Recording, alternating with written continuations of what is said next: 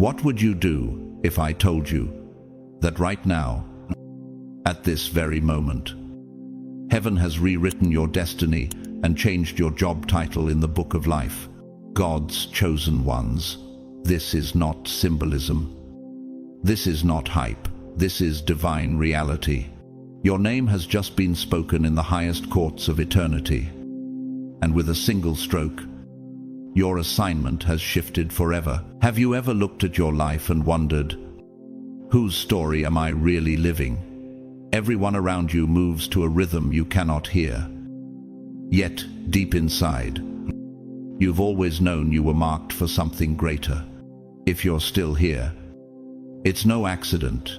It's divine alignment. Comment 777 if your spirit feels the weight of this moment. And to those who have supported through super thanks, know that you are sowing into eternity itself. But here's the question that will haunt you until answered. Why did God give you this new title now, and what will it cost if you ignore it? Stay with me, because in the next few moments, you will understand what heaven is calling you to do next. God, chosen ones, God just changed your job title in the book of heaven. Must see now.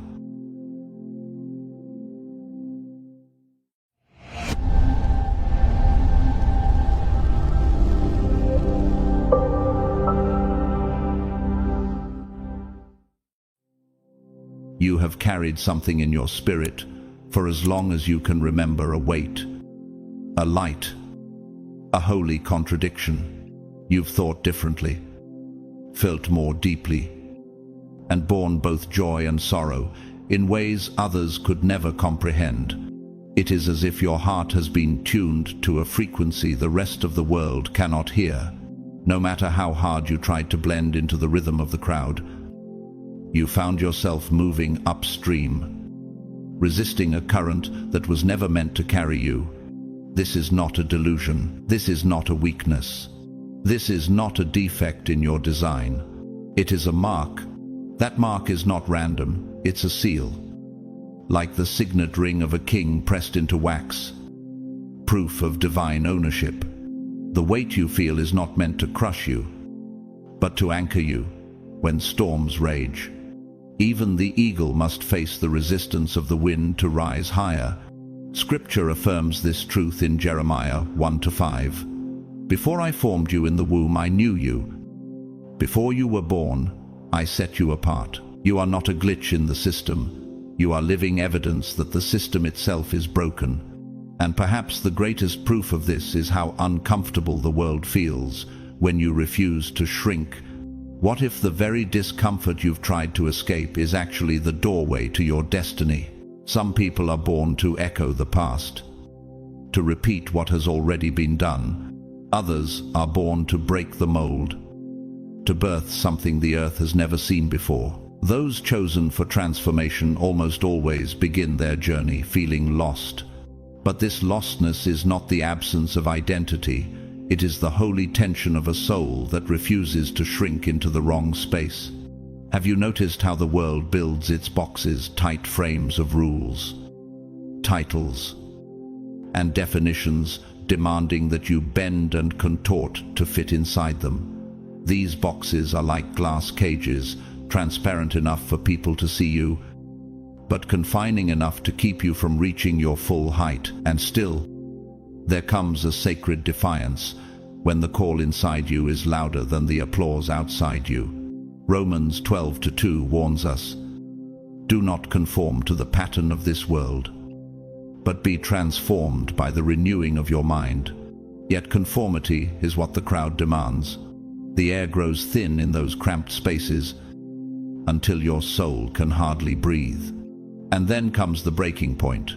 Perhaps that point is now, where you can no longer pretend the counterfeit life is real. It's like wearing a crown made of paper. It may look impressive for a moment, but the rain will reveal its weakness.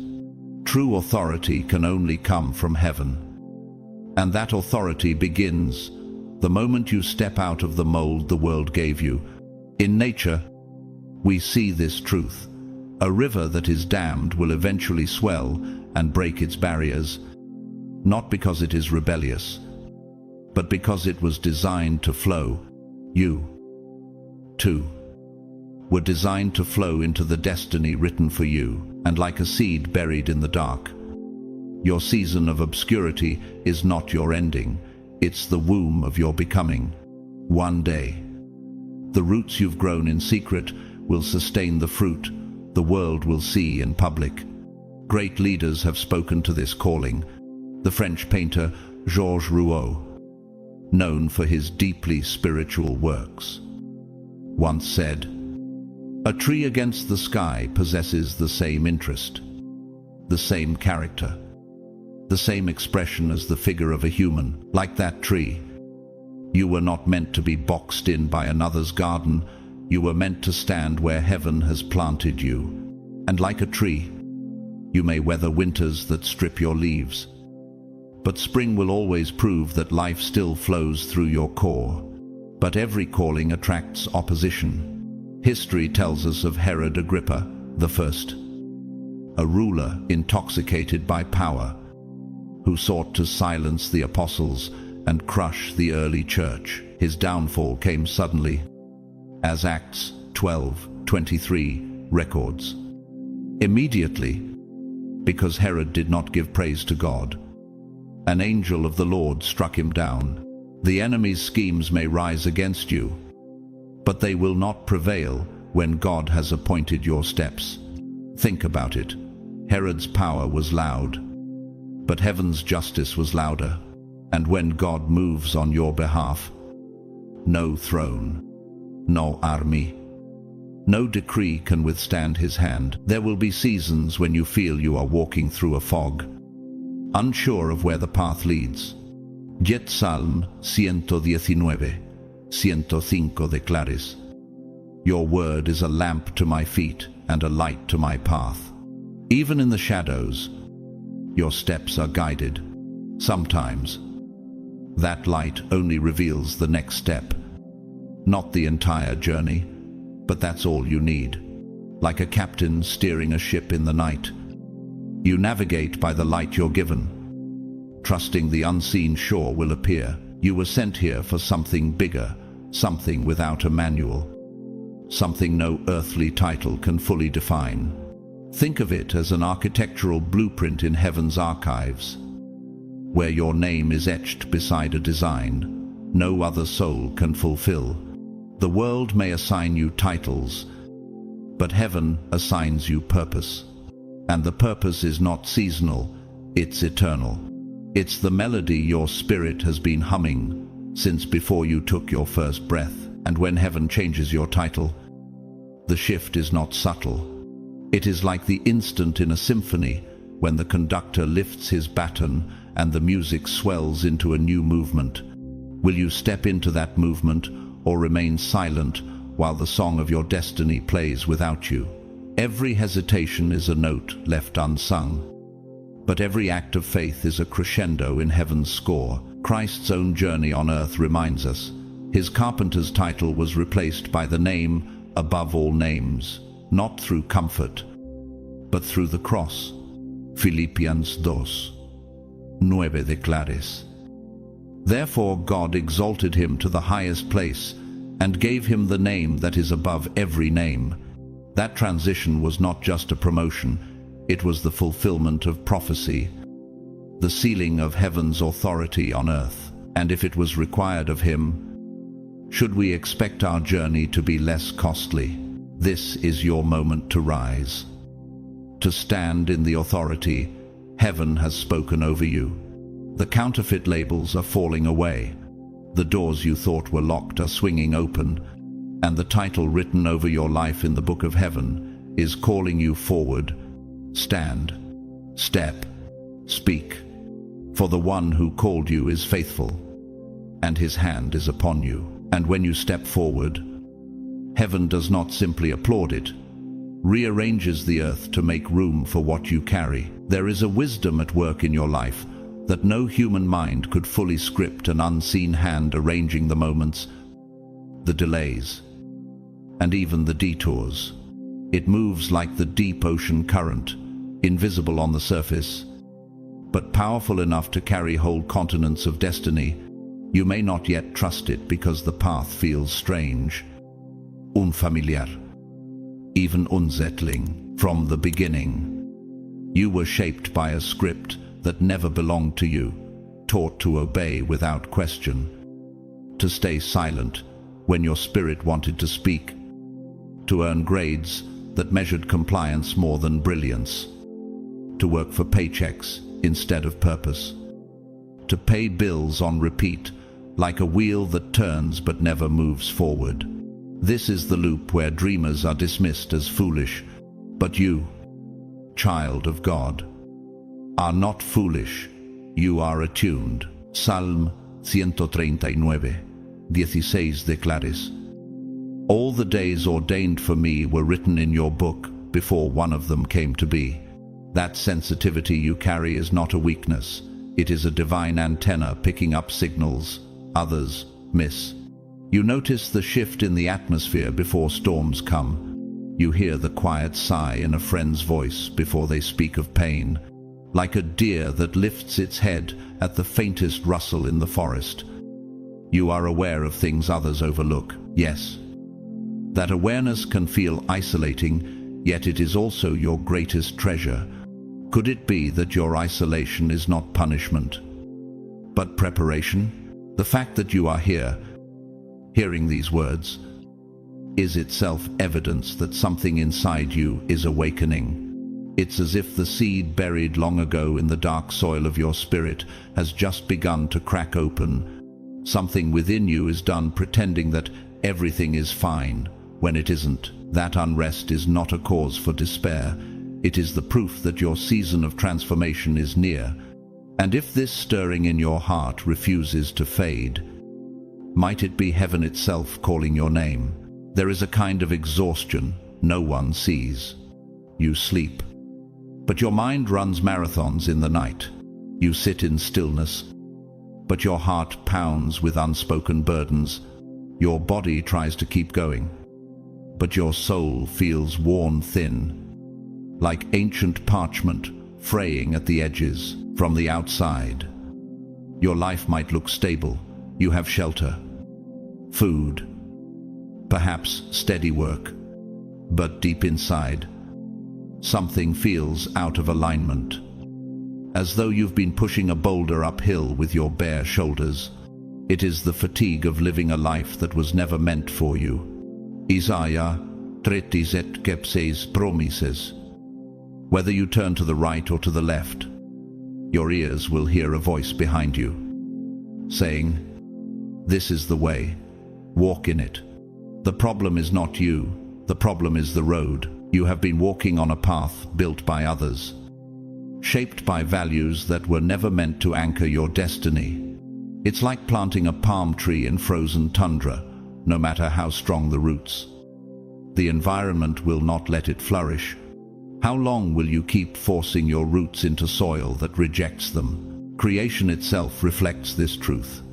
The Arctic tern, a small bird that travels over 44,000 miles a year in migration, guided not by maps, but by an inner compass placed by God. It is not the strongest creature in the skies, yet it endures the longest journey because it follows the path ordained for it. You too have a path engraved in heaven's design, a migration of the soul toward the place your spirit calls home. This theme is echoed in art and story, in Victor Hugo's Les Misérables.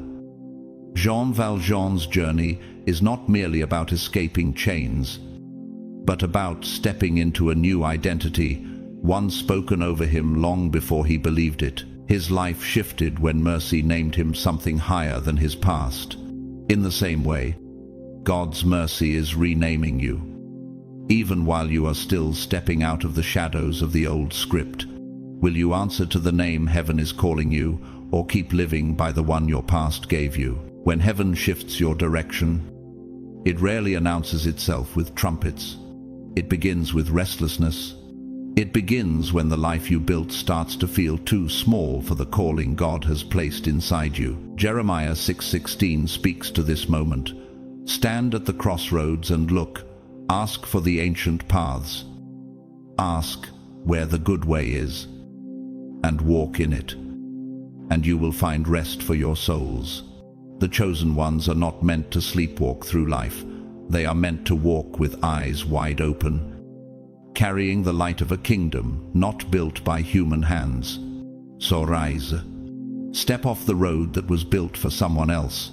Shake the dust from your feet and set your gaze toward the horizon heaven has prepared. The weariness will lift when your feet find the path that matches your calling.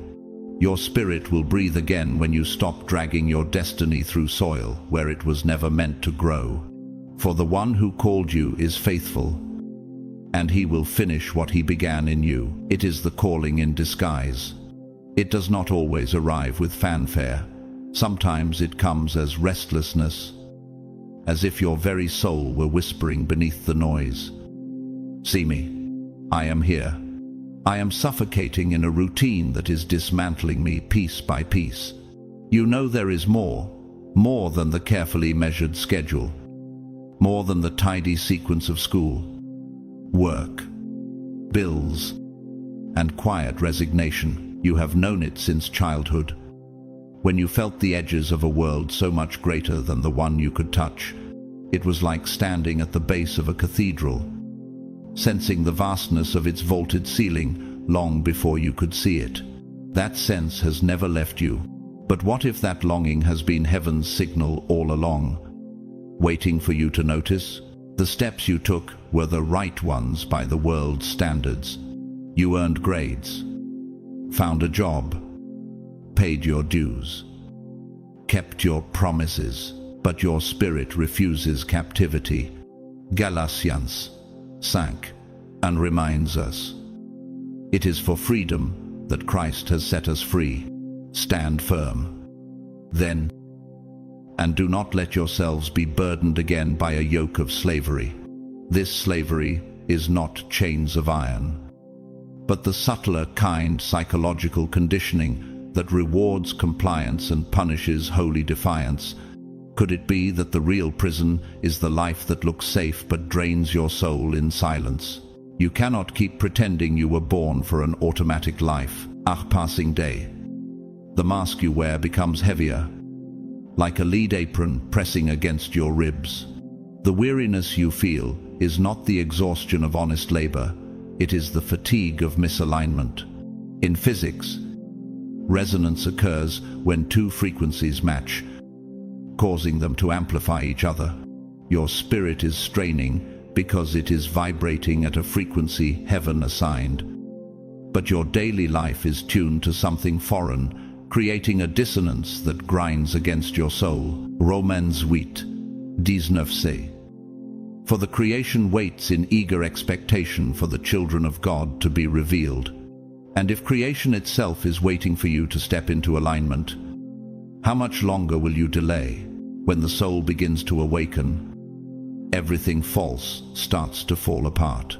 Structures you thought were permanent begin to tremble like scaffolding under the force of an earthquake. And while collapse feels dangerous, it is also your first taste of freedom. Only when the old architecture crumbles can you glimpse the blueprint heaven has kept in its archives for you. That blueprint is intricate, crafted with the precision of sacred geometry, where every line and arch serves both beauty and function. But will you trust the architect enough to let him redraw your walls? This moment is not unlike the pause before the second half of a championship game, when the crowd holds its breath and the players retreat to a quiet locker room. The scoreboard is not the final word. Strategy is being rewritten, strengths are being recalibrated, and the real victory is still ahead. Isaiah 43:19 echoes this truth. See, I am doing a new thing. Now it springs up. Do you not perceive it? You are in that holy intermission where heaven is shifting the game in your favor. In our time, voices outside the religious sphere have understood this. The Italian architect Renzo Piano, famous for designing structures that blend light, air, and space, once said, "Architecture is a gesture, not just a building, but a proof of a moment in time." Your life is that proof. Every trial and every awakening, a structural beam in the cathedral God is building within you. And as C.S. Lewis once wrote, "Imagine yourself as a living house. God comes in to rebuild that house. He is building a palace. He intends to come and live in it himself." If this is true, will you keep patching up the old cottage? Or will you let him build the palace? So when the false layers peel away and the rubble settles, do not fear the emptiness. See it instead as the cleared foundation for what heaven is ready to construct. The inward journey will not be easy, but it will be yours, authentic, resonant, and eternal. Philippians 1:6. He who began a good work in you will carry it on to completion until the day of Christ Jesus. Rise now, because every day you wait is another day. The blueprint sits unbuilt. The time is now. The ground is ready, and heaven's architect has already picked up his tools. There comes a moment when a single question can dismantle the walls you've been living inside. If there were no rules to follow, what would I truly do with my life? This question is dangerous to the status quo because your soul already knows the answer, and it has always known. You can try to suppress it, to bury it under schedules, duties, and other people's expectations, but it will keep pressing upward like a seed determined to break through stone until you honor that answer. The emptiness will linger like an echo in a hollow room, and with each day you delay, the voice becomes harder to ignore, because it's not just a thought, it's a summons from heaven itself. What if the life you're living now is just a shadow of what was written for you? You can attempt to fill that emptiness with achievements, relationships, money, or recognition. You can collect applause like trophies on a shelf, but each one fades. It's like drinking salt water. The more you drink, the thirstier you become, because what you're taking in can never satisfy the thirst it promises to quench. Ecclesiastes 1:8 tells us, "The eye never has enough of seeing, nor the ear its fill of hearing."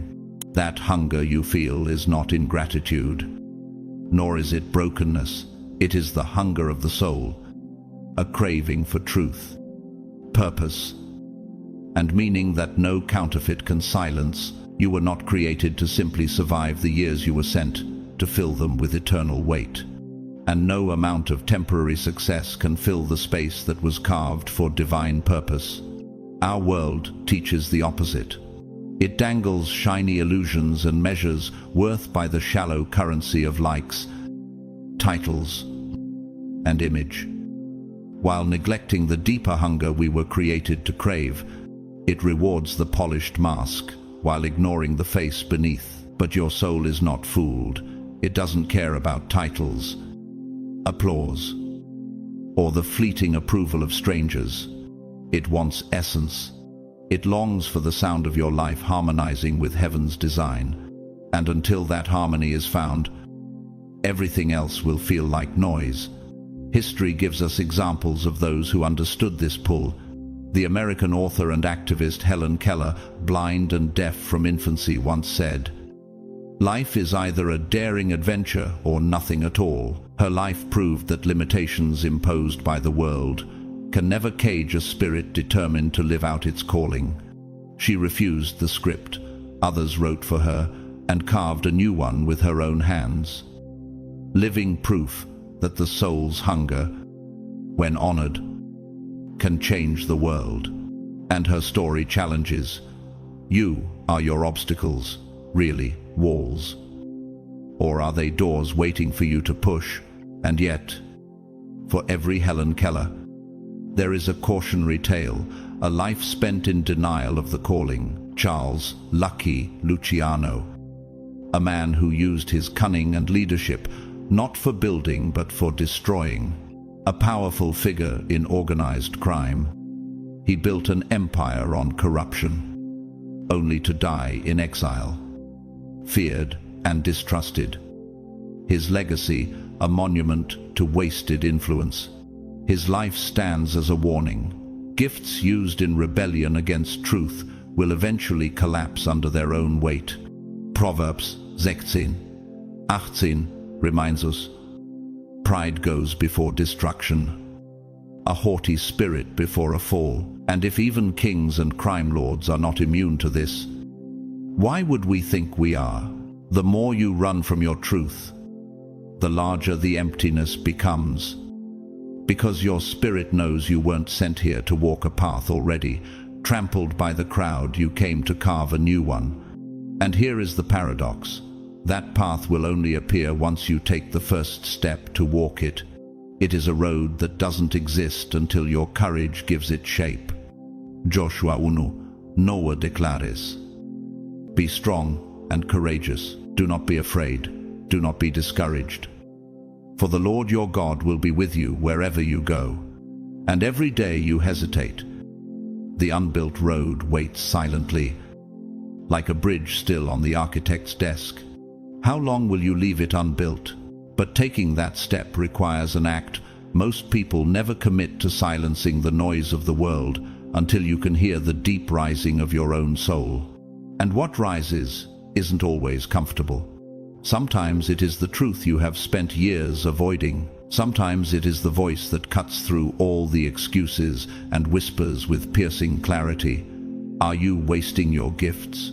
Are you betraying yourself? You weren't born for this.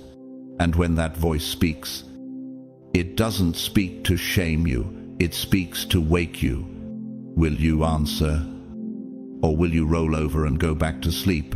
This is where the journey of the chosen ones begins, not in applause, not in comfort, but in the quiet courage to face what you've ignored. Once you answer that voice, the illusions lose their hold. The false structures begin to crumble, and your feet touch the ground of the path that was written for you before you were even born. Jeremiah 20:11 assures us, for I know the plans I have for you, declares the Lord, plans to prosper you and not to harm you, plans to give you hope and a future. That is not a vague promise, it is a signed covenant. And covenants are not meant to be admired from afar. They are meant to be lived. That voice inside you is not condemning you, it is rescuing you. It is the divine spark placed within you before the foundations of the world, whispering reminders of what you have allowed the noise of life to make you forget. It tells you that you cannot live fully while half of your soul is locked away in a room with no windows. There comes a time when the light inside will push through the cracks like the first shoots of grass splitting a slab of concrete, not because it is trying to destroy, but because life cannot be contained. John 1:5 says, the light shines in the darkness, and the darkness has not overcome it. That light is your truth, demanding to be seen, felt, and lived. And if you keep trying to hide it, the pressure will only grow stronger until it bursts forth. Just as the sun will always find a way to break through the clouds after a storm, you can delay the dawn, but you cannot cancel it. There comes a moment when discomfort stops being a background hum and becomes a silent scream, a pressure that pushes you to act. You look around and see people on autopilot, smiling without joy, repeating without thinking, living with eyes glazed over like trees in late autumn, standing upright but stripped of leaves and life. And deep within you, a whisper rises, life can't just be this, and it's not. That whisper is heaven telling you that you weren't sent here to become another shadow in the crowd. The longer you try to blend in, the more out of place you will feel, like a river forced into stillness, its waters stagnating instead of flowing toward the sea. And one day, the ache of not living will outweigh the fear of stepping into your calling. You were not meant to conform, you were meant to awaken. Awakening is not a poetic flourish. It is a raw, disruptive mission. It is the moment the seed breaks open underground, its fragile stem stretching upward in defiance of the weight of soil. Romance trees, en urgence. The hour has already come for you to wake up from your slumber, because our salvation is nearer now than when we first believed. That awakening is not gentle. It shakes you and unsettles you, because to wake is to face what you've avoided for years. It strips away illusions and calls you into the unknown. Like a sailor who must leave the safety of the harbor to reach new lands, the waves will test you, but they will also carry you closer to your true horizon. Nature itself testifies to this truth. The Arctic poppy survives in the coldest climates by turning its flower to follow the sun across the sky, despite freezing winds and barren soil. You too must turn toward the light if you are to bloom where others believe nothing can grow. And just as rivers carve valleys over centuries by refusing to stop flowing, your calling will shape the landscape of your life if you do not stop moving forward. Even the mighty redwoods, which tower for centuries, began as small seeds that refused to surrender to the weight of the earth above them. In the same way, your destiny may look impossible now, but it carries the strength to break through anything that tries to bury it. The arts carry this message. In the medieval mystery play, Everyman, the protagonist is confronted with the reality that none of his companions' possessions, beauty, strength, can follow him beyond death, except good deeds. The play's ancient warning mirrors your present truth. What you carry in your soul matters far more than the applause you gather in this world. For what shall it profit a man if he shall gain the whole world and lose his own soul? Mark 8:36. If this is true, what in your life today is worth carrying into eternity, and what will you finally lay down? And if this is true, why keep clinging to masks that cannot walk with you into eternity? Every mask you wear delays the intimacy God longs to have with you. And every step you take toward your true self pulls you closer to the life where your soul can breathe again. You were not born to preserve what is. You were born to question, to shake what is asleep. And yes, this will unsettle others, because your awakening will be a mirror they may not want to look into. It will also unsettle you, because awakening is not just stepping into the light. It's pulling off the costumes you wore to earn acceptance, but the cost is worth it. Because Ephesians 5:14 declare, "Wake up, sleeper, rise from the dead, and Christ will shine on you." And once you've tasted that light, no darkness will ever feel like home again. The moment you rise, you will notice that the fear which once held you hostage begins to lose its grip. What once felt impossible will start to feel inevitable. And that is the unmistakable sign you have truly awakened. To stand before a mirror is not just to see your reflection, it is to confront the architecture of your own soul. In that glass, you see not only who you are, but also the version of yourself you locked away out of fear. There is no awakening without dismantling the old structure, and dismantling hurts. It is demolition before construction.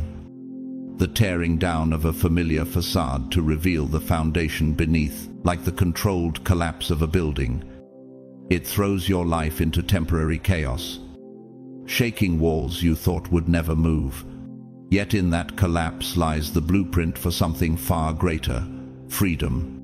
John 8:32 declares, "Then you will know the truth, and the truth will set you free." But are you willing to endure the shaking for the sake of that freedom? The truth is, what feels like destruction is often God clearing the land for the palace he intends to build. If the scaffolding never comes down, the masterpiece hidden in his design will never rise.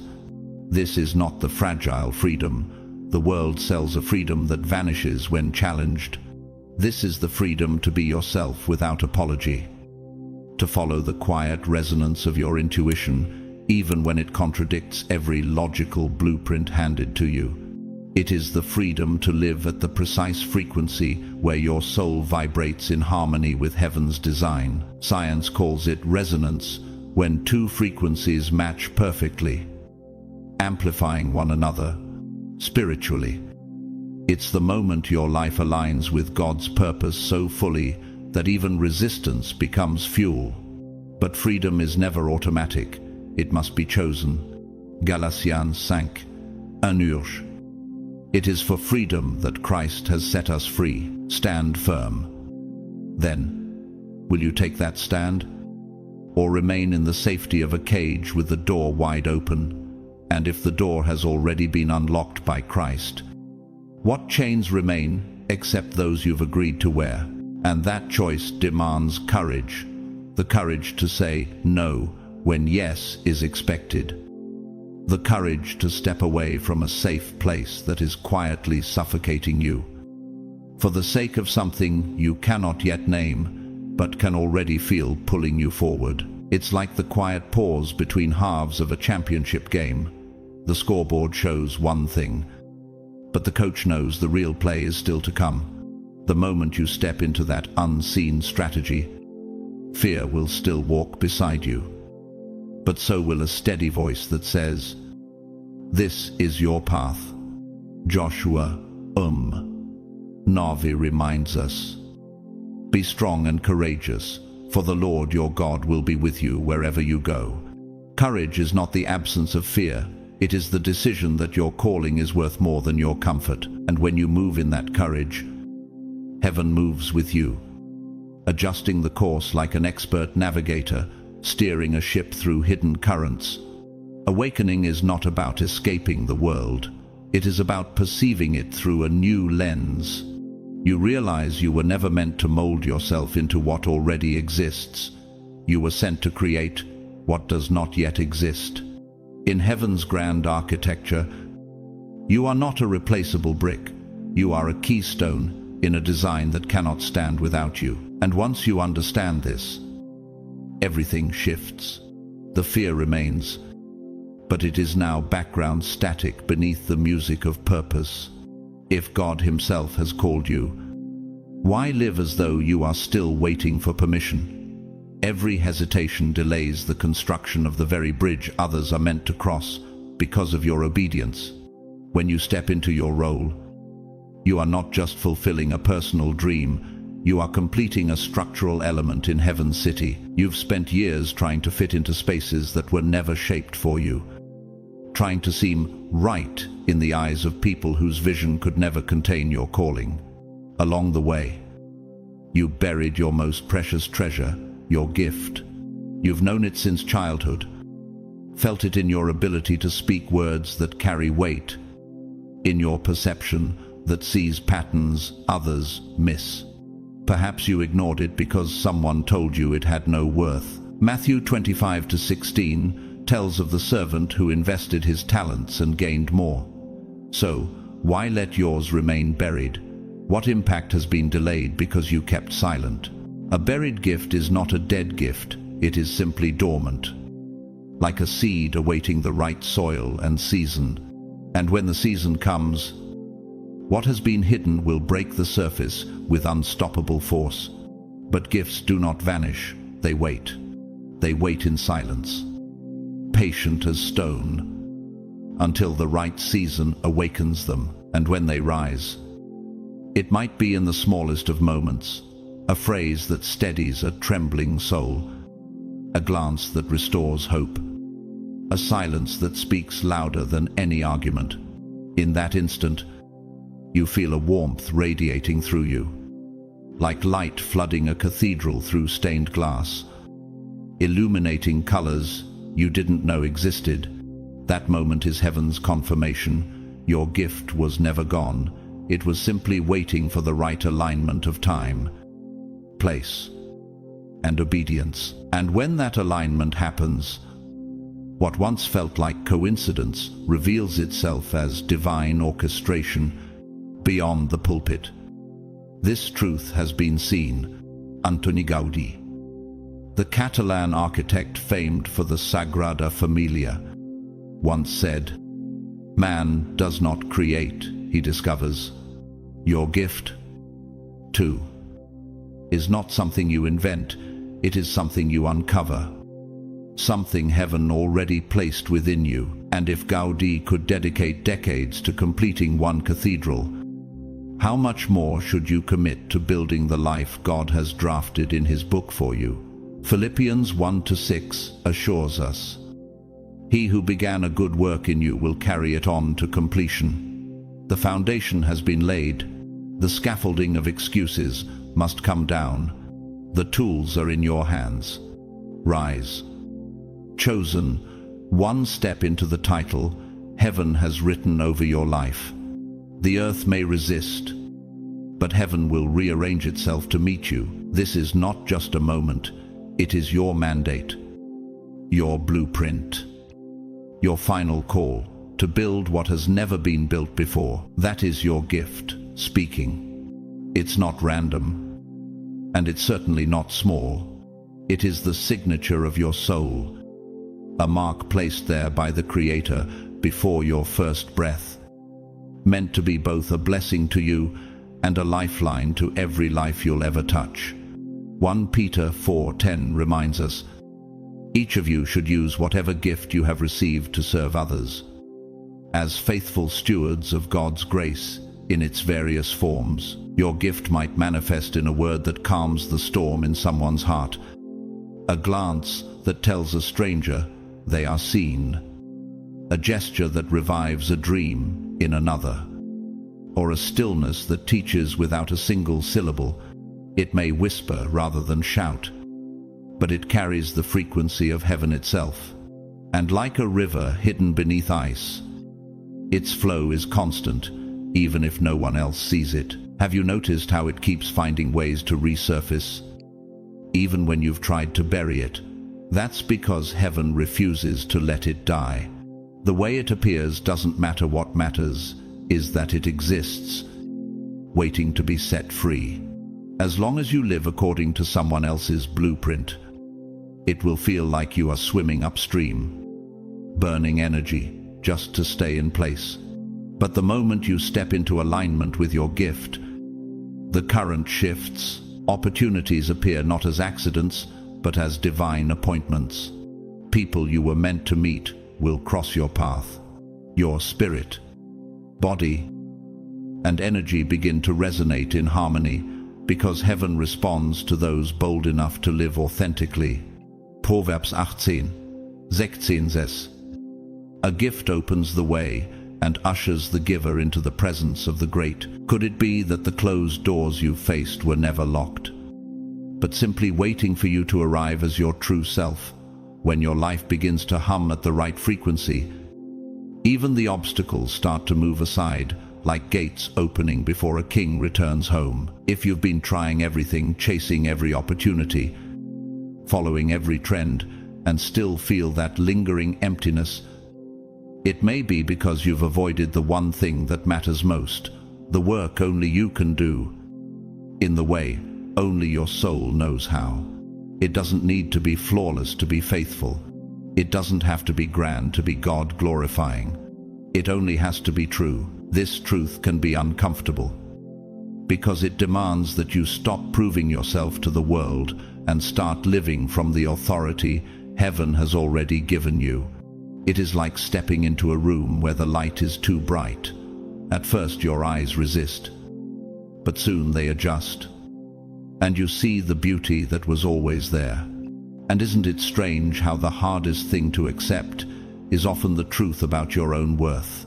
History offers living proof. Howard Schultz, the man who transformed Starbucks into a global brand, once said, "Dream more than others, think practical. Expect more than others, think possible." His vision was not certified by a degree in coffee making. It was born from an inner conviction about creating spaces of connection. Likewise, your gift is not validated by a certificate. It is confirmed by the fruit it bears when you live it out. And here's the thing, the world's applause is temporary, but the fruit of obedience lasts into eternity. When you honor your calling, even the smallest act becomes a seed planted in soil only God can make grow. Have you thought about how many lives could be different if you stopped delaying and started sowing? But for every example of someone who embraced their God-given gift, there is a cautionary tale. In the Bible, King Saul stands as a sobering warning, anointed by God to lead Israel. He allowed fear, jealousy, and the need for human approval to choke his calling. 1 Samuel 15:23 records God's judgment. Because you have rejected the word of the Lord, He has rejected you as king. Saul's tragedy was not that he lacked a gift, it was that he abandoned it for the sake of control and image. How many today are in danger of repeating that same mistake? The crown may look secure, but when it rests on disobedience, it is already slipping, and when the anointing departs, no amount of public approval can bring it back. Your purpose does not arrive stamped with official approval. You don't need a document to authorize who you are. What's inside you is already your authority. It is the divine seal of your existence. Jeremiah 1-5 affirms, "Before I formed you in the womb, I knew you. Before you were born, I set you apart."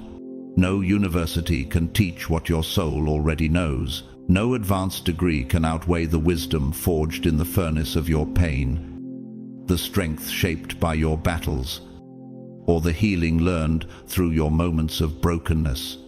And perhaps the most important question of all, if heaven has already declared you ready, why are you still waiting for the world's permission? You have been entrusted with something eternal. Will you let it sit idle while time keeps moving? You are living proof. Your life itself is the resume, written not in ink, but in the scars you carry, the breakthroughs you've fought for, and the faith you've refused to surrender. If you trace the chapters closely, even the most painful ones were not wasted. They were silent training grounds where God shaped you from the inside, while others assumed you were lost. Romans 8:28 reminds us, "And we know that in all things God works for the good of those who love Him, who have been called according to His purpose." Like a tree whose roots push deeper during a drought, you were being anchored for the weight of the fruit that is yet to come. What if every delay, every setback, has been God's way of fortifying you for the weight of your real assignment? Your calling does not follow the common script. It was drafted straight from the source. And heaven never wastes ink.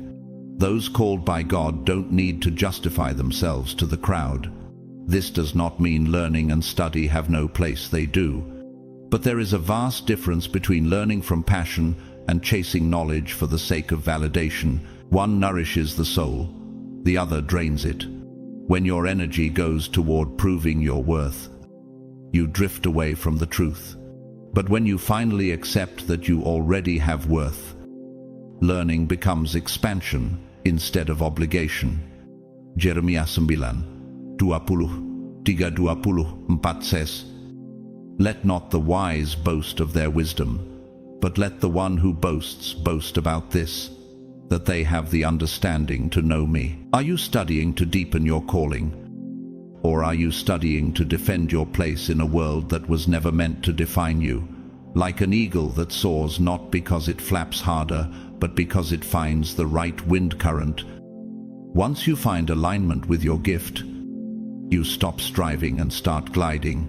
The spiritual realm does not measure wisdom by grades or certificates, but by the courage to live your mission. Plenty of brilliant souls have never set foot in a formal classroom, yet they've moved nations, healed hearts, and shifted history.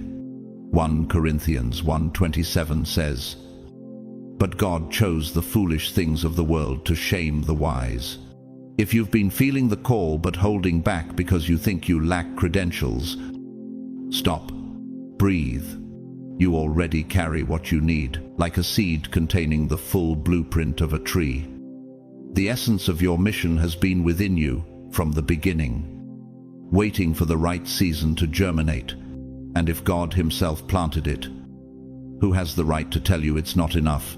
What sustains you is not written on paper. It lives in the pulse of your heart, in the uniqueness of your vision, in the depth of your listening, and in the sensitivity of your spirit. This is your service to the world. Don't dismiss it just because the world prefers what is seen over what is felt. Matthew 5:14 declares, "You are the light of the world." A town built on a hill cannot be hidden. Light doesn't apologize for shining, it just does. Think of the way a sunflower instinctively turns toward the sun. It doesn't argue its purpose. It simply lives it. What would change in your life if you stopped apologizing for the way God made you? Yes. There will be moments when you look at the state of the world and think, what difference can I possibly make? You may feel small, like just another face in the crowd. But here's the truth. You may have never heard. Plainly, you are the very message the world needs in this hour. This is not flattery, it is fact. In the medieval mystery play, The Second Shepherd's Play, ordinary shepherds, seen as insignificant, are chosen to witness the birth of Christ, a moment that redefined history. Zechariah 4:10 asks, "Who dares despise the day of small things?" Heaven has always specialized in taking what the world calls small and using it to reveal what is eternal. Your life carries a frequency only you can transmit, a wavelength that no other human soul can exactly replicate. In the physics of the spirit, you are like a resonant instrument tuned by the Creator himself. Every conscious choice you make, every word that flows from your heart, and every act of kindness or integrity you release into the atmosphere becomes a ripple that moves through the unseen fabric of reality. Proverbs 18:21 reminds us, "The tongue has the power of life and death, and those who love it will eat its fruit." This isn't poetic exaggeration, it's a law as precise as gravitational pull. You may not see the currents you set in motion, but heaven records them like sacred architecture in the book of life. The world is starving for this kind of truth, because people are weary, exhausted from masks, rehearsed speeches, and empty promises that echo without substance. And you, flawed, luminous, scarred, and still standing, carry something rare: authenticity. This is why certain things trouble you deeply, things others can ignore without thought. You're the kind of person who can plant a question in a room full of blind certainty, shift the atmosphere without uttering a word, or make a stranger feel seen just by the way you truly notice them. Matthew 5:16 declares, "Let your light shine before others, that they may see your good deeds and glorify your Father in heaven." God lit that spark in you, and he wastes no light. Why is it that when others can comfortably pretend, you feel an ache in your chest if you do the same? Could it be because you were never designed to be a silent spectator in a theater of shadows? You were meant to be a channel, a bridge, a beacon, an unbroken line of communication between the heart of God and the ache of humanity. In architecture, there's a concept called the keystone, the one stone in an arch that holds the entire structure in place. Remove it, and the whole thing collapses. You carry that same spiritual keystone role in certain lives, and you may not even realize it. Sometimes being the message doesn't mean influencing a stadium, it means changing the trajectory of a single person's day. Galatians 6:9 urges, "Let us not become weary in doing good, For at the proper time we will reap a harvest if we do not give up. Have you ever thought that the quiet, unseen act you do today might echo in eternity? You don't need an audience, you need surrender. This is where psychology meets the gospel. When you stop performing for validation and start aligning with divine purpose, your entire internal architecture shifts. Neurologists call it neuroplasticity, the rewiring of the brain in response to new patterns. Spiritually, it's the renewing of your mind promised in Romans 12:2. Do not conform to the pattern of this world, but be transformed by the renewing of your mind. Every experience you've endured, even the ones that left you bleeding, has been a masterclass in shaping you into exactly who you are now. And who you are, unmasked, is already enough. The world doesn't need another imitation. It needs someone with the courage to be real, someone who will stand when others bow to convenience. Corrie ten Boom, a Dutch watchmaker turned resistance leader during World War II, who hid Jews in her home despite knowing the risk. She once said, "Never be afraid to trust an unknown future to a known God." Her courage didn't start on a grand stage. It started in the quiet decision to obey God above man. Could it be that your defining moment won't be in front of a crowd, but in the unseen space where heaven leans in to listen? Isaiah 6:8 still asks, "Whom shall I send, and who will go for us?" If you're still here, listening and feeling that pull in your chest, it's because you already know. Your very existence is a direct message from heaven for this exact moment in history. And when the weight of that truth settles on you, there's only one thing left to do. Rise, take your place, and let your frequency resound across the kingdom. Maybe as these words reach you, you feel a lump rise in your throat, the sudden urge to cry without knowing why, or a quiet ache deep inside that you've carried for years. That's your spirit recognizing the vibration of truth. You were never truly alone, not in the darkest nights. Not when the silence felt suffocating. Not when you feared that every prayer was bouncing off the ceiling. Deutéronomie 31:6 promise. He will never leave you nor forsake you. Even when you thought your voice had been swallowed by the void, your cries were already woven into the eternal records of heaven. Could it be that the very moments you thought were abandonment were actually training grounds for trust? Could it be that the tears you hid from the world were counted like jewels in God's hand? You were being guided. There are seasons in life that only make sense in reverse. Like an intricate tapestry whose design you can't see from the underside. Looking back, you start to notice how even the worst chapters were infused with a strange, hidden mercy. A phone call at the right time. A stranger's kindness.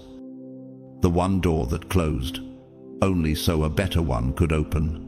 Psalm 34:18 says, "The Lord is close to the brokenhearted and saves those who are crushed in spirit." The presence that carried you goes by many names. God, the source, the presence, but it has always been constant. Why then do we so often confuse silence for absence, when silence is sometimes the proof of a listening God? The noise of the world can drown out that steady presence, making you forget. But the loneliness you sometimes feel is rarely the absence of others. It is the distance from your own essence. When you reconnect with that essence, the fog begins to lift. John 14:18 records Jesus saying, "I will not leave you as orphans, I will come to you." And yet, how many of us run from the very presence that can heal us, seeking counterfeit comforts that leave us emptier than before? This reconnection doesn't erase every storm. Rather, it anchors you, so the waves no longer own you. There are unseen allies walking with you. Some are heavenly messengers. Some are people placed with divine precision in your path. You may call them coincidences, but they are coordinates in heaven's map for your life. Doors you didn't knock on swing open. Conversations you never planned shift your entire trajectory. Romans 8:28 affirme. And we know that in all things God works for the good of those who love him. But here's the sober reality: just as there are divine appointments, there are also counterfeit setups. Instead of Saul, King Uzziah, 2 Chronicles 26. He began as a young ruler full of promise, blessed by God, and led Judah into a season of prosperity. But as his power and fame grew, so did his pride. One day, he entered the temple to burn incense, a sacred duty reserved only for the priests, ignoring their urgent warnings. In that very moment, leprosy broke out on his forehead, a visible mark of divine judgment, and he lived isolated until his death. Uzziah's downfall is a sobering reminder. When someone steps beyond the boundaries of obedience to feed their ego, they open the door to their own ruin. On the other side of that spectrum stands someone like Desmond Doss, a devout Christian and World War II medic who refused to carry a weapon, labeled a coward at first. He went on to save 75 men in the Battle of Okinawa without firing a single shot. His quiet defiance of worldly expectations reflected his unshakable faith, proving that courage is not the absence of fear, but the decision to act despite it. Isaiah 41:10 reassures us, "Fear not, for I am with you. Be not dismayed, for I am your God." When fear stands before you, will you let it name you, or will you act in the name of the one who is with you? If you've been sensing that pull, even through trembling hands, it's not a coincidence, it's an appointment. The kingdom doesn't advance only by grand gestures. It advances every time a chosen one says yes in the hidden places. And when you do, heaven moves to meet you. The right people appear, the impossible begins to bend, and one day, you will look back and realize you never walked alone. Not for a single step. What once felt blocked now begins to flow, not by accident, not by luck, but by alignment. It is like a river that was once dammed, now breaking free. Rushing toward the sea with unstoppable force, you are finally walking in step with the architecture of your soul. Like roots finding the deep underground stream they were made to drink from, you were chosen not to bear the entire weight of the world, but to show it another way, a path marked by truth, purpose, and spirit. For we walk by faith, not by sight. 2 Corinthians 5-7. And each step you take in faith reshapes the ground beneath you. Have you noticed how the right people start appearing at just the right time? How the once closed doors now stand ajar, waiting for you to push them open? Even the air feels different when you step into your true calling. It hums with an unseen resonance, like the low, steady tone of a cathedral bell before the sound bursts forth. And in that vibration, heaven whispers, "This is where you were meant to stand." Number one, whenever doubt creeps in, remember that your steps are not solitary. You are guided by an unseen hand that holds both your past and your future. This is not the middle of your story, it's the prologue to a far greater work. Faith is not just a soft pillow for comfort, it is the steel frame holding the bridge that carries you over the deep waters. The Lord will fight for you. You need only to be still. Exodus 14:14. Yet, will you dare to trust when the path curves into shadow? Will you hold steady when the outcome is still hidden? When the silence of heaven feels longer than you expected? Will you stay anchored? Because the truth is, every silence is a sacred pause in the symphony of your life, a rest note that gives the next crescendo its power. And when the music swells again, it will be because you waited instead of walking away. Like a seed pressing upward through the darkness of the soil, your trials have been the pressure points awakening your hidden strength. Every delay, every detour, was part of the great design. Trusting God means trusting His timing. Even when it grinds against your own impatience, those who wait on the Lord shall renew their strength. Isaiah 40-31. In the Chronicles of Narnia, the lion, the witch, and the wardrobe, there is a moment when Aslan breathes life into the stone statues, restoring what was lost.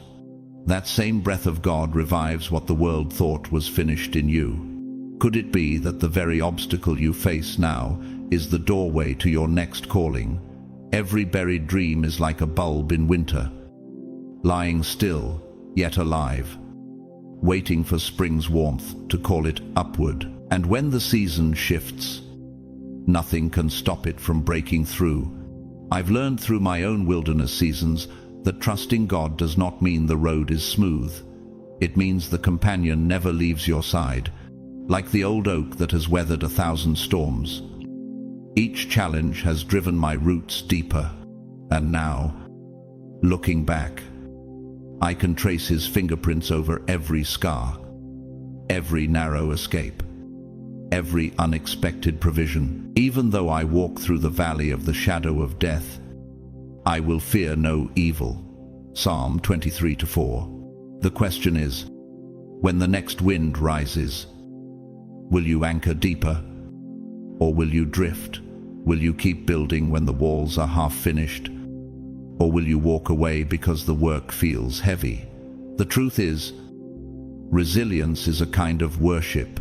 It tells heaven, I still believe you are who you said you are. And every act of faith is like planting a flag in enemy territory, declaring that the land now belongs to the King. Every challenge has shaped you, chiseled you, prepared you. The clay has been on the potter's wheel all along, spun with intention, pressed with purpose. And now, as you stand on the threshold of the next season, heaven is calling for your yes. This is your summons, your moment, your appointed time. Stand, chosen one, rise and walk forward into the role heaven has written for you. For such a time as this, Esther 4:14, your name has been called, and when you answer, the very frequency of your life will shift, like the final stone set into an archway that suddenly locks the whole structure into place. The world may not understand the weight of this moment, but all of heaven does, and it is leaning forward, watching for your response. Because the truth is, once you step into this, there is no going back, only forward, only higher, only deeper into the life you were always meant to live. In the courts of heaven, something has shifted. Your name, once written in the Lamb's Book of Life, now carries a new title beside it, an upgrade in rank that the spiritual realm can feel like the sudden change in atmospheric pressure before a storm. This is not symbolic flattery, it's a seismic shift in the architecture of your destiny. The angels who once walked alongside you now stand at attention, as though guarding a higher office. Even the darkness takes note. For authority in the kingdom is not just a label, it's a frequency. And you, chosen one, have just been tuned to a higher resonance. The air around your spirit feels charged, like the moment before lightning splits the sky. Because heaven has recalibrated your assignment, every word you speak now carries more weight in the unseen realm, and every step you take imprints deeper on the spiritual battlefield. The scriptures remind us in Luke 10:19, I have given you authority to overcome all the power of the enemy. Nothing will harm you. But this authority isn't static, it expands when heaven deems you faithful. In physics, when a structure is reinforced, it can bear new weight without collapsing. Spiritually, God has reinforced your foundation so you can carry assignments that once would have crushed you. What if the battles you've survived were actually the training grounds preparing you for this very moment? Just as a bridge is tested with increasing loads before it can be trusted for greater transport, your soul has been tested under the weight of storms so you could carry heavier glory. Every season of isolation was a welding process, fusing your character to your calling until they could no longer be separated. Could it be that the very pain you once prayed away was heaven's way of building your capacity? Great leaders in history understood this principle. Former British Prime Minister William E. Gladstone once said, "You cannot fight the future with the tools of the past." In the kingdom, that means yesterday's anointing cannot break today's chains. The oil on your life is fresh, and its scent is recognized in the courts of angels. When heaven promotes you, it is not merely ceremonial, it is strategic. Like moving a key piece in a cosmic chess game, positioning you for a victory that will echo for generations. This is divine logistics at its finest, every move calculated, every placement intentional. Like the architects of ancient cathedrals, God has been aligning every beam, every arch of your life, so the structure can hold the weight of His glory without collapse. Do you realize that your obedience in past seasons has just unlocked an architectural expansion in the blueprint of your destiny? The word says in Isaiah 54:17, "No weapon formed against you shall prosper." But now that your rank has increased, the intensity of those weapons will. 2. The enemy will not waste arrows on those who pose no threat. But you are no longer invisible on his radar. You are marked. And with that mark comes both privilege and pressure. Will you wield this authority with humility and precision? Like a master builder, aligning every stone to the chief cornerstone? Or will you let it slip through your hands? Every promotion in heaven is a provocation to hell. Every new mantle is also a new target. The greater your light, the sharper the shadows that form against you, but also the greater the reach of your illumination. Remember this: the spiritual realm doesn't respect titles printed on paper. It responds to the weight of heaven's endorsement. And now, that endorsement rests on you. The time for small prayers is over. The time for timid steps is over. This is your commissioning. The hosts of heaven know your name, and hell does. 2. The sound of your obedience sends tremors through the camp of the enemy. Your yes carries a gravitational pull that draws divine resources into alignment. From this moment forward, you are not simply living life, you are executing a heavenly assignment with eternal consequences. When God changes your assignment, He doesn't simply hand you a new title, He hands you a new battlefield. This isn't a cosmetic promotion. It's a reconfiguration of your very position in spiritual architecture. You've been shifted from the defensive walls into the forward gates, where the enemy's pressure is most intense and where the breakthrough for others depends on your obedience. In the realm of divine physics, this is the moment when your frequency changes. The resonance of your spirit now disrupts the enemy's plans in ways it never did before. You're no longer just holding territory, you're advancing into darkness with the light entrusted to you. For to whom much is given, much will be required. Luke 12:48. And that requirement is not an arbitrary demand. It's heaven's way of ensuring that the weight you now carry transforms you rather than destroys you. It's the same principle by which stars burn brighter under higher gravitational pull. The greater the mass, the stronger the core must be. God is not adding to your load without adding to your capacity. But He will expect you to step into the stretch without retreating. And with that comes a heavier weight of responsibility. The pressure you feel isn't punishment. It's proof that heaven has recalibrated your role. You're now a bridge for others, a conduit through which deliverance flows. God doesn't shift you without strategy. And this new position means souls, real people, with real chains are now tied to your obedience. The question is, will you protect the mission more than your comfort? Will you stay aligned when the temptation to prove yourself burns hot? Be on your guard. Stand firm in the faith. Be courageous. Be strong. 1 Corinthians 16:13. Those words aren't poetic encouragement. They are tactical orders in the language of the kingdom. To stand firm means to hold formation even when visibility is low and the wind is against you. To be strong doesn't mean the absence of weakness. It means choosing discipline over panic, strategy over impulse, and worship over worry. History gives us a sobering reminder through the story of King William II of England, known as William Rufus, gifted with power and position. He could have been a force for justice and righteousness. Instead, he allowed arrogance, greed, and a deep disregard for the church to shape his reign. His rule fractured unity, corroded trust, and left his legacy stained. His sudden and suspicious death in the New Forest was more than a tragic ending. It was a divine caution. Power without submission becomes corruption, and corruption collapses under the weight of its own pride.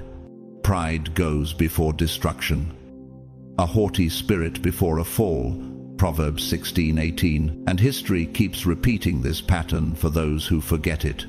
Pride blinds leaders to warnings, deafens them to wise counsel, and convinces them that their own voice is the highest authority. In spiritual warfare, that arrogance is like leaving the fortress gate unguarded. Sooner or later, the enemy walks right in. That's why this moment is critical. Your elevation is not an excuse for self-celebration. It's a call to deeper consecration. You must move like a general in the field who knows every step will either open a city's gates or leave them vulnerable to invasion. The enemy will send subtle distractions, familiar temptations, and carefully timed offenses to pull you out of position. But you were not shifted here to be bait. You were placed here to be a breaker, to dismantle strongholds, and to hold the line until others cross into freedom. The weapons we fight with are not the weapons of the world. 2 Corinthians 10:4. That means your greatest weapon in this new role is not force, but alignment with God's strategy. A soldier with the wrong weapon is a liability, but one with the right weapon in the right place becomes unstoppable. Your prayers, your discernment, and your integrity are now precision tools in God's hand. So now the question lingers, echoing in your spirit like the sound of a distant trumpet before battle. Will you let this new title become a crown of humility or a crown of pride? Will you hold it with trembling hands before God? Or will you grip it as if it belongs to you? Heaven has already written the next chapter in the book, but how it reads in your life will depend on the posture of your heart today. Humble yourselves, therefore, under God's mighty hand, that he may lift you up in due time. 1 Peter 5-6. The lifting will come, but not before the kneeling. The crown will be placed, but only after the cross is carried, and the honor will last, but only if it's built on obedience rather than ambition. The shift in your heavenly title is not just an update in a book, it is a declaration in the courts of heaven. It means your role, your reach, and your responsibility have been redefined. This is not the time to shrink back into the familiar. This is the time to walk boldly into the new territory assigned to you, knowing that every step you take is recorded, every choice is witnessed, and every act of obedience echoes in eternity. So guard what God has placed in your hands. Live as if heaven is watching, because it is. And remember, The same God who changed your title is the one who will equip you to carry it. You are not stepping into this alone. You are stepping in with divine backing, angelic reinforcement, and a mission sealed by the King himself. If this word has spoken to your spirit, take a moment to like this video. Share it with someone who needs to hear it. And comment 777 below as a sign that you receive this heavenly assignment. Subscribe to the channel so you don't miss the next message that could shift the course of your journey. To every one of you, whether you've supported through super thanks or simply by being here and listening, thank you. You are part of this mission, and your presence matters more than you know. I speak blessings over you now. May your steps be steady, your vision be clear, your courage be unshakable, and your heart remain humble before the one who called you. Walk in your new title, Chosen One. Heaven has written it. Now it's time to live it.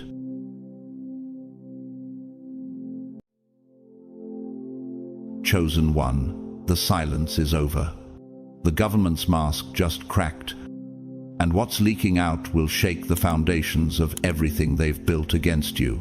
For years, they rewrote your story in the shadows, twisting truths, planting lies, and dressing deception in the clothing of authority.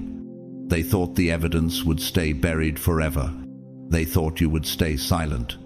But today, the tables turn. The truth isn't knocking politely, it's breaking the door off its hinges, carrying proof in one hand and justice in the other.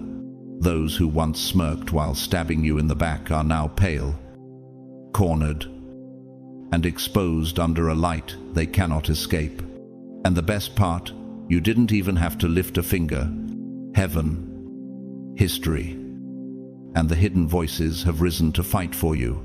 Comment 777 if you can feel it. The shift, the reckoning, the unveiling, and from my heart, thank you to every soul who has stood with this channel. Whether through your words, your prayers, or your super thanks, you are part of something far bigger than you realize. Stay close, because what I'm about to reveal next will make you question everything they told you was true. God's chosen ones, government exposed. They hid the truth about you.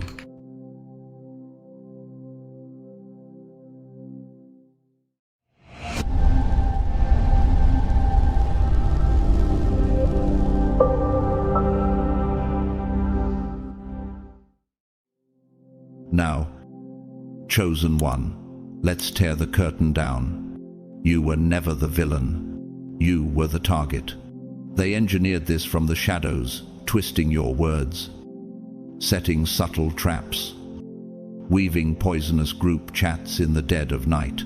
They staged scenes, framed moments, and painted you as the storm while they hid behind the mask of the victim. It was theater scripted, rehearsed, and designed to assassinate your name. They bet the crowd would cheer for them, because crowds rarely question loud voices. But here's where their story fell apart. They forgot one thing: truth doesn't sleep. When the high-level whistleblower stepped forward, the ground shifted. This wasn't an outsider peeking in. This was an insider, carrying years of guilt like a ticking time bomb. And when they broke, they didn't whisper. They detonated the whole fortress: names, dates, screenshots, audio. The lies didn't just collapse. They were burned to ash. Now, those who celebrated your fall can't even lift their heads. Their attacks weren't clumsy misunderstandings. They were calculated strikes.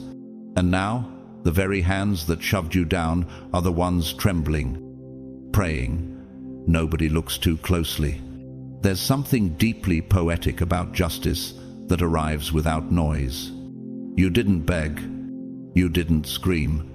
You let the heavens handle it, and they did. Because that's the essence of the chosen one. You don't chase truth.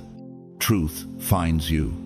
You stayed whole when no one believed you. You walked through rooms heavy with suspicion, replaying conversations in your mind, wondering if one sentence could have changed it all. And yet, here you are, watching the tables turn while they scatter from the very places they once controlled. Why did they come for you? Because your very existence revealed their counterfeit. Your calm revealed their chaos. Your honesty stripped the disguise from their manipulation, and when they couldn't touch your character, they went after your reputation. But here's the secret. Reputation is what strangers think. Character is what heaven sees. And heaven always rewrites the script. Lies are fast. But truth runs marathons.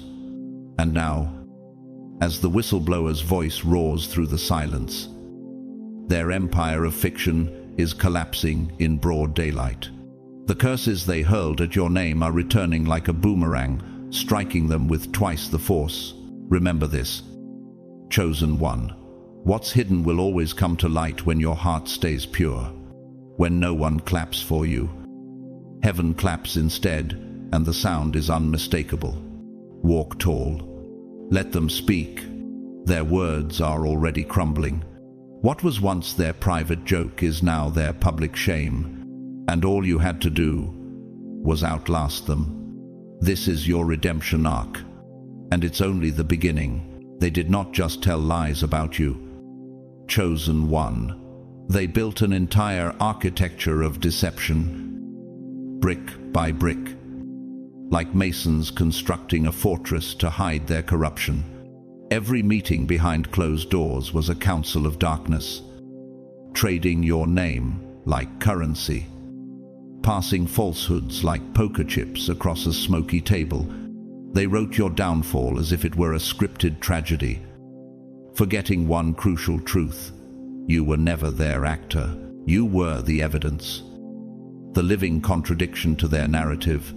They thought they could choreograph your life like a stage play, assigning you the role of the villain so convincingly that even the crowd applauded the performance. They planted rumors as carefully as a general buries landmines, waiting for the first misstep. When you didn't stumble, they became more desperate. Your silence became proof of guilt. Your absence became admission. Your unshakable confidence became arrogance. They needed the crowd to believe you were a threat, because in reality, you were the proof of what righteousness looks like when it stands unbending. For there is nothing hidden that will not be disclosed, and nothing concealed that will not be brought to light. Luke 8:17. Truth has a strange way of acting like acid. It corrodes, lies until the whole structure collapses. And somewhere deep inside their ranks, a conscience began to crack. Someone they trusted, someone who knew every detail of the deception, could no longer bear the weight. How long can a guilty conscience live in silence before it bursts? Every time they laughed about how they framed you, the ticking grew louder. Every time they saw you walk past with your head still high, it thundered in their soul. Until one day, the clock struck midnight. The whistleblower broke, and when they spoke, they didn't whisper, they detonated. It was like Nathan confronting David in 2 Samuel 12:7, declaring, "You are the man," exposing the sin no one thought would ever be named. What happens when the very person they trusted most turns against them? The fallout was immediate. Those who once clapped for the false story now looked around in confusion. The script had been shredded in front of them. Why would they go to such lengths to destroy an innocent life? The answer is the same reason the Pharisees plotted against Jesus. Light has come into the world, but people loved darkness instead of light because their deeds were evil. John 3:19. Your life illuminated their shadows. Your integrity embarrassed their manipulation. They feared that if you kept rising, questions would be asked, not about you, but about them, and so they acted first, flipping the story before the story could flip them. In modern times, this pattern repeats. The renowned painter Caravaggio, whose mastery of light and darkness still mesmerizes the world, once said through his art that darkness is only understood when light reveals it. In your story, you are that light. But where there is light, there will always be those who fear exposure. And just as history records villains, so too does it record their ruin.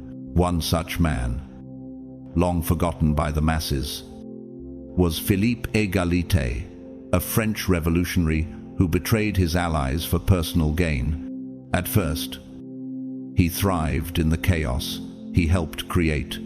But when the tide turned, he was devoured by the very machine he had built. His end was not glorious. It was a grim reminder that treachery eventually consumes the traitor. If truth can corrode their lies like acid, how much longer can their empire stand?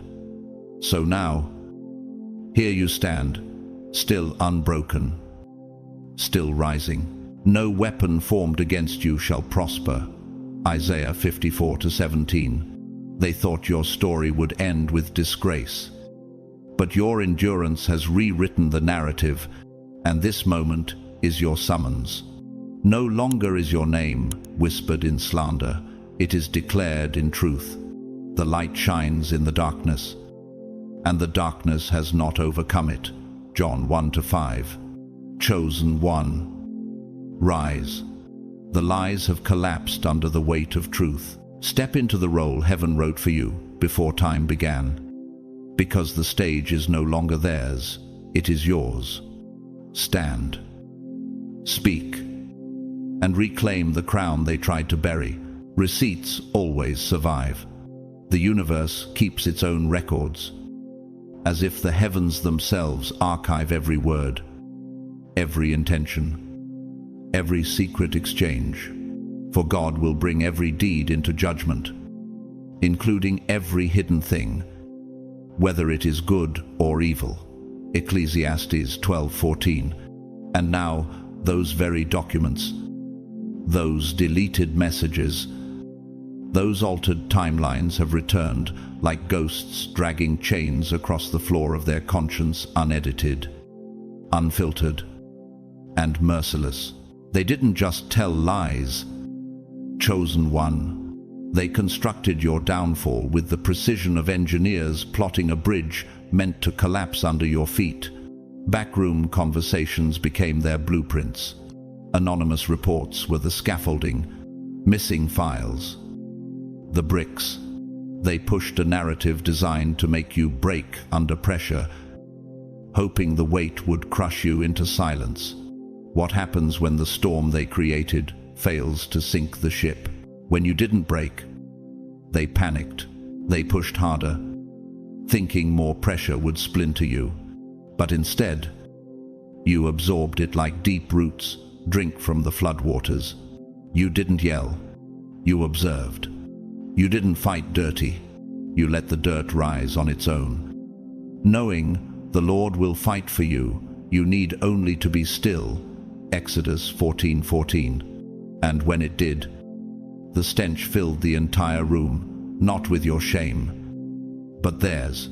Nature itself mirrors this truth, just as a forest fire, meant to destroy, can also trigger the germination of seeds long buried beneath the soil. Their attacks only awakened the resilience they underestimated. Their stories, once woven tight like a spider's web in the dark, began to unravel strand by strand until the whole net collapsed. Why did it take a whistleblower for the truth to break through? Because the universe loves irony. The person they counted on most cracked under the weight of your injustice. The one they thought was loyal became the floodgate heaven used to release truth into the open. No one can hide so that I cannot see them, declares the Lord. Do I not fill heaven and earth? Jeremiah 23:24. That is divine justice. It doesn't always roar. Sometimes it whispers through the least expected voice. Their allies scatter like starlings when the hawk's shadow passes overhead. Their supporters turn silent, their confidence evaporating like morning mist. The lies they built collapsed like a dam breached by spring meltwater, because nothing holds when it's constructed on deception. How long can a fortress of lies stand when truth begins to knock on the gates?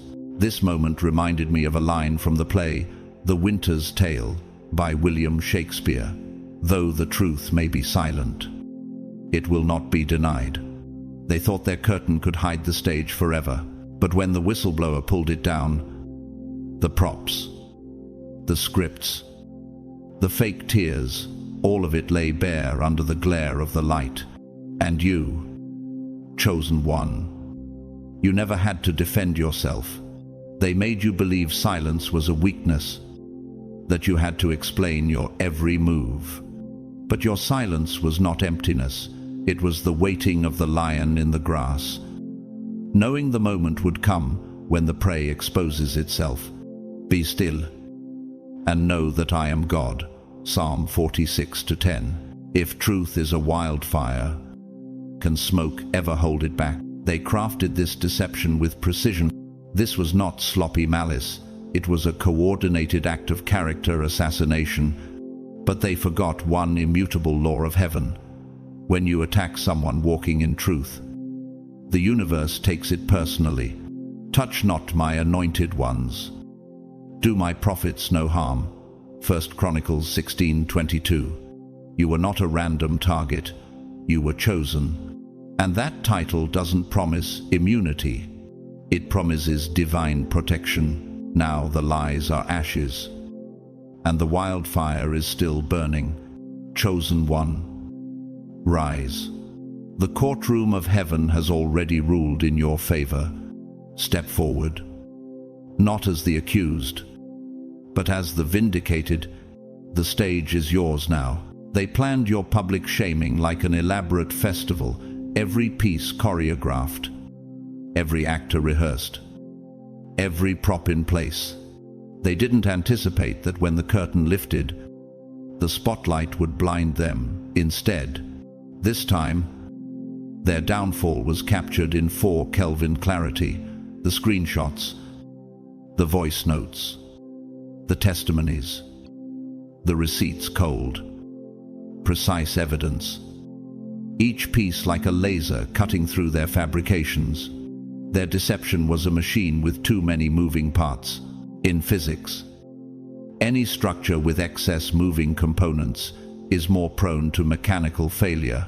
The more gears, the more friction, the more inevitable the breakdown. For whatever is hidden is meant to be disclosed, and whatever is concealed is meant to be brought out into the open. Mark 4:22. Truth is not complex, it is steady, unmoving, like a foundation stone in the heavenly architecture of justice. How do they fight a truth so unshakable it resonates like a cathedral bell? Now they are silent, not from repentance, but from fear. Fear that the people they once deceived are now rereading every conversation like forensic investigators. Fear of judgment. Fear that this time, they cannot twist the narrative into a new shape. Their calculations failed because truth operates outside human algorithms. You cannot outsmart universal timing in acoustics. There's something called resonant frequency, the exact tone at which a structure begins to vibrate until it collapses. The whistleblower was that frequency. Their confession shook the entire framework of lies until the walls cracked. The truth will set you free, John 8:32, but it will first bring down the prisons built from falsehoods. What happens when the smallest crack in their wall becomes the fault line that swallows the whole fortress? And here's the part they'll never admit. You didn't have to fight dirty. You didn't need to scream, beg, or present your own evidence. You stood still, like a seasoned champion in the quiet before the final round, conserving energy, while your opponent spent theirs in vain. The Lord will fight for you. You need only to be still. Exodus 14:14. When the dust cleared, the battlefield told the story, without you uttering a word. The renowned conductor Arturo Toscanini once said that the pauses in music are just as important as the notes themselves. In your battle, your silence was that pause, the space where their noise collapsed into emptiness. And your victory became the only sound left in the hall. Why should you ever apologize for the storm you become when they lie on your name? Let their betrayal be the fuel that ignites your ascent. In architecture, every great cathedral begins with a blueprint and a cornerstone. Their lies accidentally became the blueprint for your rebirth, and truth itself laid the cornerstone.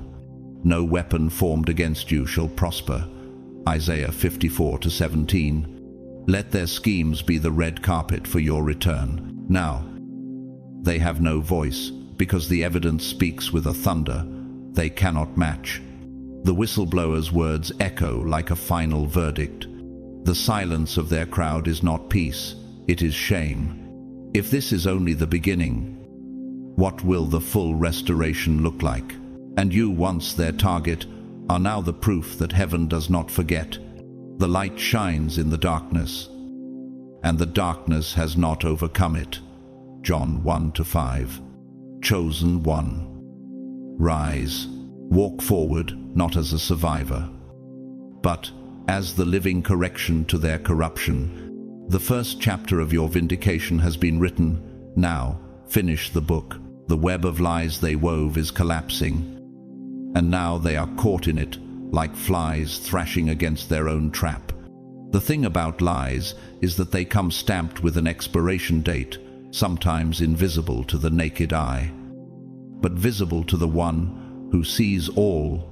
For there is nothing concealed that will not be disclosed, or hidden that will not be made known. Luke 12:2. Truth arrives like a final notice stamped in red, and when it comes, it doesn't knock, it walks straight in. What happens when the architect of the web becomes its first prisoner? They thought they were untouchable. Their deception was spun so tightly, so intricately. They believed no one could unravel it. But the threads they thought were strong were already fraying. Old emails they forgot existed. Bank transfers they thought buried. Group chats they never deleted, all resurfacing like bones unearthed after a long drought. And every piece of evidence is speaking louder than any excuse they could attempt. Imagine this: you're standing in the same room where they once whispered lies about you, where every corner seemed to hum with their conspiracies. Now, those same walls echo with silence. Their phones buzz with notifications, messages being reread, screenshots passed from one hand to another. Each buzz is a new crack in the armor they swore could not be pierced. How does it feel for them to realize the same rope they tied for you is now tightening around their own necks? They are not running toward damage control. They are frozen statues caught mid-lie, while the crowd that once applauded them now looks on with suspicion. The trail of evidence they left behind has become an unbreakable chain, wrapping tighter and tighter around their reputations. Whoever digs a pit will fall into it. Proverbs 26-27. They laughed at your silence once, didn't they? Mocked the way you refused to retaliate. They celebrated each time another person turned away from you. They wore your pain like a medal, as if it proved their dominance. But here is the truth they never prepared for. Lies are heavy.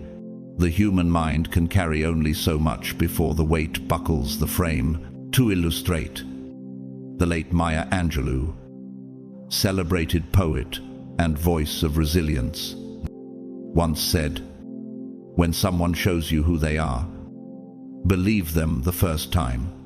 They showed the world their character long ago, but the world was slow to see. Now, no one can unsee it. When the collapse begins, Can anyone choose the speed of their own fall? And history has its own cautionary tales. Take John Atherton, a 17th century bishop in Ireland. Publicly, he preached morality. Privately, he lived in deep corruption. For years, his influence shielded him. But when the truth emerged, it didn't just ruin his position, it led to his execution. His legacy was not his sermons, but his exposure. They believed their collapse would happen in the shadows, quietly, where no one could witness it. Instead, it is unfolding before you, before those they deceived, before those they swayed. The light shines in the darkness, and the darkness has not overcome it. John 1-5. If their downfall is the opening act, what will your vindication look like in the final scene? Chosen one, do not apologize for the storm you have become. Let their betrayal be the fuel that powers your rise. The same crowd that once doubted you will one day testify of your endurance. No weapon formed against you shall prosper. Isaiah 54-17. Stand now, for this is not the end, it is the correction, and heaven's correction is always final. Yes, some of them were simply following the crowd.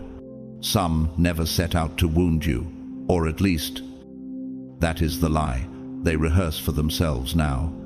But ignorance never cancels impact. Just because you didn't press the blade doesn't mean you're innocent for standing in the room as it pierced. So then, each of us will give an account of ourselves to God.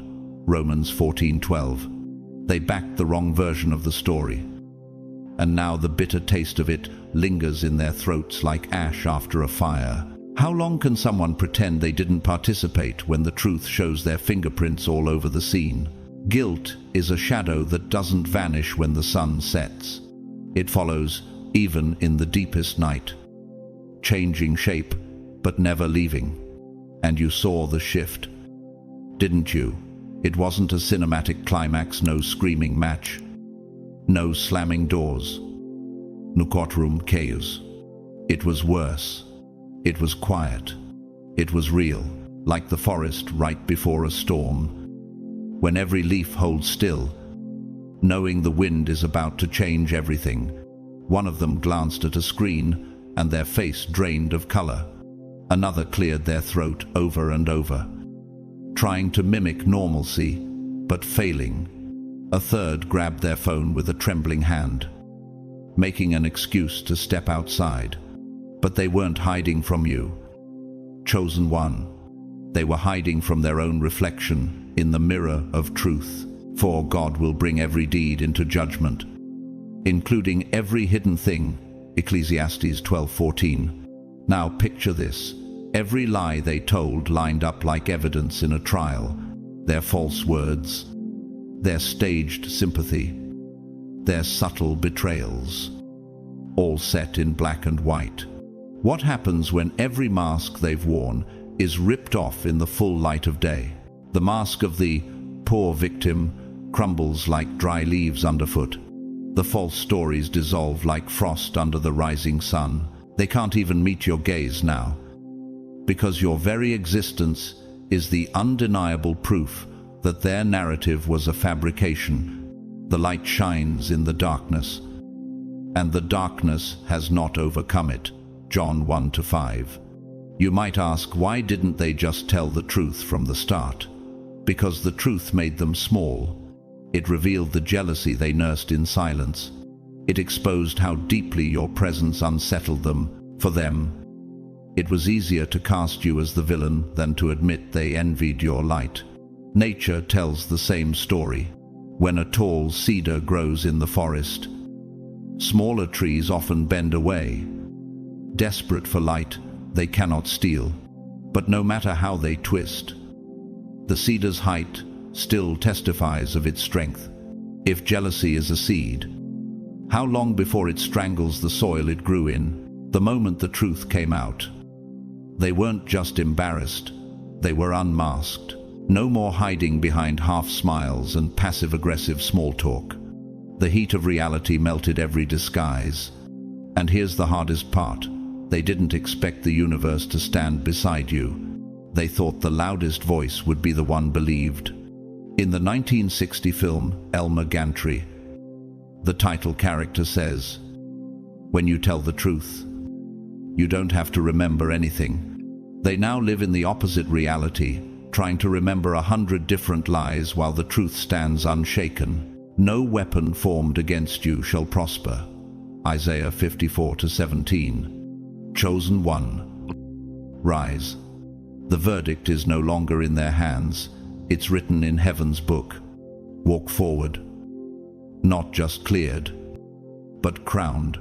This is not the closing act. It is the prologue to your reign. They thought popularity meant protection, as if numbers could serve as an impenetrable fortress. But the universe does not measure in votes. It measures in balance. In the architecture of heaven, weight must always be distributed evenly. When one side bears the mass of deceit, collapse is inevitable. The Lord detests lying lips, but he delights in people who are trustworthy. Proverbs 12:22. And when you walk with truth, even if you are outnumbered, you are never outmatched. What happens when the illusion of a crowd becomes a hollow echo chamber? Some will try to distance themselves now. You will hear the familiar lines, "I didn't know the full story," or "I wasn't really involved." But silence is involved.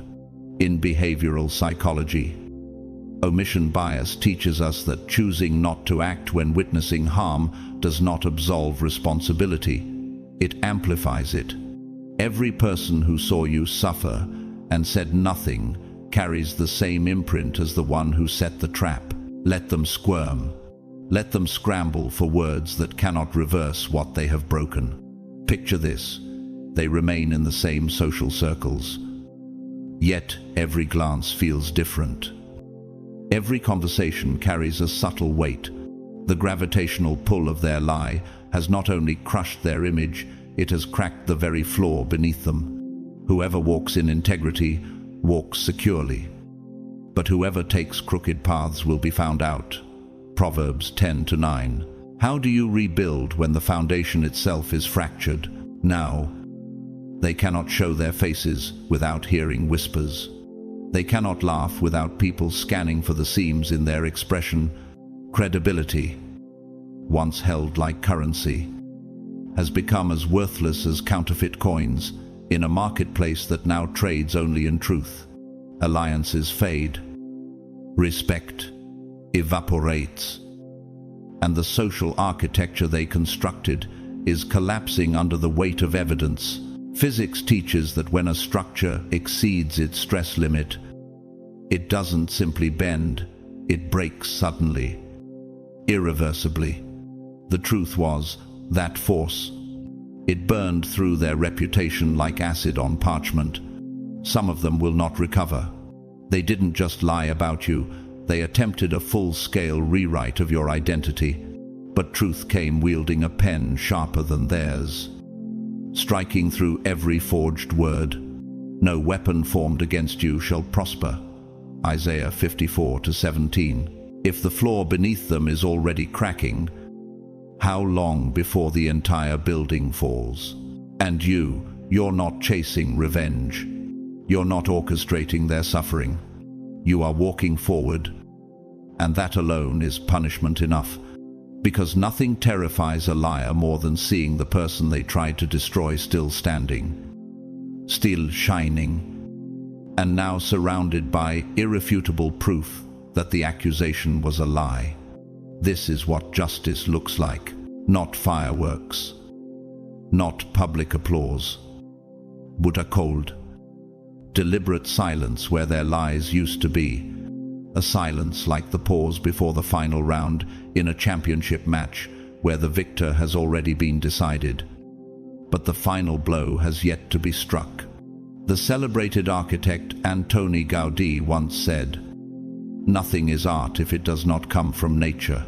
In your vindication, nothing is justice unless it is rooted in truth.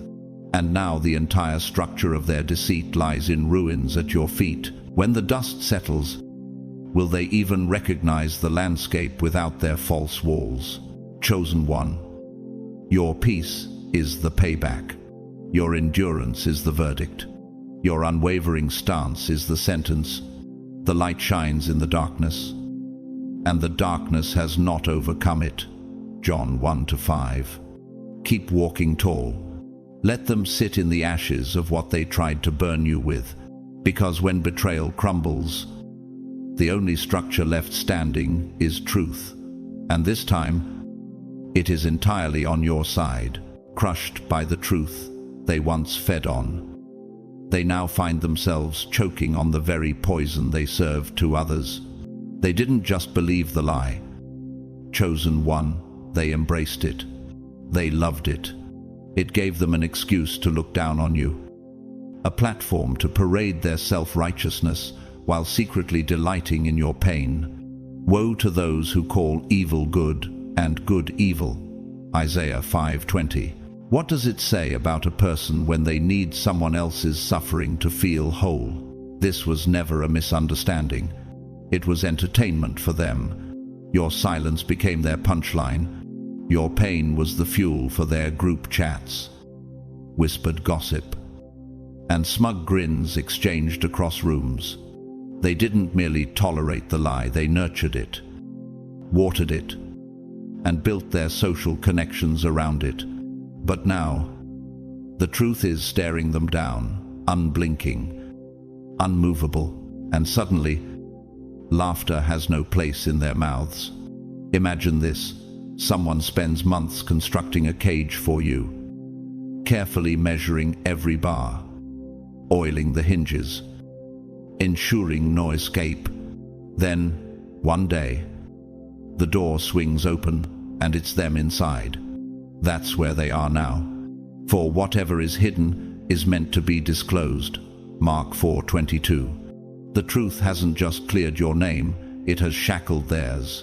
How do you carry the weight of chains you forged for someone else?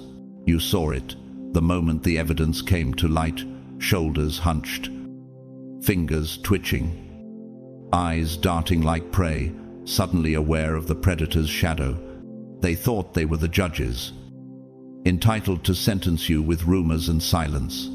But the gavel has been ripped from their hands. The truth doesn't whisper, it thunders. And nothing burns a liar faster than exposure. The late Archbishop Oscar Romero once said, "The truth is like a lion. You don't have to defend it. Let it loose. It will defend itself."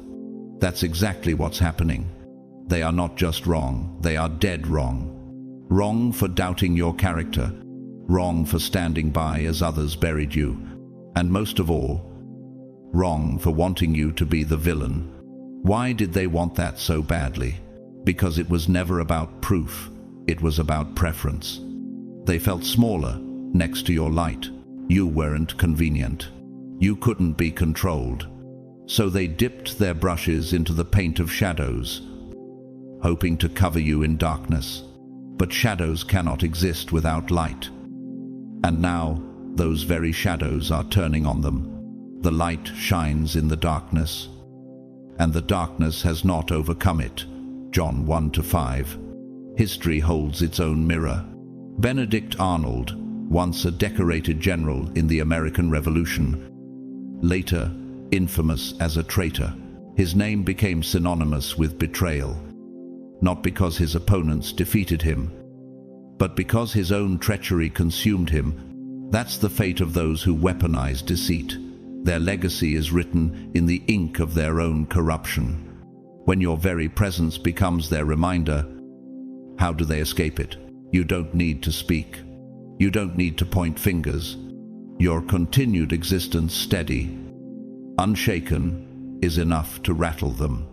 Every time they see you still standing, their conscience shakes. They can't unhear the truth. They can't rewrite their silence. And the worst part, they know you remember. That knowledge will sit on their shoulders long after you've walked free of the weight. No weapon formed against you shall prosper. Isaiah 54:17. Let them carry that burden.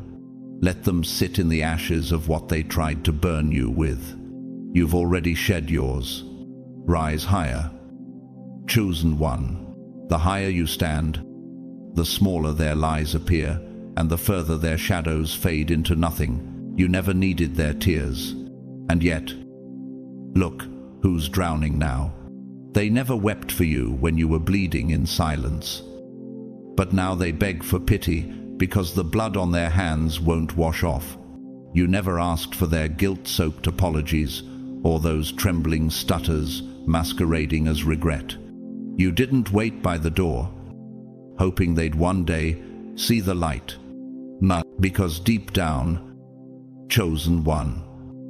You knew those who laughed at your pain were never capable of grieving your wounds. Like a broken tooth or a lame foot is reliance on the unfaithful in a time of trouble. Proverbs 25-19. And yet, here they are, breaking not all at once, but in slow, visible stages. It begins subtly like a hairline crack in glass that spreads with each heartbeat, a twitch in the jaw, a smile that dies before reaching their eyes, hands curling into tense fists beneath the table. The armor they once wore, confidence, pride, arrogance is peeling away in real time. What happens when the mask they forged to shame you melts under the heat of truth? Nature knows this pattern well. Icebergs, magnificent in size, do not collapse in an instant. They groan, splinter, and fracture before sinking into the sea. Their collapse is inevitable, no matter how much of them is hidden beneath the surface. That is what you're watching now, the slow-motion fall of those who swore you were the problem. The same people who watched you drown with dry eyes are now choking on the salt water of their own guilt. But make no mistake, none of it is for you. They are not crying because they regret what they did. They are crying because the truth they buried like a rusted sword has turned in their own hands. Whoever digs a pit will fall into it. Ecclesiastes 10-8. Are they truly repentant, or simply terrified of exposure? This is the mirror moment, the crack that shows them who they truly are. Not the victim, not the hero, the betrayer. Imagine this. Someone once sat in the front row of your suffering, popcorn in hand, entertained, smug, convinced you'd never rise again. Now, fast forward, they're the ones under the blinding spotlight.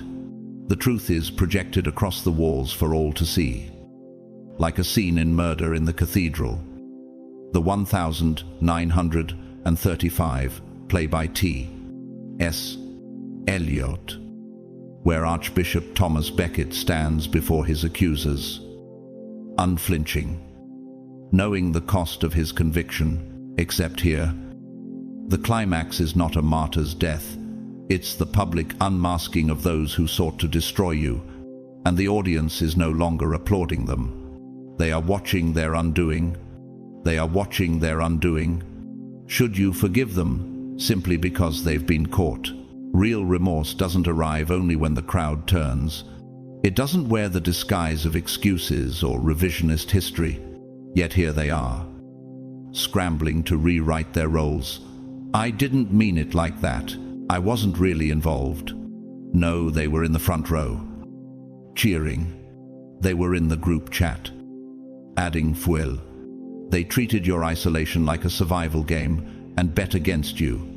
And now they are the ones gasping for air, drowning in the guilt they once mocked you for. The Lord will fight for you. You need only to be still. Exodus 14:14. If they could gamble on your downfall, why should you carry the cost of their collapse? Let them carry it. Let them feel the weight of the smirks, the cold shoulders, the whispered mockery that once made them feel powerful. You have already shed your burden. No weapon formed against you shall prosper. Isaiah 54:17. Chosen one. Keep walking. You don't need their tears. You never did. The flood is theirs to survive or to drown in. When a lie collapses on its own architect, it doesn't crumble politely, it detonates. They didn't confess because they discovered a conscience. They confessed because the truth got to the microphone first, leaving them no escape route. For there is nothing concealed that will not be disclosed, or hidden that will not be made known. Luke 12:2. The stage they once owned now belongs to truth alone, and it speaks with a voice they can't drown out. They had built their entire self-image like a fortress of glass, appearing solid. But one impact was all it took to shatter, and now the shards are everywhere, cutting them as they fall. There it is, the moment they swore would never come. The silence they once weaponized to suffocate you has now transformed into a trembling voice, cracking under the pressure. I don't know why I did it. I just went along with the crowd, and suddenly, every lie, every staged smirk, every whisper they stacked like bricks against you, comes undone in seconds. They stare at the wreckage of their own making, realizing too late that silence has a memory. The integrity of the upright guides them, but the unfaithful are destroyed by their duplicity. Proverbs 11:3. This is not the vindication they imagined. It is the mirror they prayed would never be held up. What happens when the script they've rehearsed for years is shredded in front of them? Let's be clear. Chosen one, they are not crying because of the wounds they inflicted on you. They are crying because their illusion of being a good person has been obliterated. They wanted to be the hero of their own narrative, but now the mirror is showing them the villain, and the reflection is merciless. That's the kind of wound no applause can cover. No self-justification can soothe. Woe to those who call evil good and good evil. Isaiah 5:20. It is one thing to sin in secret, but another to be stripped of your mask in front of the crowd that once cheered you on. Picture it. Someone commits the crime, basks in the applause, and then when the truth strikes like a gavel from heaven, they drop to their knees, not from remorse for the damage they caused, but from grief that they can no longer pretend they are innocent. They clutch their chest as though wounded. Yet the injury is not from justice's sword, it is from the collapse of their own facade. This is what happens when the role they cast themselves in dissolves under the stage lights. The Lord is known by his acts of justice. The wicked are ensnared by the work of their hands. Psalm 9:16. If guilt doesn't need a courtroom, what happens when it arrives without warning? This is a performance fracturing under the gravity of real consequences. In physics, there's a concept called structural resonance. When an outside frequency matches a structure's natural frequency, it amplifies vibrations until the structure fails.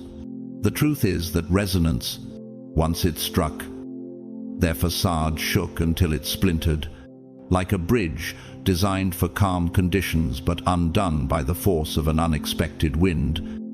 Their defense was never built to endure sustained truth. The truth will set you free, John 8:32. But first, it will dismantle every cage built on lies. They were never leaders. They were not thinkers. They were satellites orbiting gossip, feeding on clicks, powered by fear. And instead of questioning the lie, they sharpened it into a blade. Instead of speaking truth, they swallowed their voice and played along. Every act of silence was an investment in a future collapse. Do not be deceived. God cannot be mocked. A man reaps what he sows. Galatians 6-7. The deception gave them cover, a shadowed alcove from which to launch attacks while avoiding accountability. They thought they were clever enough to erase the trail, but human memory may fade. Physical evidence does not. Whispered words evaporate into air, but paper has permanence. The word of the Lord endures forever. 1 Peter 1:25. And so does a written record when the appointed time comes. How do you explain loyalty to a lie when the receipts carry your name? And then the universe, patient, like a master chess player, waiting for the right move, struck, one by one. The files dropped: emails, voice notes, messages with their names etched on every page, time-stamped like tombstones, marking the death of their credibility. Each document was a chisel, carving away the last remnants of their defense. There was no pause, no escape, only the steady march of revelation, for God will bring every deed into judgment, including every hidden thing. Ecclesiastes 12:14. It wasn't just your truth rising that day, it was their mask falling. No more deniability, no more spinning narratives, no more hiding behind rehearsed innocence. Everything they did now stares back at them in black ink and cold, unyielding evidence. The more they avert their eyes, the louder the evidence seems to speak, and in that silence, even the air feels heavy as they sit with eyes down, fingers twitching, breath caught in their throat. The irony is complete. Not a single word left to offer. You don't need to speak, because the truth has already thundered. No weapon formed against you shall prosper. Isaiah 54:17. This time, it cannot be unsaid. In moments like these, I'm reminded of a statement by the renowned conductor Wilhelm Furtwängler, who led orchestras through both the beauty and chaos of wartime Europe. He said, "Silence can be like the pause before an explosion. It carries the whole weight of what comes next. Right now, that silence belongs to you, chosen one. And when you step forward from it, the sound will be heard far beyond this moment.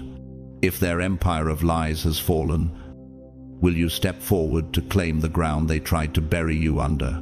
Stand, walk tall, let the wreckage speak for itself, and remember, when the truth breaks the lie, the architect is always the first casualty.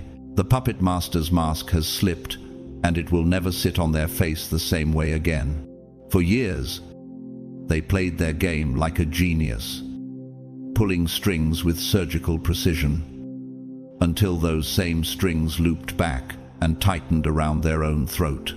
They strutted through life like kings and queens of chaos, draped in smugness, utterly convinced that their whispers would remain buried and their fingerprints on your downfall would never be traced.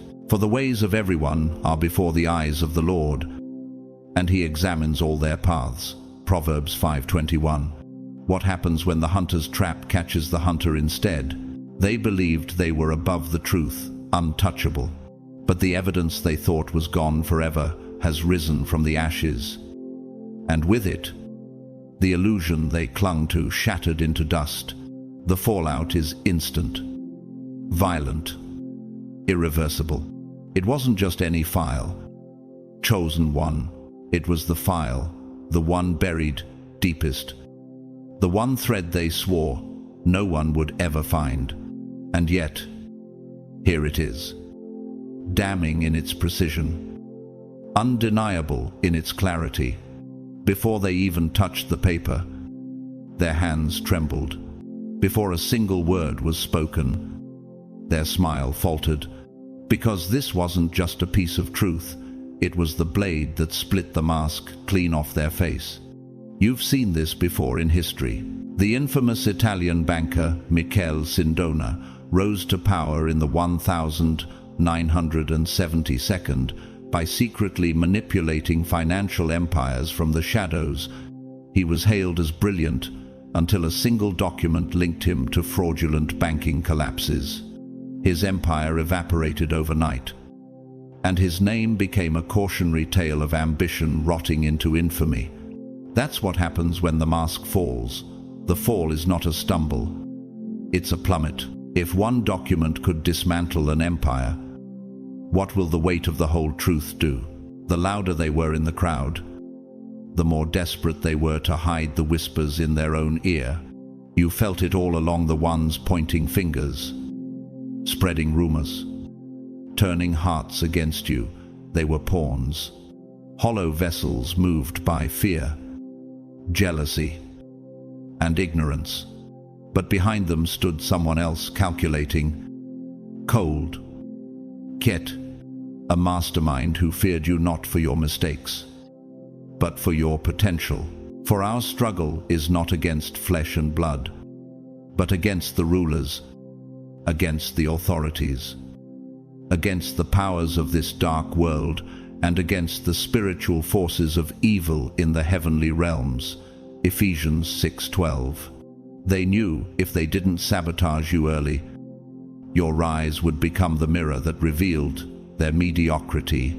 Imagine this: you're standing in a room full of liars, each wearing a mask of innocence. Then someone drops the receipts, and every thread leads back to a single name, the one no one suspected, the one who smiled in photographs, played the helpful bystander, all while puppeteering every move. That's this moment.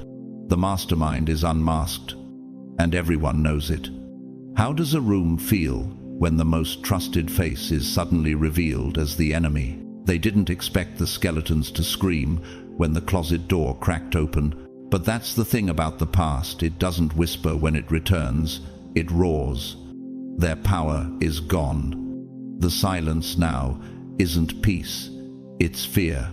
Their voice, once booming with false confidence, is a thin thread, barely audible, because the truth is on the table, and the truth does not stutter. It does not tremble. The light shines in the darkness, and the darkness has not overcome it. John 1-5. You can see the sentence forming in the air. The truth doesn't beg for permission to speak. It sits like a gavel, delivering a verdict more brutal than anything you could have said yourself. They orchestrated everything, layering betrayal like bricks in a fortress. And now those walls have caved in on them. History remembers villains just as vividly as heroes.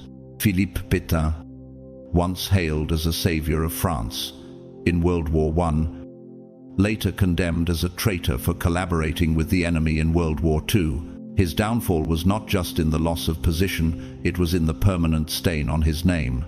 The mastermind in your story is on that same path, forever marked, forever exposed. When the hands that pulled the strings begin to shake, do they ever stop trembling? Let them drown in their own silence. Chosen one, you don't need to speak. The proof speaks louder than you ever could. No weapon formed against you shall prosper.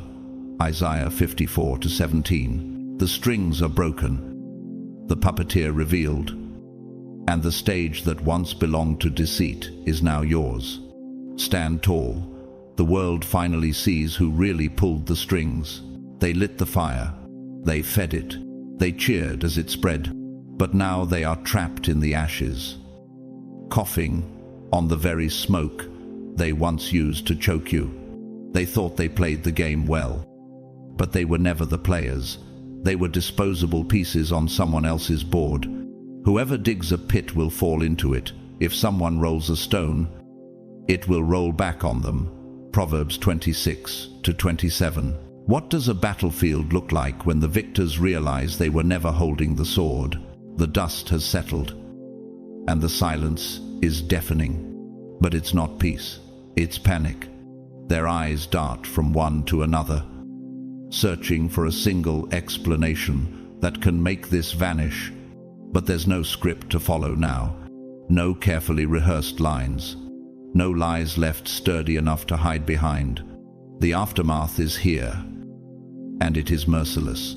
They clung to their self-righteousness like armor, convinced they were warriors in some noble cause. But with the curtain ripped open, they stand revealed for what they truly were, pawns in a far larger game. They followed whispers like moths circling a lantern, blind to the heat that would burn them. They promised them freedom, while they themselves are slaves of depravity. 2 Peter 2:19. Nature knows this story well. It's the locust swarm that devours everything in its path, only to collapse when the food runs out. It's the tree that grows fast in shallow soil, green for a season, but doomed when the drought comes. That is the fate of those who root themselves in lies. If the roots are poisoned, can the fruit ever save the tree? The one who rallied them never cared.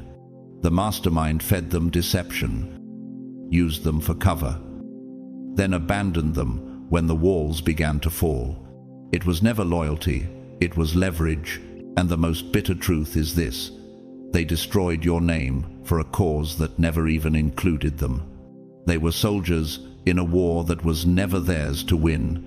Now look who stands tall, not them.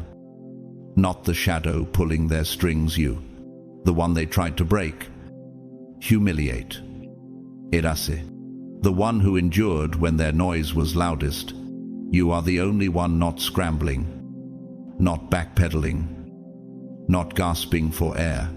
The Lord is my rock, my fortress and my deliverer. Psalm 18:2. What happens to a mob when the spotlight swings back and blinds them? The very crowd that once pointed fingers at you now finds every finger aimed at them. The screenshots, the receipts, the voice memos, they're no longer whispers. They're thunderclaps, rolling across the sky without pause. They're trying to cover their tracks, rewrite timelines, feign confusion, but the dominoes have already fallen, and the pattern they form is unmistakable. Every betrayal you endured now has a face, a name, Artemis-Stump, and all of it connects in a web they can no longer cut apart. They thought the truth could be outrun, outnumbered, or outvoted. But truth doesn't seek permission, and it doesn't fade under pressure. It waits, patient as the tide, and then it strikes. This moment is like the climax of the 1959 film Ben-Hur, when the chariot race ends and the false victor's smile dies. Knowing the crowd has seen the truth, that's where they are now, stripped of applause, left in the dust of their own collapse. If the war is over, why do they still look like they're fighting for air? The war has ended not because you fought dirty, not because you begged for justice, but because truth, patient, precise, and devastating, finally arrived. You will know the truth, and the truth will set you free. John 8:32. And when it came, it didn't knock politely, it kicked the door off its hinges, exposed every hidden corner, and left them to sit in the rubble they created. You've already survived the fire. Now, chosen one, walk through the ashes with your head high, because when the smoke clears, the only thing left standing is you and the truth that never left your side. The tables have turned, and you are still standing. They threw dirt on your name, thinking it would bury you forever. But it became the soil that nourished your roots and anchored you deeper. Now they are buried under the weight of their own lies. Suffocating in the dust they stirred with their own hands. Whoever digs a pit will fall into it. Proverbs 26:27. You didn't need to push them in gravity, took care of that, and as they sink, they finally realize the truth they spent years running from was never chasing you, it was chasing them. What happens to the accuser when their own blueprint becomes the cage around them? It's unfolding right in front of them, and there is no exit. The collapse they swore would never arrive is here, and it is crushing them, not you. Their movements are frantic, uncoordinated, almost embarrassing to watch. In psychology, this is called cognitive dissonance, the mental whiplash that happens when reality contradicts the story they've lived in for too long. They are clumsy in their scramble, pointing fingers at one another, gaslighting, the very timeline that is already printed, dated, archived. They know the evidence won't disappear, but desperation makes them grasp at illusions, even as those illusions dissolve in their hands. Every betrayal, every false accusation, every staged narrative is now documented in black and white. Their names stamped beside each one, like signatures on their own downfall. You didn't have to expose them. They exposed themselves when they underestimated how patient truth can be. Truth doesn't hurry, but it never loses. Imagine this. You're standing at the top of the pit they dug for you, looking down as they tumble into it one by one. One claws upward by blaming another, their words sliding off the walls like water on stone. Another pleads ignorance, their voice shaking. Some retreat into silence, hiding behind folded arms and lowered eyes. Others regret. But the crowd doesn't buy it. The pit was designed to trap you, but its architecture fits them perfectly. If the structure was designed to trap you, how poetic is it when the architect becomes its first prisoner? You are calm, grounded, vindicated, because truth doesn't shout. In the language of acoustics, it's like a pure frequency resonating through a cathedral. It doesn't need to be loud to shake the pillars. It shows up uninvited, clears the room without raising its voice, and leaves a silence that echoes louder than any accusation they ever made. That silence is your crown now. They never knew you. They only knew a version sculpted from whispers, painted with the jealousy of others, and handed to them like a counterfeit portrait. They didn't question it, not because they were naive, but because the lie was convenient. Siding against you made them feel bigger. Watching you stumble felt like a private victory. They fed on the image of your defeat like predators circling prey, not realizing they were already surrounded by their own traps. Let that settle in. They were not confused. They were entertained. Your downfall was their theater, their front row seat to a play they thought had only one ending. But the curtain has fallen, and the stage has changed hands.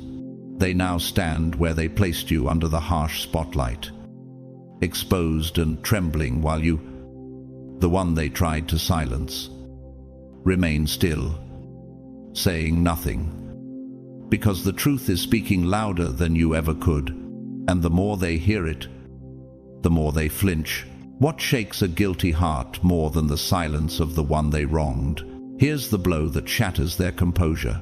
The same mouths that once shredded your reputation now stumble over weak defenses. I didn't know the full story. I always liked them, though I just stayed out of it. Lies, each one more hollow than the last. You can hear the tremor in their voice when they say your name now. It's not respectful. It's fear, the kind of fear that lingers, because it knows it will be called to answer one day. Fear of being seen. Fear of being remembered. Fear of being held accountable by the very person they once labeled the problem. The Lord will fight for you. You need only to be still. Exodus 14:14. And in that stillness, you've grown stronger. Stedia. Untouchable. And here is the wound they cannot heal. You no longer need their apologies. You never did. That is what keeps them awake at night. Their realization that your life has moved beyond the gravitational pull of their approval. You've outgrown the orbit they tried to trap you in, and they are left spinning in emptiness. As the architect and philosopher Le Corbusier once said, I prefer drawing to talking. Drawing is faster and leaves less room for lies. You became the living blueprint of vindication. You didn't demand justice, you became it. And now, they have to live with the image of you still rising, while they crumble beneath the weight of the story they authored with their own hands. And that image will haunt them far longer than any sentence you could speak. If the final scene belongs to the truth, Will you step forward and claim it? Chosen one. The stage is yours. Stand tall. Let the silence work for you. Because when the dust settles, the only structure left standing will be you and the truth that never needed defending. The light shines in the darkness, and the darkness has not overcome it. John 1-5. They tried to erase you, but your rise became the headline they could never bury. The truth they worked so hard to conceal now walks freely, echoing through every room they once ruled. They were there when you were stripped down to nothing, when your name was dragged through the mud, and their silence was the loudest betrayal. But now, their silence has turned into their own sentence, an unending reminder that they stood by while injustice unfolded before their eyes. No weapon formed against you shall prosper, and every tongue which rises against you in judgment you shall condemn. Isaiah 54-17. For the first time, they truly see you, not the caricature they painted, not the scapegoat they clung to in their small, fearful minds, but the real you, unshaken, unbreakable, vindicated. You walked through the fire they lit, and instead of being consumed, you carried the embers with you as proof. That fire became the light guiding you forward. And have you noticed? The same people who laughed at your lowest point now can't even meet your eyes. The applause they denied you then is replaced by a hollow, choking quiet now. They thought they were breaking you, but all they did was construct the stage for your return. British wartime leader Winston Churchill once said, "If you're going through hell, keep going." You did more than keep going. You turned the battlefield into a sanctuary of truth. Imagine their shock as they realize they are now the unwilling audience to your triumph, forced to witness the very strength they once dismissed. What happens in the mind of a betrayer when the person they quietly abandoned becomes the living evidence of their own cowardice? Vindication doesn't roar. It simply stands in the middle of the storm until every false voice grows silent. They are haunted now, not by your memory, but by their own. For there is nothing hidden that will not be disclosed, and nothing concealed that will not be known or brought out into the open. Luke 8:17. You remember the long nights, the weight of walking alone, the sting of slammed doors and turned faces, the venom in whispers that spread faster than truth could travel.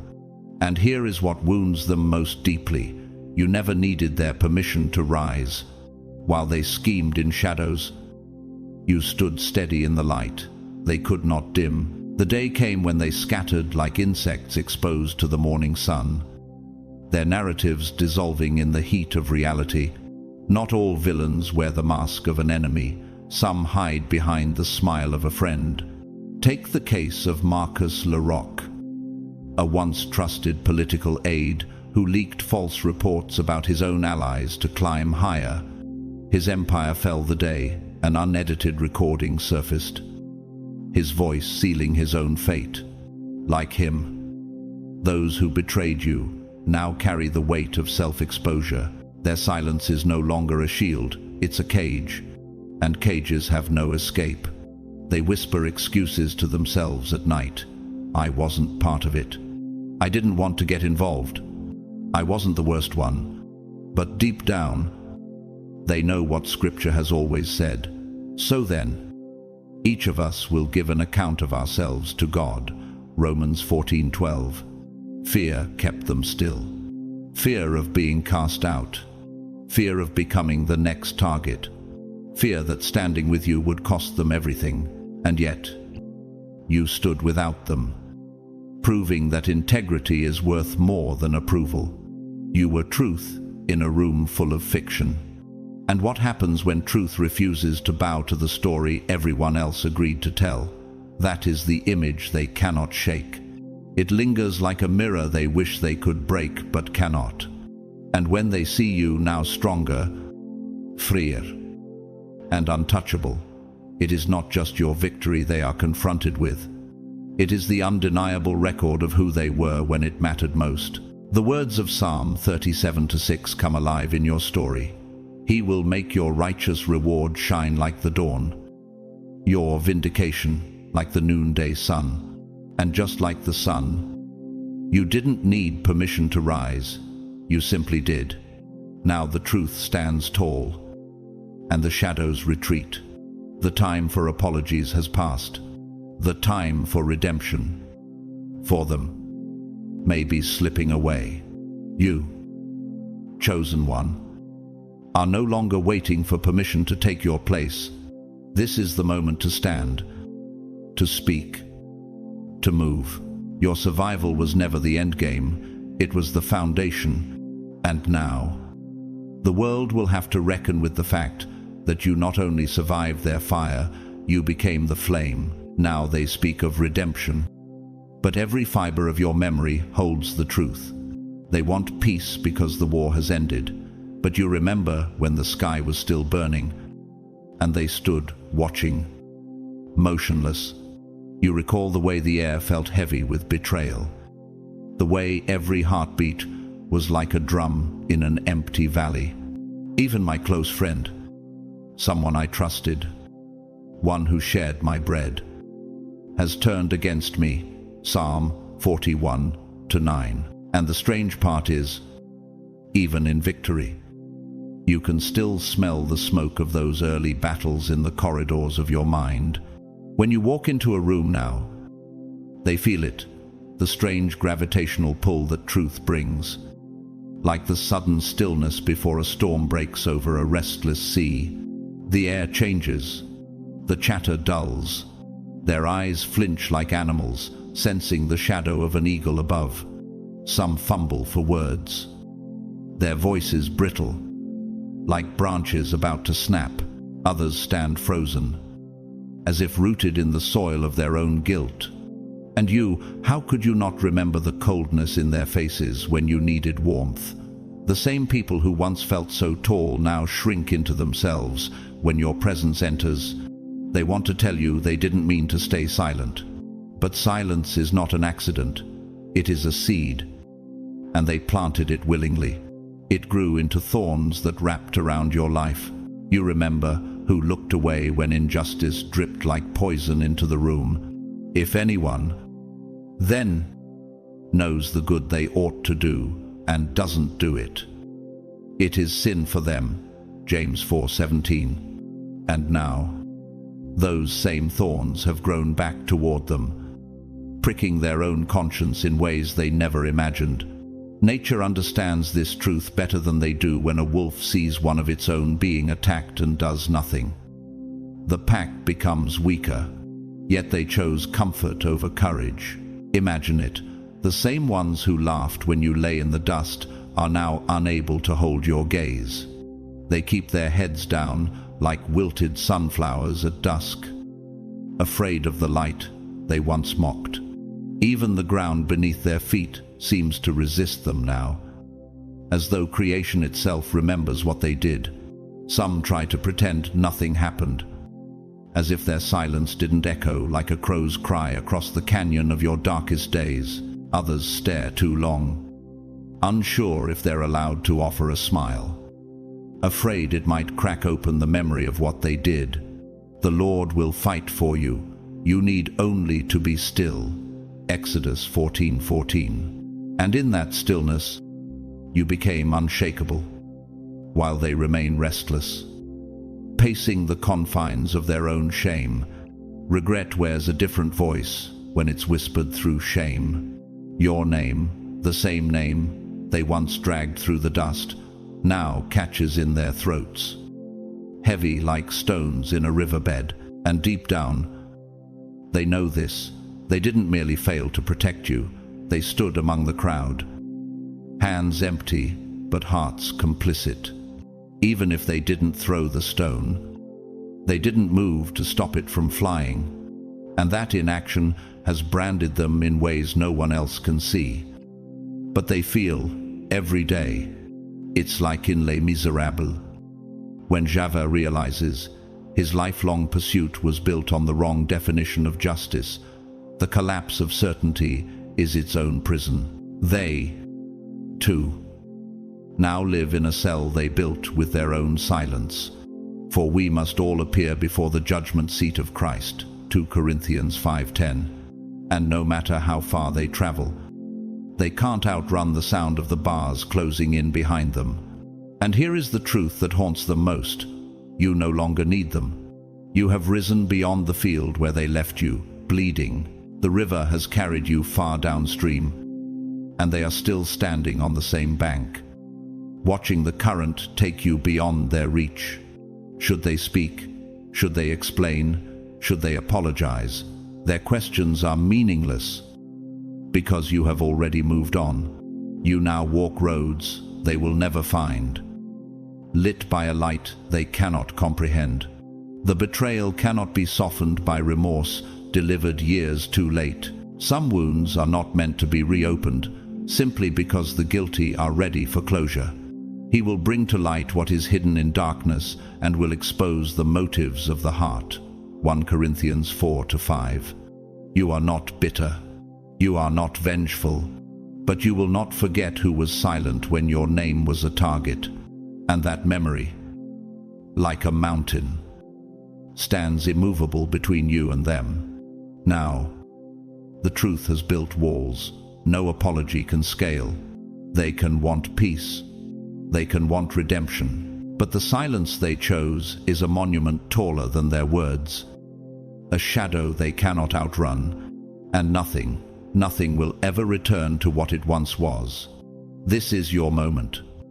Chosen one. Rise, not just as a survivor, but as the living proof that no storm, no silence, no betrayal can hold back the destiny God has written for you. And when you rise so high that even their shame cannot see over the horizon to reach you. They thought your fall was the closing act, the final page in a book they had written with their own hands, in their minds. The gavel had dropped. The verdict had been sealed. They raised their glasses as if they had just watched the demolition of a cathedral, your name reduced to rubble, your reputation swept away like ash on the wind. But in the laws of physics, destruction is never the end. It's only the conversion of one form into another. The only thing that remained crushed in that moment was their integrity. They believed dragging your name through the dirt meant burying you. In their warped psychology, if they could brand you as the villain, they could construct a narrative like an unstable bridge, impressive from afar, but doomed to collapse under the weight of truth. When you chose silence, they misread it as defeat, failing to understand that silence is often the resonance chamber of wisdom. You weren't broken, you were calibrating, like a master architect drawing blueprints in private before laying the cornerstone. While they congratulated themselves, you watched. You let them lay brick upon brick in the walls of their own prison. Every lie, another faulty beam in a structure destined to implode. They mistook your absence from the room for irrelevance. Unaware, you were quietly refining your internal frequency, tuning yourself like an instrument for the moment the truth would reverberate. No weapon forged against you will prevail. Isaiah 54:17. And in that quiet, the foundations of their false fortress began to crack. The guilt they carry now doesn't roar, it seeps, like water infiltrating stone, freezing and thawing until the rock itself begins to splinter. Their psychology has shifted. Their minds replay moments they tried to forget. And then comes the strangest scene, the loudest accuser sending you a casual message. How have you been? The text is sterile, the tone calculated. An experiment in seeing if memory can be erased by politeness. But you remember every verbal scalpel, every smirk sharpened into a blade, every standing ovation they gave to your pain. It's like the words of industrial designer Raymond Loewy, who once said, "You can't retire from being influential. They don't miss you as a person, they miss the gravitational pull of your influence. The way being near you bent the space around them. Your resurgence has created a new field, call it a spiritual electromagnetic force that they want to step back into. But access is not a matter of proximity, it's a matter of purity. And theirs is gone. And then there are the worst of them, the ringleaders, the manipulators, the blacksmiths of slander. They forged weapons in the dark, certain they would never be seen in the light. Now their voices have grown quiet, not out of repentance, but calculation. They reach out, hoping your healing means amnesia. But healing is not the deletion of memory, it's the mastery of it. The truth will set you free, John 8:32. But they have not tasted that freedom. They're still chained to the lies they built. Your silence was never surrender. It was the pause between movements in a grand symphony. The moment the conductor raises the baton before unleashing the final crescendo. In competitive strategy, they call it the quiet flank. The calculated stillness before a decisive strike. They celebrated like victors, unaware they were standing on the wrong side of history's ledger. Now they watch your rise from the sidelines, realizing they didn't just lose, they forfeited the only thing that could have redeemed them, your grace. The past is not theirs to rewrite. They tried to sculpt your identity like clay, pressing their fingerprints into every inch with gossip, fear, and projection. But clay in the hands of the wrong sculptor collapses. Clay in the hands of the Creator becomes an unshakable stone. You didn't rise to disprove them. You rose to prove the blueprint God drew for you was always flawless. For I know the plans I have for you, declares the Lord. Jeremiah 29:11. And every step you take now is an echo of that divine design. They expected you to beg, to fold in on yourself like a burnt page. But instead, you stood like a cathedral untouched by fire. Your walls marked, yet unbroken. You didn't chase closure, because closure is for those who need permission to move on. You moved on because the axis of your life was never balanced on their approval. The moment they bet against you was the moment they erased themselves from your future. Now, you have evolved into something they can no longer quantify. Something that doesn't fit within the small geometry of their understanding. They no longer recognize you, and that is the point. You have outgrown the architecture of their limitations. Let them stare. Let them regret. And if they dare to speak your name now, let it echo back to them as a reminder that destiny belongs not to those who shout the loudest, but to those who stand unshaken when the shouting stops. Chosen one. If there's one truth that rises above the ruins of every lie they built, it's this: you were never theirs to define, and your destiny was never theirs to control. You have walked through fire without the smell of smoke clinging to you, and now you stand as living proof that no plot, no betrayal, no whispered slander can bury what God has ordained. Your journey is not just survival, it's a testimony, and every person hearing this right now needs to remember, the same God who sustained you in silence will display you in the light. The Lord will fight for you. You need only to be still. Exodus 14:14. If this message has stirred something in your spirit, then don't just keep it to yourself like this video. Share it so someone else can find their strength again. And comment your thoughts or your 777 as a declaration that you stand in your God-given authority. And if you haven't already, subscribe so you never miss the next word in season. To every single one of you watching, whether you've supported through super thanks or simply by showing up, I'm deeply grateful for you. Your presence here is part of this mission's heartbeat. And now, I speak a blessing over you.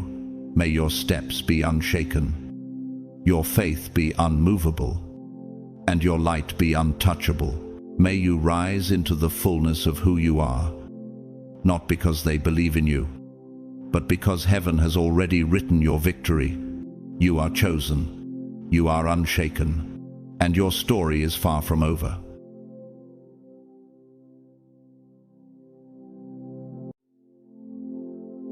Chosen one, your crown is slipping.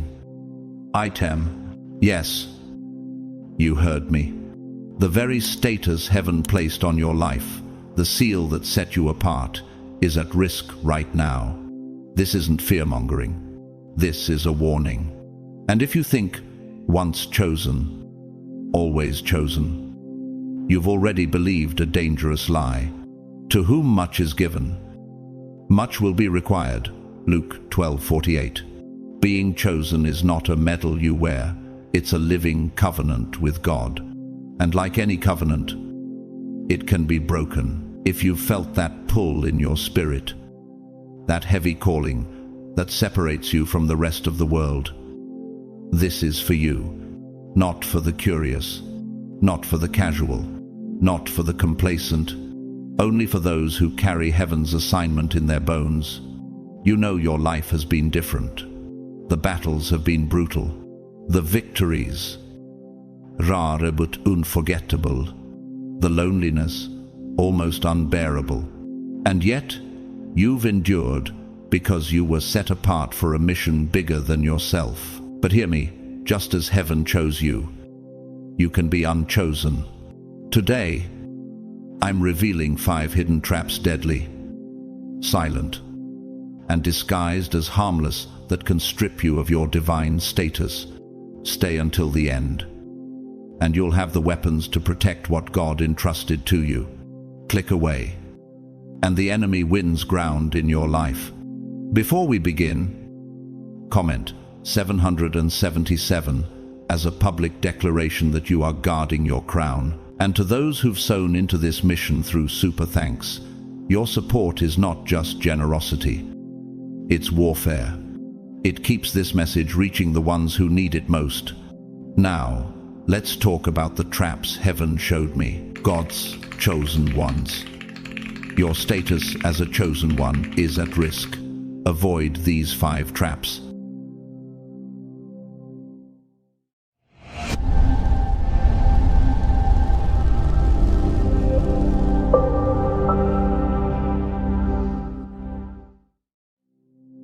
Being chosen rarely feels easy. Many days it lands on your shoulders like armor you never asked to wear. You are tested in places others never notice, carrying insights that make you feel decades older than your years, and often misunderstood by those who cannot see why you move the way you do. Yet there is purpose in the pressure. You were not selected because life would be simple. You were entrusted because heaven saw in you the resilience to endure, the courage to confront, and the potential to transform the world around you. Still, your position is not fixed in stone.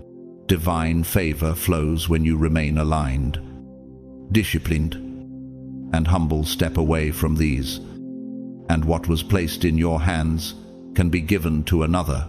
To whom much is given, much will be required.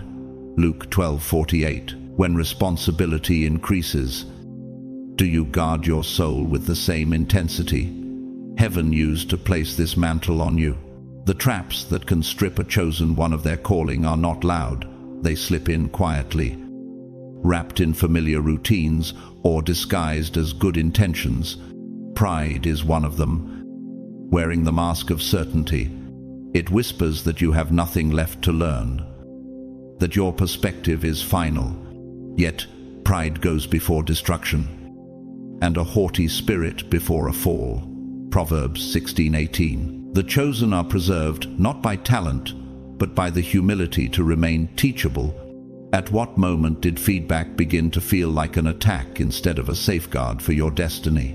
Another silent thief is the neglect of daily discipline. Calling without structure eventually collapses.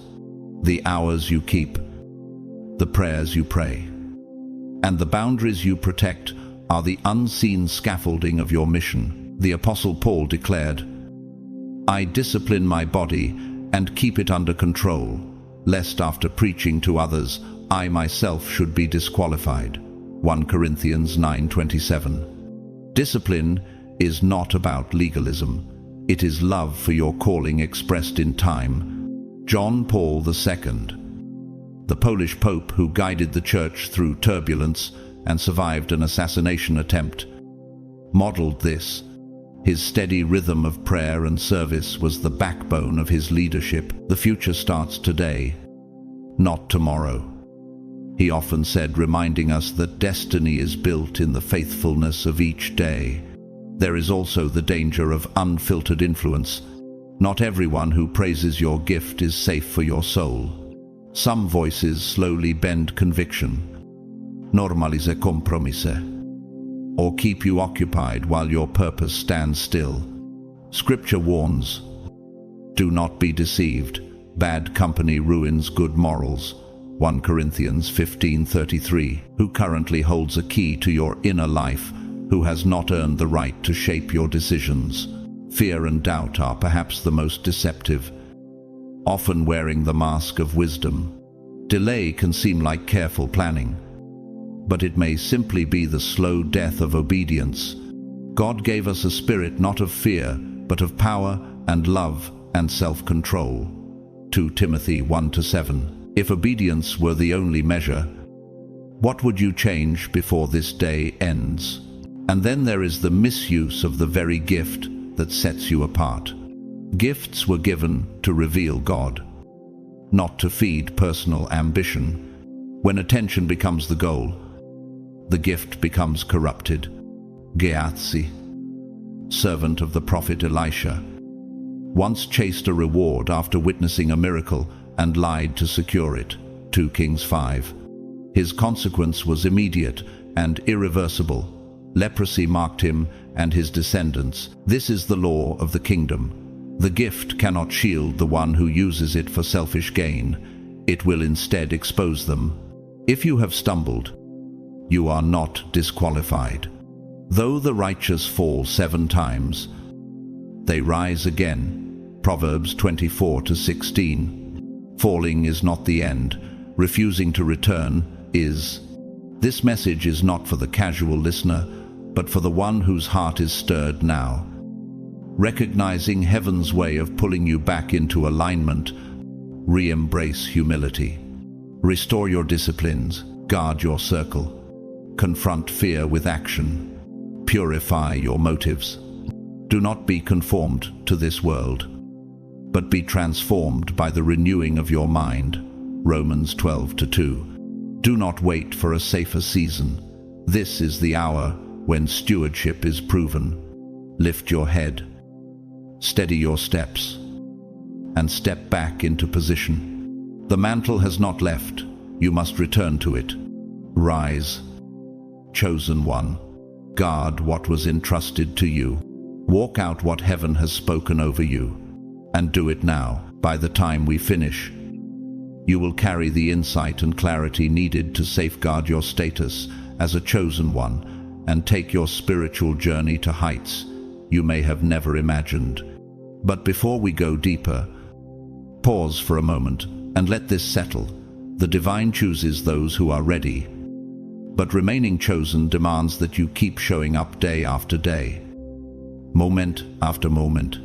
This is not just a warning, it is a lifeline. It is heaven's reminder of the sacred contract written over your life. A contract that calls you to vigilance, humility, and courage. The question is not whether you were chosen, it's whether you will remain faithful to the one who chose you. Are you prepared to walk this road until the very end?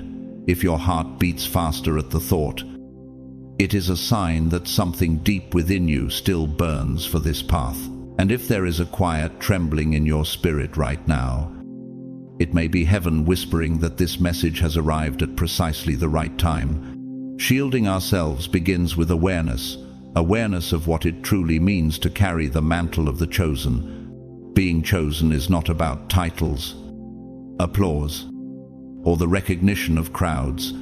It is about a sacred alignment, a deep resonance with the will of God, and a mission that stretches far beyond personal ambition. The label Chosen One may stir different images for different people, but at its core it means this: you have been called to live for something higher than yourself, something that demands sacrifice, unshakable discipline, and unwavering faith.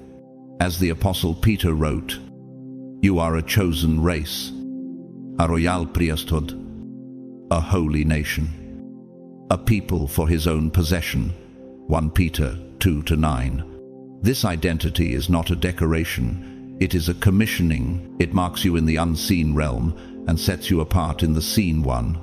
To accept it means to accept the weight of representing heaven on earth, even when it costs you comfort, friendships, or applause. Chosen ones do not appoint themselves. They are appointed by a hand far greater than their own, often in ways they cannot predict. Sometimes the call comes as a whisper in the stillness, other times as a thunderclap that shakes the soul. Have you felt it, that relentless tug that will not let you settle? The invisible wind pushing you toward a future you did not design but somehow know is yours.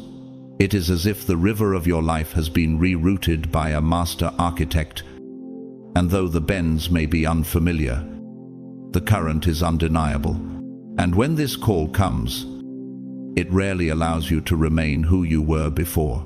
It reshapes your priorities, redefines your loyalties, and even rearranges your relationships. Those who once understood you may begin to feel like strangers, while new alliances appear in the most unexpected places. But calling is never given without testing. The chosen are sent through fire, not to be consumed, but to be refined. The prophet Isaiah declared, "When you walk through the fire, you shall not be burned, and the flame shall not consume you." Isaiah 43:2. Like gold in the crucible, the heat strips away what is impure, so that only what is true remains. Think of the mountain pine, whose cones release seeds only under the searing heat of wildfire. Without the fire, the forest would never renew. Could it be that your trials are not meant to break you, but to release something inside you that could never emerge otherwise? The seasons of fire in a chosen one's life are not random, they are intentional refineries. Every betrayal, every delay, every closed door is a chisel in the hand of the divine, shaping you into a vessel that can carry glory without cracking. At the center of being chosen lies a sacred contract, a covenant written before your first breath, sealed in heaven's archives. Before I formed you in the womb, I knew you, and before you were born, I consecrated you. Jeremiah 1-5. This is no casual agreement. It is a commissioning that names your purpose and defines the responsibilities you must carry. It entrusts you with gifts. Yes, but those gifts are tools, not trophies. Whether your mission is to heal, to speak wisdom, to intercede in prayer, or to create change that ripples through generations, your role is uniquely yours. No one else has been assigned your path, and because no one else has been entrusted with your exact calling, there will also be no one else to answer for it on your behalf. This covenant is personal. It will not be explained away by comparison, excuse, or delay. And yet, every covenant carries weight. The chosen bear it like a bridge bears the tension between two shores. This is why discipline matters. This is why compromise is dangerous. This is why you must remain alert to the subtle drift of the heart. The book of Hebrews warns, we must pay much closer attention to what we have heard. lest we drift away from it. Hebrews 2:1. Have you noticed how a riverbank changes shape over time? Not from a single flood, but from the slow, steady erosion of the current. In the same way, a chosen one rarely falls in a day. It happens through small surrenders, little concessions that seem harmless in the moment. Guard the edges of your obedience as fiercely as the center, for the edges are where erosion begins. Art has captured this truth. In the medieval morality play Every Man, the central figure learns that in the end, all titles, wealth, and companions fall away, leaving only one thing to walk with him into eternity: his good deeds. The chosen understand this. It is not what you gather that matters, but what you carry in faithfulness to your assignment. Like a tree whose fruit remains sweet because its roots drink from a pure source, your impact will depend entirely on the integrity of your hidden life. Influence without purity is like fruit without nourishment. It will rot before it reaches the table. So here is the charge: do not treat lightly what heaven has placed in your hands. Strengthen the foundations. Guard the covenant.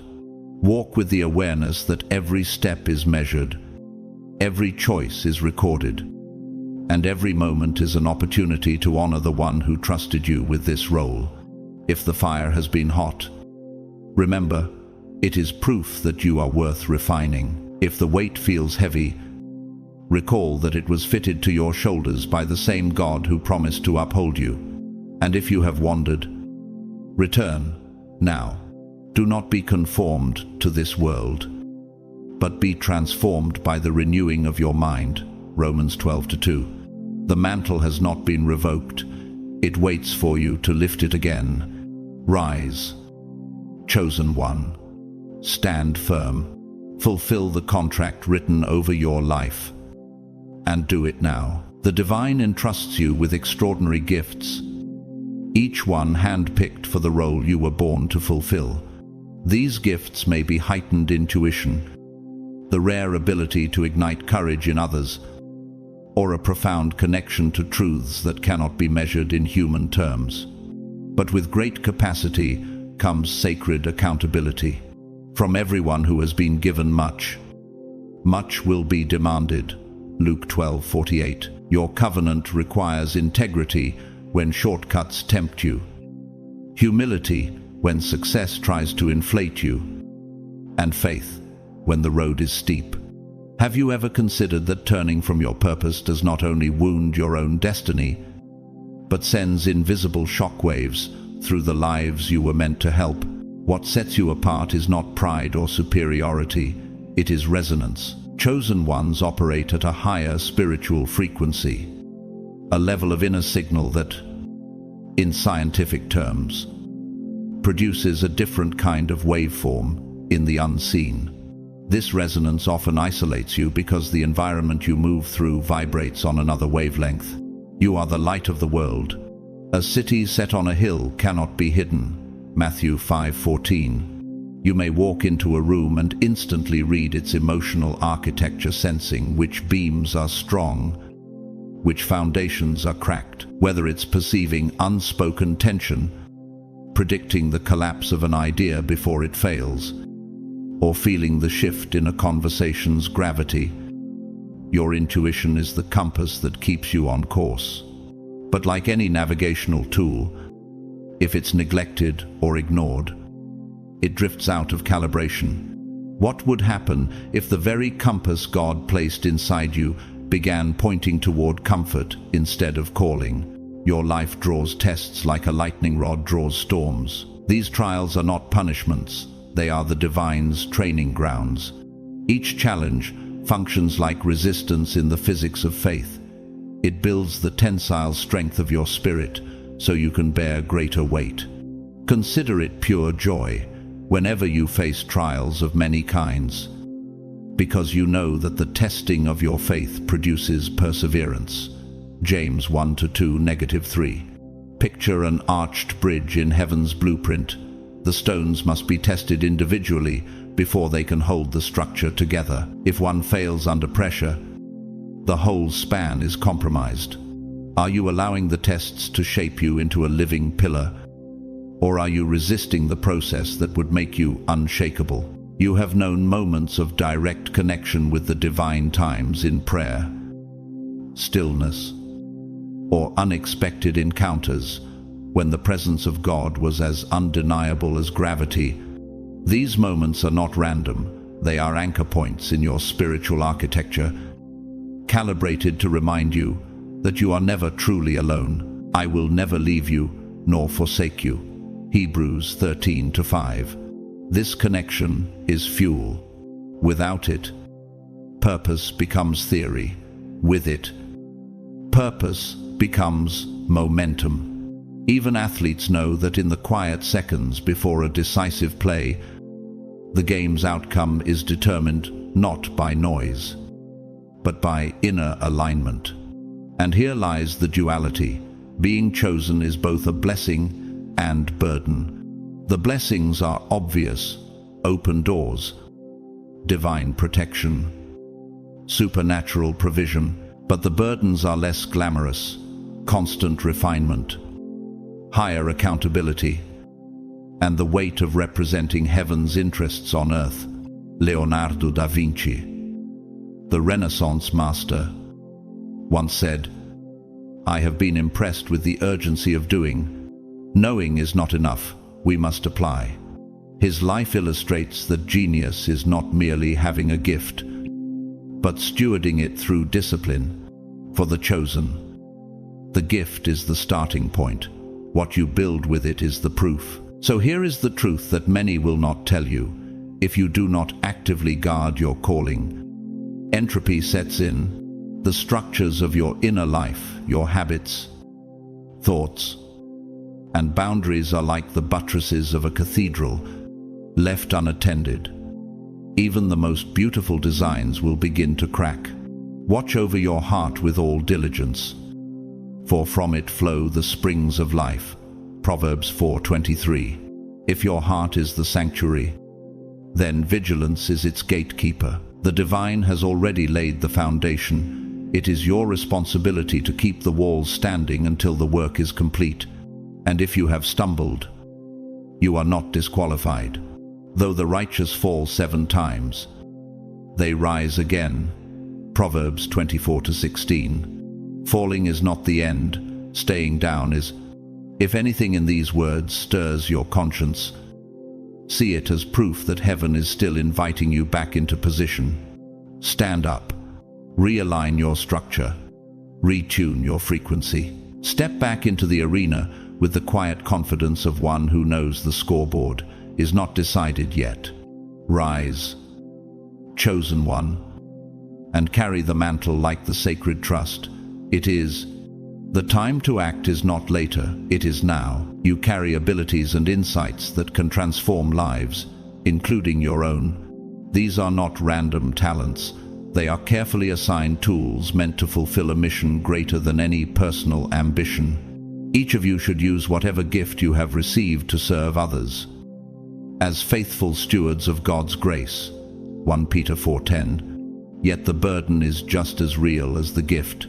Many chosen ones walk through seasons where even the people closest to them cannot fully understand their path. This misunderstanding can wound, but it can also separate you from something sacred. Have you realized that the very isolation you wish to escape may be the chamber where heaven fine-tunes your hearing? Solitude, though uncomfortable, can amplify the whispers of the divine until they become undeniable. In those moments when silence feels heavy, it is not emptiness, it is preparation. Like a sculptor working in a quiet studio, heaven shapes you away from the noise so you can step back into the world with precision and purpose. The weight of your purpose can, at times, feel overwhelming. You are not just living for yourself, you are living for a mission that touches destinies beyond your sight. Unlike others, you are held to a higher standard, not to punish you, but to prepare you. To whom much is given, Much will be required. Luke 12:48. The divine expects you to lead by example, to walk in truth, even when it costs you reputation, opportunity, or comfort. This tension between blessing and burden is not meant to break you, it is meant to forge you into a vessel that can carry both without spilling either. But how do you respond when the pressure feels heavier than the promise? Do you retreat into ease, or do you lean into the refining fire that was designed for your good? Every moment you choose faith over fear, you add another layer of strength to the structure of your soul. Every time you endure without bitterness, you become more trustworthy in heaven's eyes. At its core, being a chosen one is about alignment, living in harmony with your sacred contract and divine purpose. When you are aligned, life carries a kind of holy momentum. You feel connected, empowered, and guided by a force that transcends human calculation. In all your ways acknowledge him, and he will make straight your paths. Proverbs 3-6.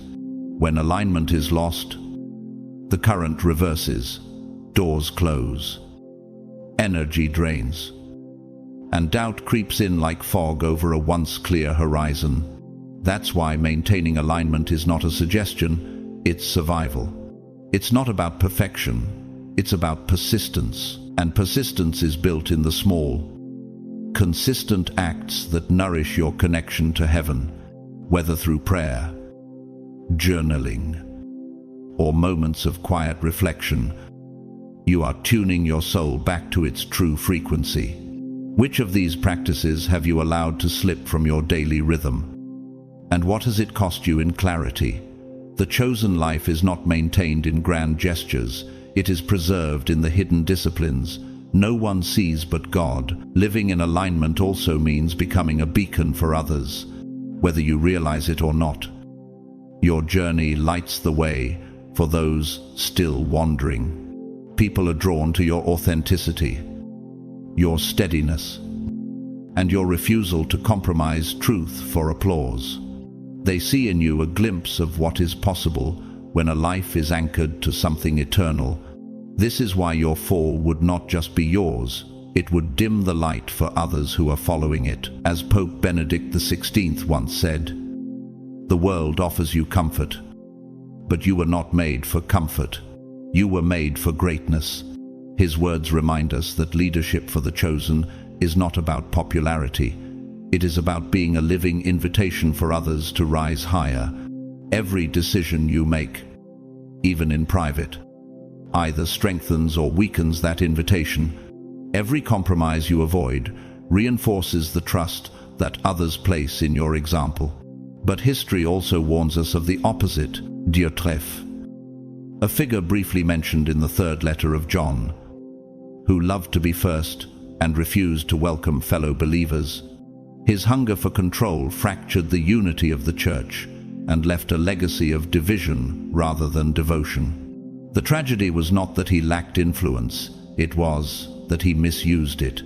This is the shadow every chosen one must guard against, turning influence into a mirror for self instead of a window to God. If your platform ever becomes a throne for ego, it will eventually collapse under its own weight. How many leaders have we seen rise fast and fall faster because they forgot the mission that gave them authority in the first place? Pride blinds. But humility builds foundations that last. So the call is clear. Guard your alignment with vigilance. Watch yourselves, so that you may not lose what we have worked for, but may win a full reward. 2 John 1-8. Keep the practices that sharpen your hearing. Protect the standard that was set over your life. Lead by living the truth, not just speaking it. And if you've drifted, return now. Though the righteous fall 7 times, they rise again. Proverbs 24-16. Your calling has not been revoked. It waits for you to step back into position. Rise, chosen one. Stand in the place heaven assigned to you. The light you carry was never meant to be hidden, and the world cannot afford for it to go out. And when you stand, you do more than reclaim your destiny. You remind the watching world that God still raises leaders who will not bow to anything less than His purpose. What people see in you is more than charisma. It's a living example of what alignment with a higher purpose can produce. But influence is not a trophy to display. It is a weight to carry with trembling hands. Use it wisely. Lead with humility. And never forget that your gifts come from a divine source. Every good gift and every perfect gift is from above, coming down from the Father of lights. James 1:17. The essence of being chosen is to walk a sacred path, a journey where blessings and burdens travel together, where each step contains the potential for both joy and refinement. It is not an easy road, but it is a meaningful one. If you have ever felt the truth of these words burn deep in your spirit, then you already know you have been set apart for a purpose. Honor it, protect it, live it, because the world is gasping for the kind of light you carry, and it needs it now more than ever. Yet even the brightest flame can be smothered if the air grows thin. Being a chosen one is both privilege and responsibility.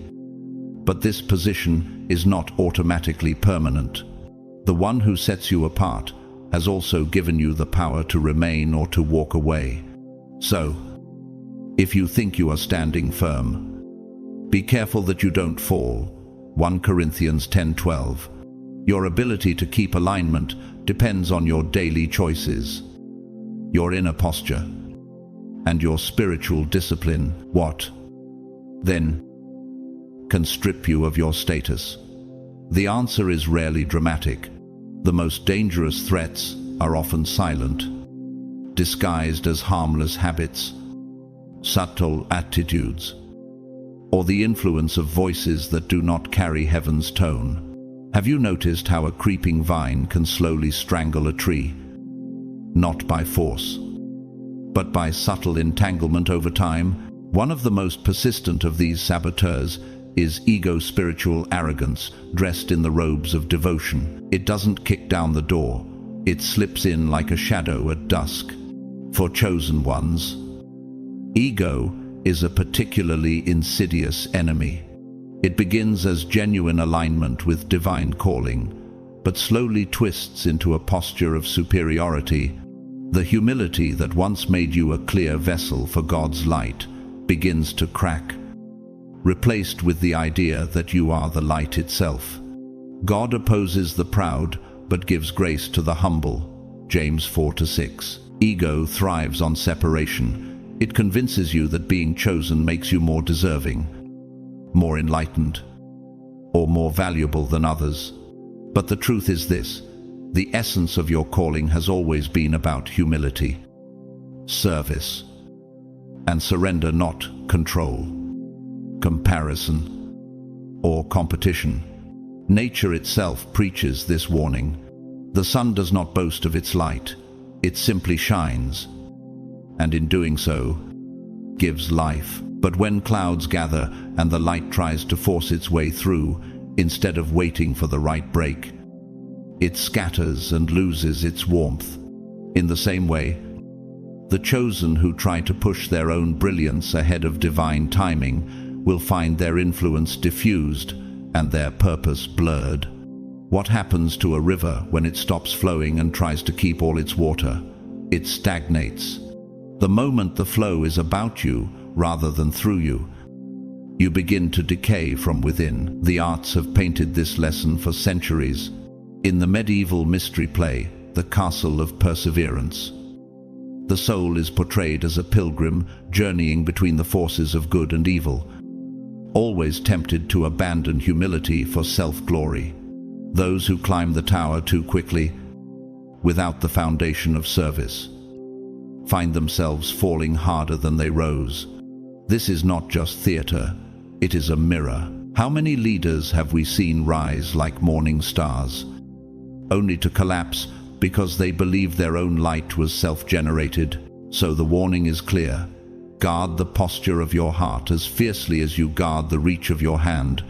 Do nothing from selfish ambition or conceit, but in humility count others more significant than yourselves. Philippians 2-3. Keep your gifts in the posture of service. Let your influence remain a reflection of the source, never a monument to self. And if you feel the weight of conviction right now, know that this is grace inviting you back into right alignment. Though the righteous fall 7 times, they rise again. Proverbs 24-16.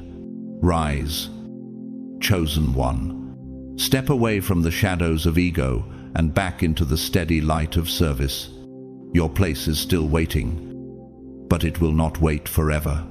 Stand now and let heaven find you faithful. Illusion is where the danger begins. Once spiritual arrogance finds a foothold, it begins to subtly alter the structure of your life, like a hidden crack in the load-bearing wall of a cathedral.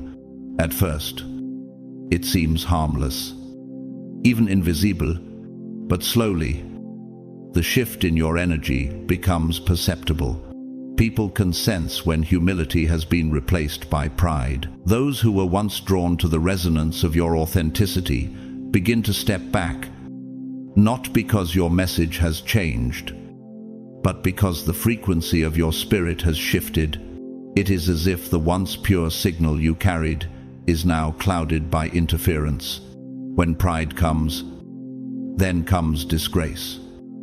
But with the humble is wisdom. Proverbs 11-2. Have you noticed how the atmosphere changes when ego steps into the room before you do? This isolation is not merely social, it is structural in the spiritual architecture of your life. The flow of the divine cannot move freely through a heart that has been acoustically insulated by ego. Imagine a grand hall designed for perfect resonance, where the slightest change in material dampens the sound. That is what happens when pride replaces humility. The reverberation of grace is muted. Another consequence is the distortion of your mission's blueprint. What once was about building bridges of healing, spreading wisdom, and embodying love becomes a self-referential monument, more concerned with personal recognition than divine service. Whoever exalts himself will be humbled, and whoever humbles himself will be exalted. Matthew 23:12. The divine does not choose you for your desire to rule. He chooses you for your willingness to serve. When ego takes over, growth halts. Psychologists call this a fixed mindset, the belief that you have already arrived, that no further refinement is necessary. But the spiritual path is not static. It is a dynamic system of constant calibration. In physics, a system that ceases to adjust to its environment loses equilibrium and collapses under its own entropy. Could it be that the moment you stop learning, you are already drifting out of alignment with the one who called you? Ego is rarely loud. It seeps in through subtle channels, disguised as conviction, cloaked in certainty. This makes it dangerously hard to identify. The antidote is not false modesty or pretending you have no worth. It is the cultivation of true humility. True humility is architectural. It creates an unshakable foundation capable of supporting the weight of greater responsibility. It is also harmonic, like a well-tuned instrument. It allows the frequency of the divine to pass through you without distortion. God opposes the proud, but gives grace to the humble. James 4-6. History gives us examples of this principle. Corrie ten Boom, a Dutch watchmaker who helped countless Jews escape the Holocaust, carried her calling with both courage and humility. She once said, "Trying to do the Lord's work in your own strength is the most confusing, exhausting, and tedious of all work. But when you are filled with the Holy Spirit, then the ministry of Jesus just flows out of you." Her life was proof that gifts are not to be hoarded. They are conduits, meant to release life to others. Humility restores your alignment with the universal principles of love, compassion, and surrender. It clears the interference in your soul's circuitry, so divine energy can flow without static. Clothe yourselves, all of you, with humility toward one another. 1 Peter 5:5. Gratitude becomes the grounding wire, ensuring that every current of grace is anchored in acknowledgement of its source. But humility is not self-maintaining. It must be safeguarded. The journey of a chosen one demands constant vigilance. Ego will not vanish after one victory. It will wait in the quiet, searching for an unguarded moment to reassert itself. That's why you must develop the discipline of pausing like an athlete in the final seconds before a decisive play, scanning the field and recalibrating strategy. So I ask you, when was the last time you examined the foundation of your calling? Are there fractures forming where no one else can see? If so, this is your moment to repair them. Though the righteous fall 7 times, they rise again. Proverbs 24:16. Rise. Chosen one. Tear down the scaffolding of ego and rebuild on the cornerstone of humility. Let your life become a structure where heaven's presence echoes without obstruction. The master architect has not revoked your assignment, but he is waiting for you to restore the design. Stand now, and let the walls of your calling ring with the sound of his glory again. Are your actions truly guided by love and service? Or have they begun to bend toward the need for validation and applause? This is not an accusation, but an invitation to recalibrate, recommit to your purpose, remembering that the divine chose you not because you were flawless, but because you were willing. Man looks on the outward appearance, but the Lord looks on the heart. 1 Samuel 16:7. Ego will attempt to lure you off course, whispering that your worth must be proved rather than lived. But humility will always call you home. The one who appointed you does not demand perfection. He seeks authenticity. Stay humble. Stay grounded. Remember, your gifts were given to be shared, not hoarded. In humility lies the true strength of a chosen one. For God opposes the proud, but gives grace to the humble. James 4:6. How often do you pause to examine whether your service still flows from gratitude, or has it been quietly hijacked by the desire to be seen? Discipline is the foundation upon which your status as a chosen one rests. Without it, the connection to your divine purpose begins to waver, and the energy that once flowed like a living river through you begins to dry up. Being chosen is not a static title, it is an ongoing covenant. Discipline is the bridge that keeps you aligned with your higher self and the divine forces that guide your steps. When that bridge weakens, everything else begins to destabilize. A man without self-control is like a city broken into and left without walls. Proverbs 25:28. The journey of a chosen one demands consistency. Your spiritual gifts are not fixed monuments. They are dynamic forces that require constant tending. Think of them like a flame. If you do not feed it, protect it, and shield it from the wind, it will flicker and die. Practices like prayer, grounding, and self-reflection are not decorative rituals. They are essential acts of alignment. They are the spiritual maintenance that keeps the signal of your calling free from static. Without them, distraction and disconnection slip in, unnoticed. Have you ever thought that skipping one day of devotion doesn't matter, only to find weeks later that your clarity has dimmed? This is how drift begins, not with a dramatic fall, but with small, repeated neglect. To illustrate, Angela Duckworth, a psychologist and author known for her research on grit. She defines grit as passion and sustained persistence applied toward long-term achievement. Her work proves what the chosen already know in their spirit. Talent without discipline cannot endure. A gift is only as strong as the structure built to carry it, without the discipline to sustain it. Even the most brilliant calling will fade into memory. But there is also the cautionary mirror, the story of Saul, Israel's first king. Initially anointed and empowered, Saul's failure to obey consistently and his erosion of discipline led him to forfeit his throne. His downfall was not a single act of rebellion, but a pattern of compromise and neglect. You have rejected the word of the Lord, and the Lord has rejected you from being king. 1 Samuel 15:26. This is the danger for every chosen one. When the daily habits that keep you aligned are abandoned, the calling remains, but your ability to carry it disappears. Without regular discipline, negativity finds fertile soil. Stress, fear, doubt, and unhealthy influences begin to cloud your perception. Toxic relationships flourish when your spiritual guard is lowered. In this state, even wise counsel can sound like noise, and the path once clear becomes obscured. That is why vigilance is not optional.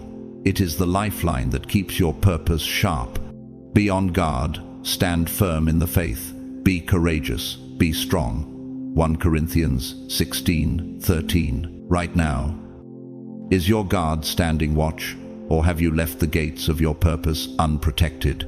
So here is the charge: restore the habits that keep you aligned. Protect the flame at all costs.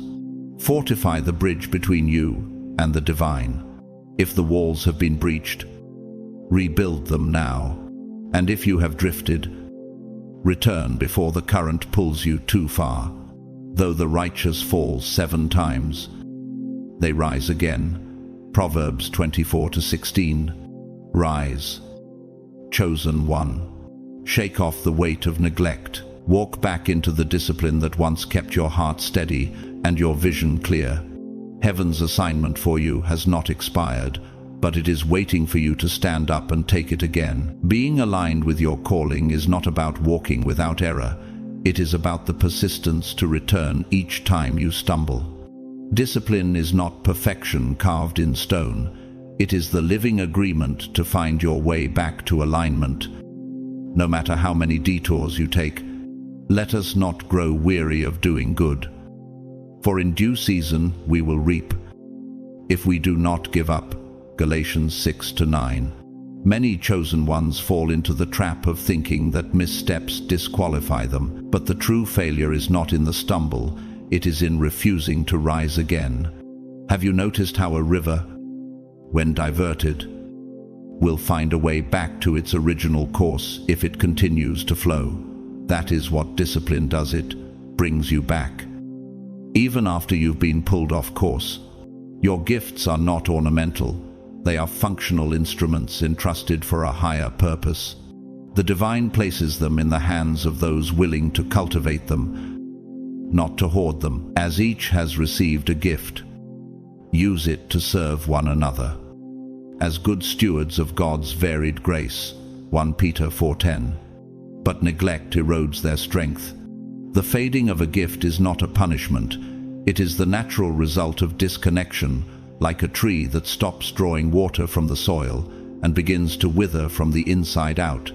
In the same way, when you stop actively nurturing your alignment, the spiritual current that sustains your gifts weakens. What good is a lantern if the flame is allowed to dwindle until it gives no light?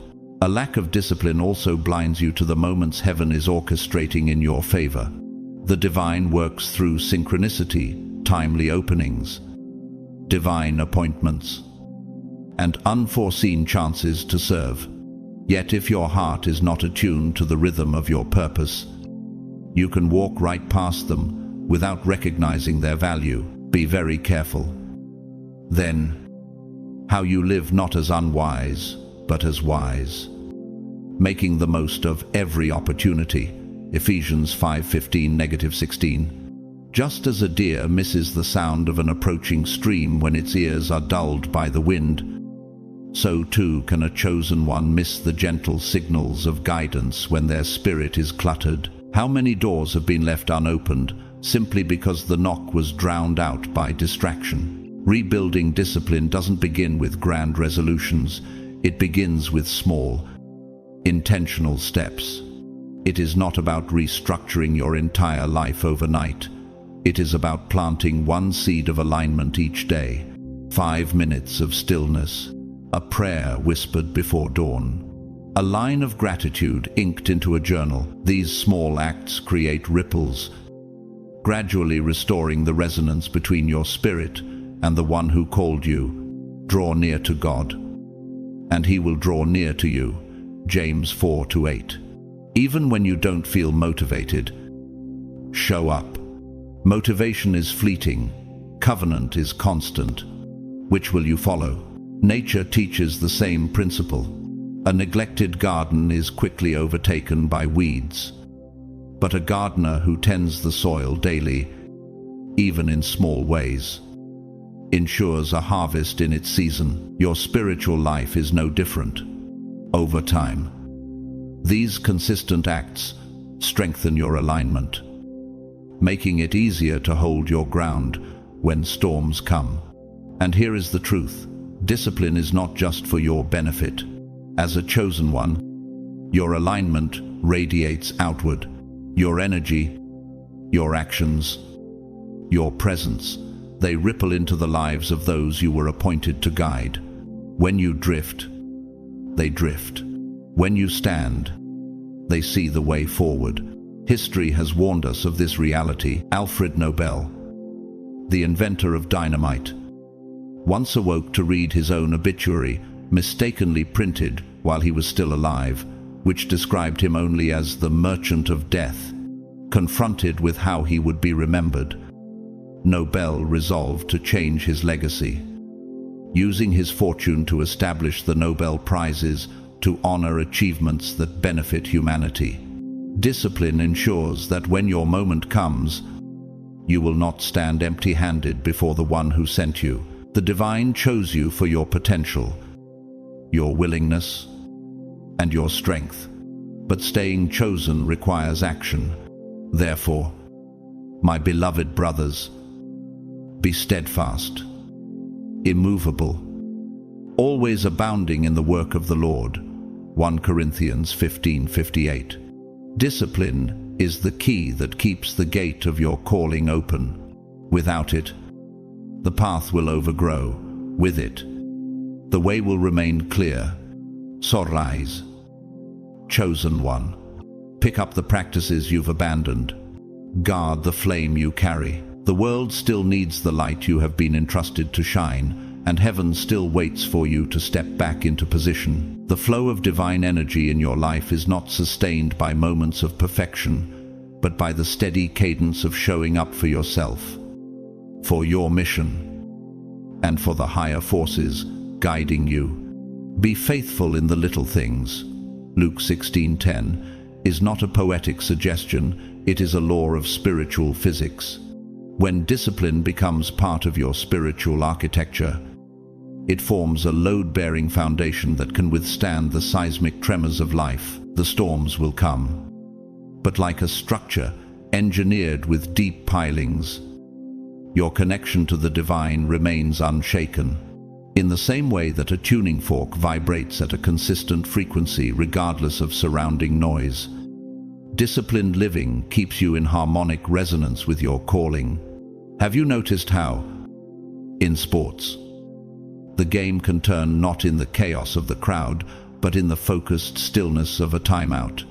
That's what discipline does. It creates clarity in the middle of pressure. Through discipline, you honor your identity as a chosen one and ensure that your light continues to burn in a world desperate for direction. Yet, even the most well-built cathedral can be compromised from within if cracks form in its walls, and one of the most silent but destructive cracks is the presence of toxic relationships and negative influences.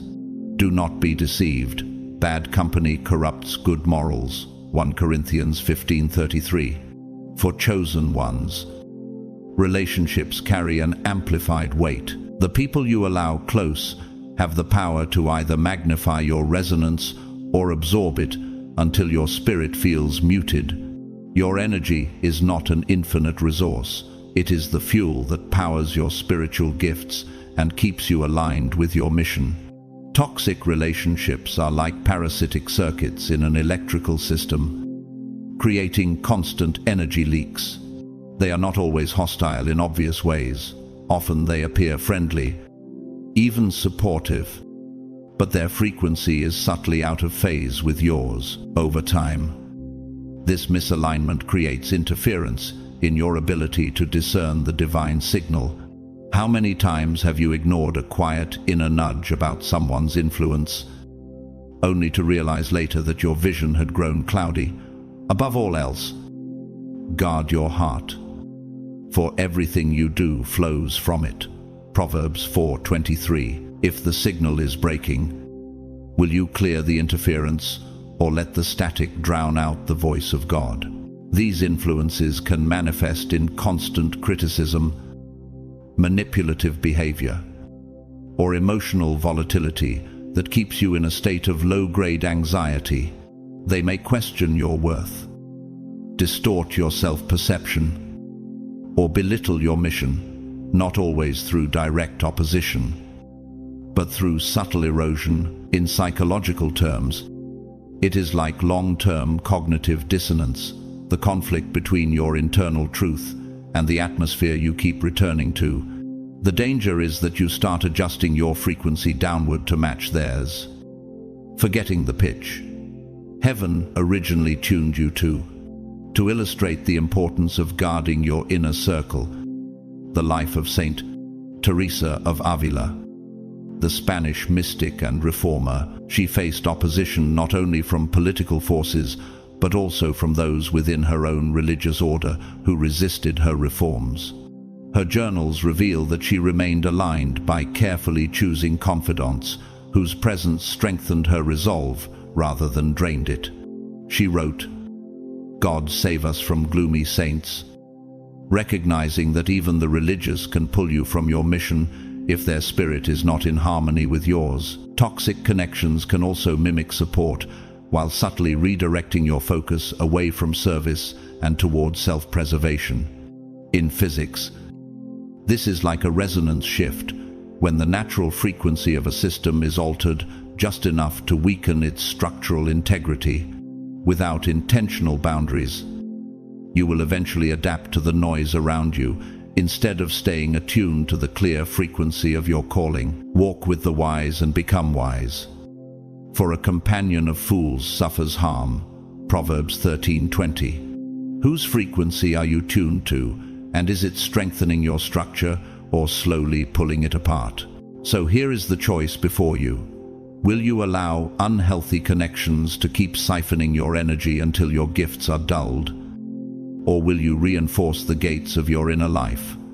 Every chosen one must decide who is allowed to speak into their spirit. This is not cruelty, it is stewardship. Though the righteous fall 7 times, they rise again. Proverbs 24:16. Rise, chosen one. Audit your relationships. Strengthen your walls. Tune your life back to heaven's frequency. The world needs the undiluted version of your light, and it needs it now. They often operate from a place of fear, jealousy, or unresolved pain, and their energy can seep into yours without you even realizing it. It is like smoke entering a clear room, subtle at first, but over time it clouds everything until you forget what clean air feels like.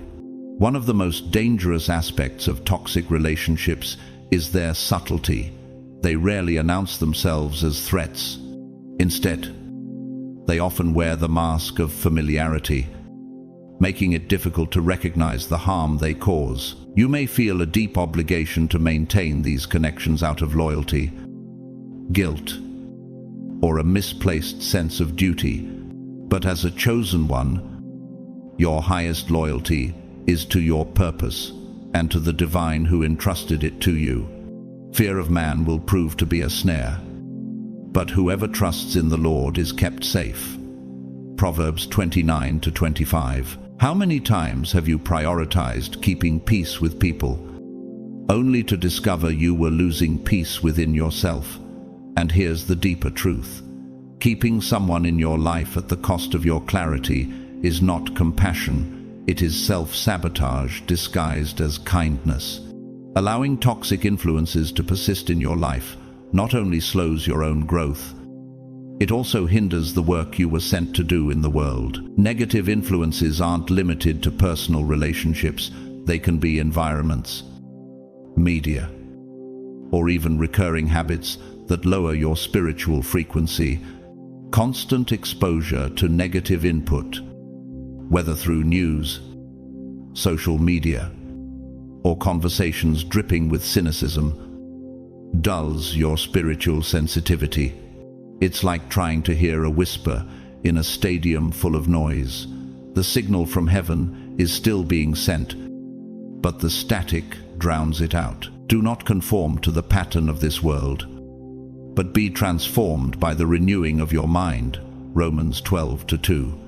Over time, this noise becomes the new normal, making you forget how sharp your discernment once was.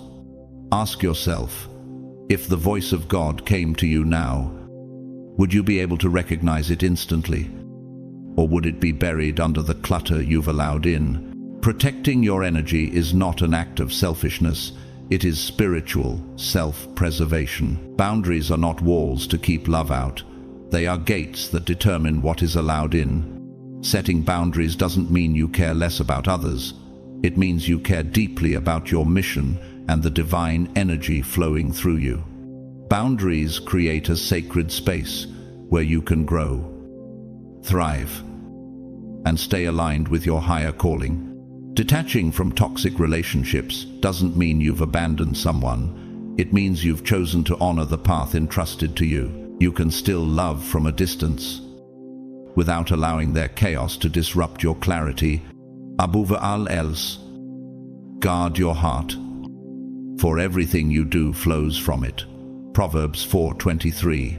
The truth is, if you never model healthy boundaries, those around you will never learn how to honor their own.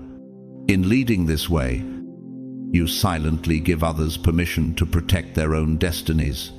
History offers us examples of those who understood this well. The late Billy Graham, one of the most influential Christian evangelists of the 20th century, famously implemented what became known as the Modesto Manifesto, a set of personal and ministry boundaries designed to protect integrity, relationships, and spiritual focus.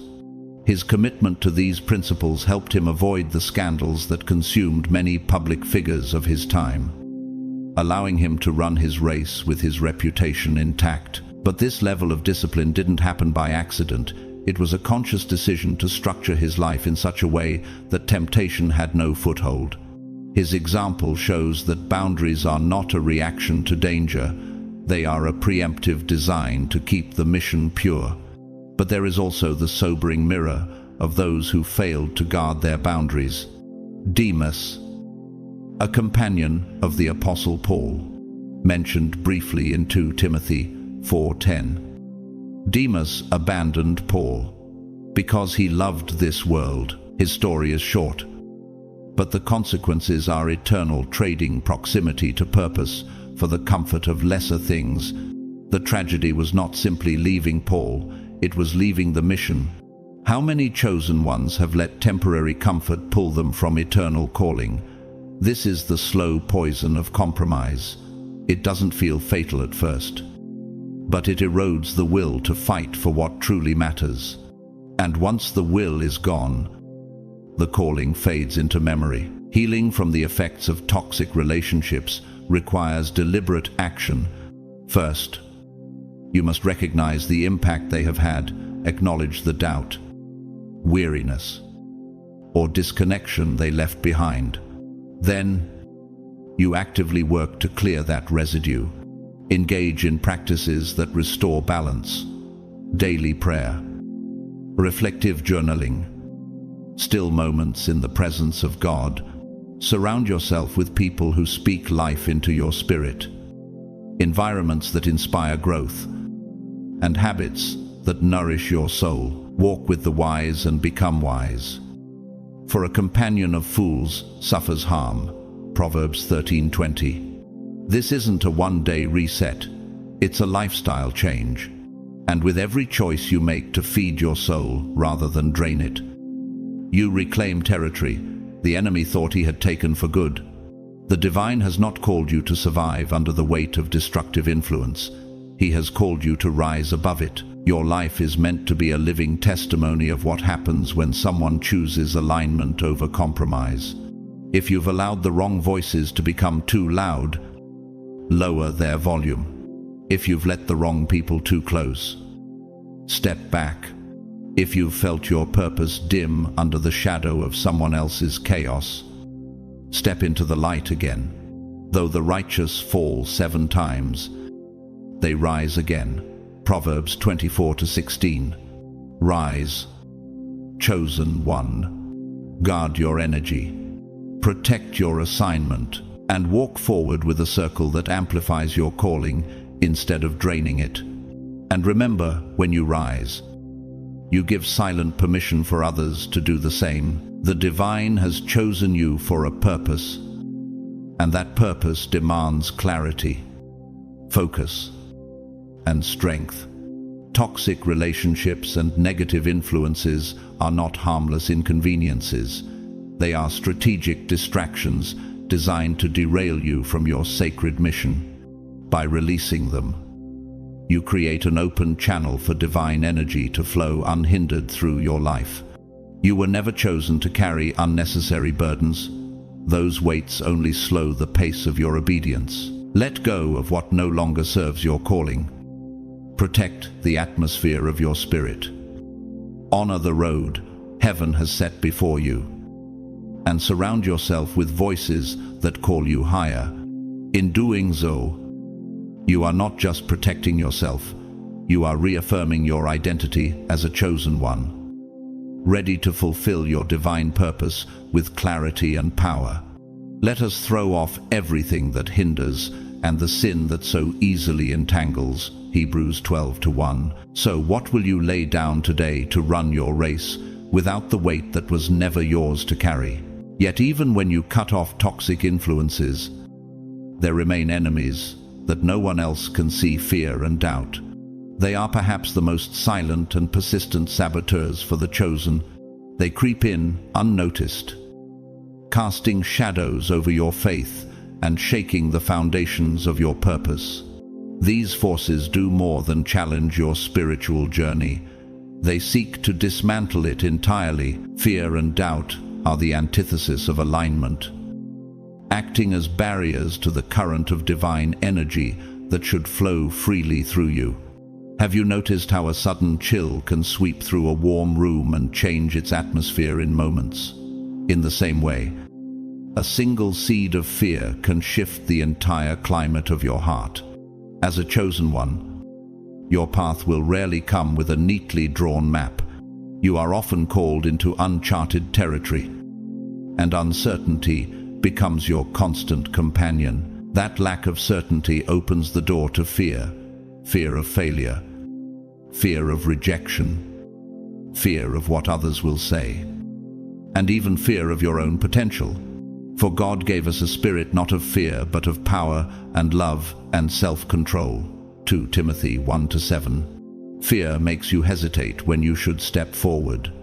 It whispers that safety is found in standing still, when in reality, safety is in obedience. What moves of God have you delayed because fear convinced you to wait for a better time? Doubt takes an even more deceptive form. It whispers insidious lies in the quiet moments. What if you're not really chosen? What if this is all in your head? What if you're not enough?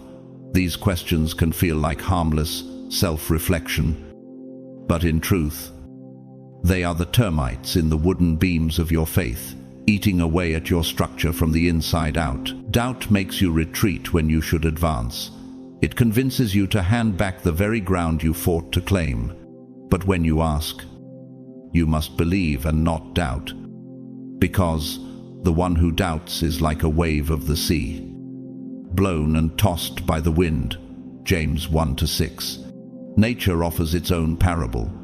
An eagle, built to soar at altitudes that no predator can reach, will never discover its full capacity if it refuses to leave the nest. Fear and doubt are the invisible weights that keep your wings folded. They don't change your design, they simply convince you not to use it. And when you yield to them long enough, you forget what it feels like to fly.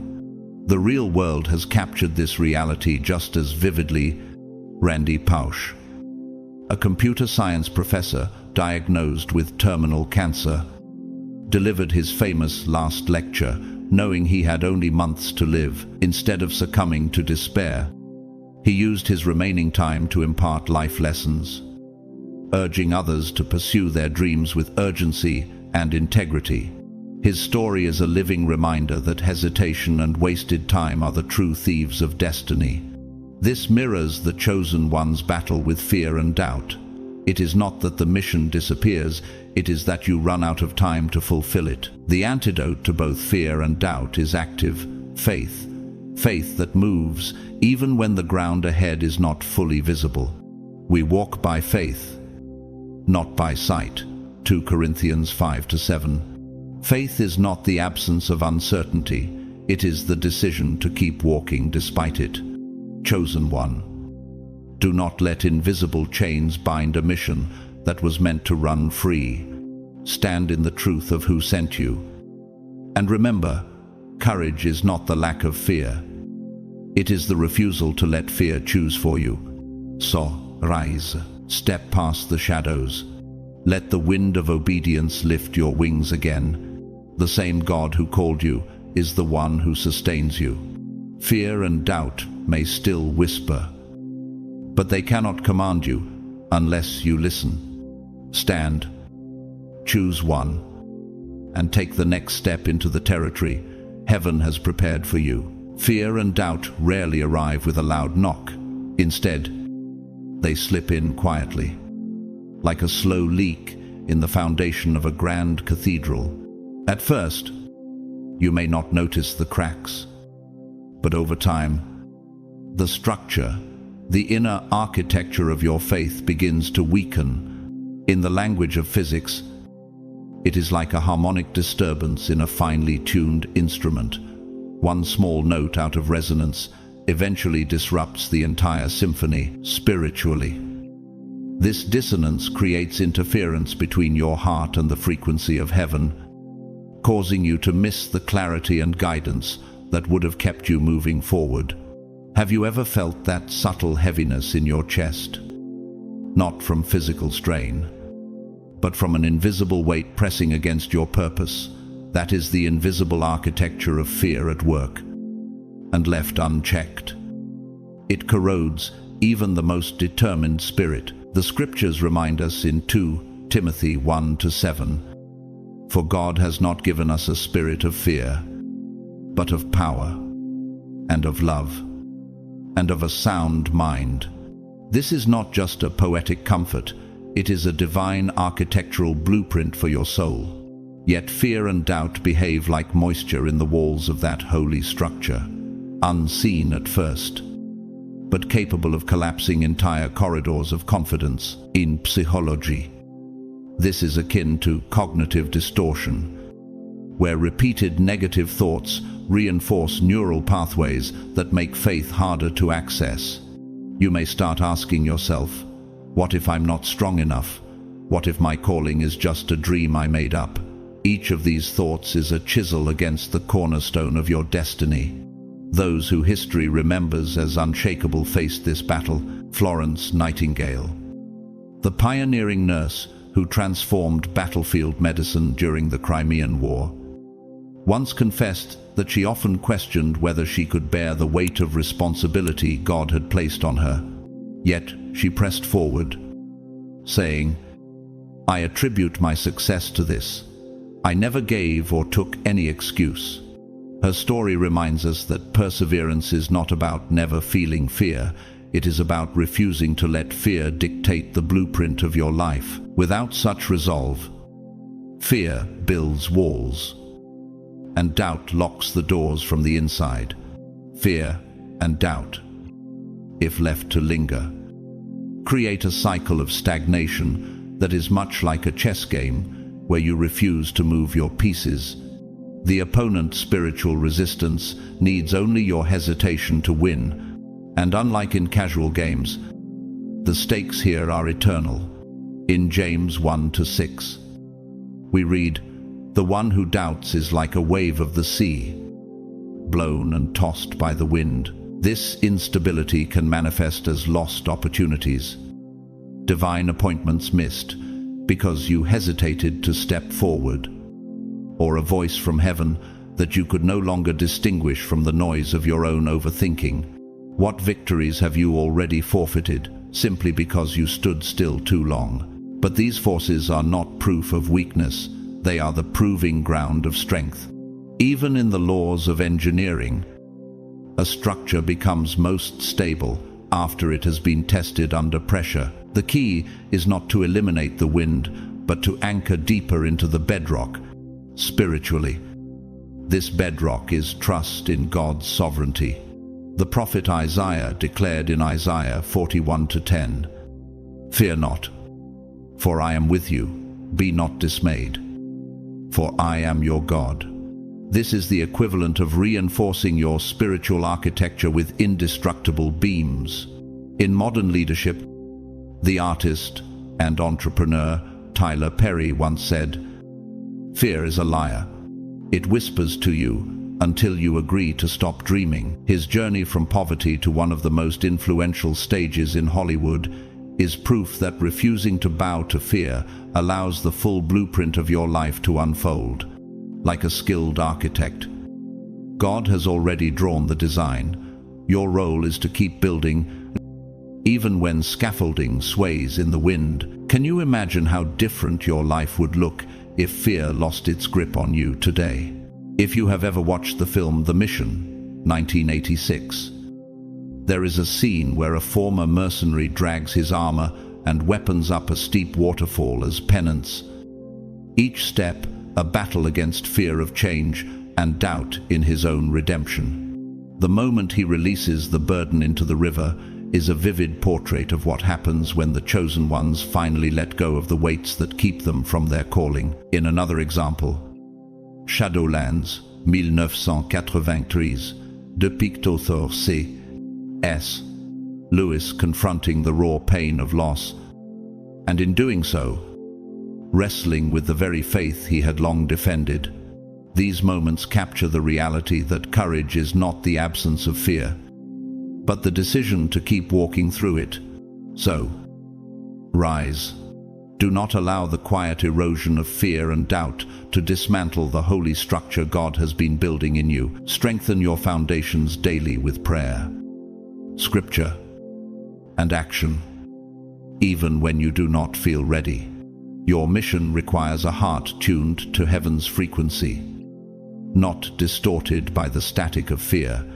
The time is now. Stand, step forward, and reclaim the territory fear tried to steal from you. Fear and doubt are not just fleeting emotions. They are recurring tremors in the architecture of your soul.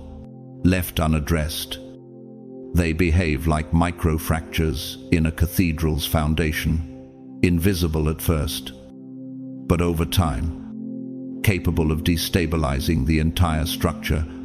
In the language of acoustics, they are like persistent background noise, disrupting the resonance of your spiritual frequency, preventing the pure tone of your purpose from ringing out. And yet, even in this interference, there is a truth worth holding.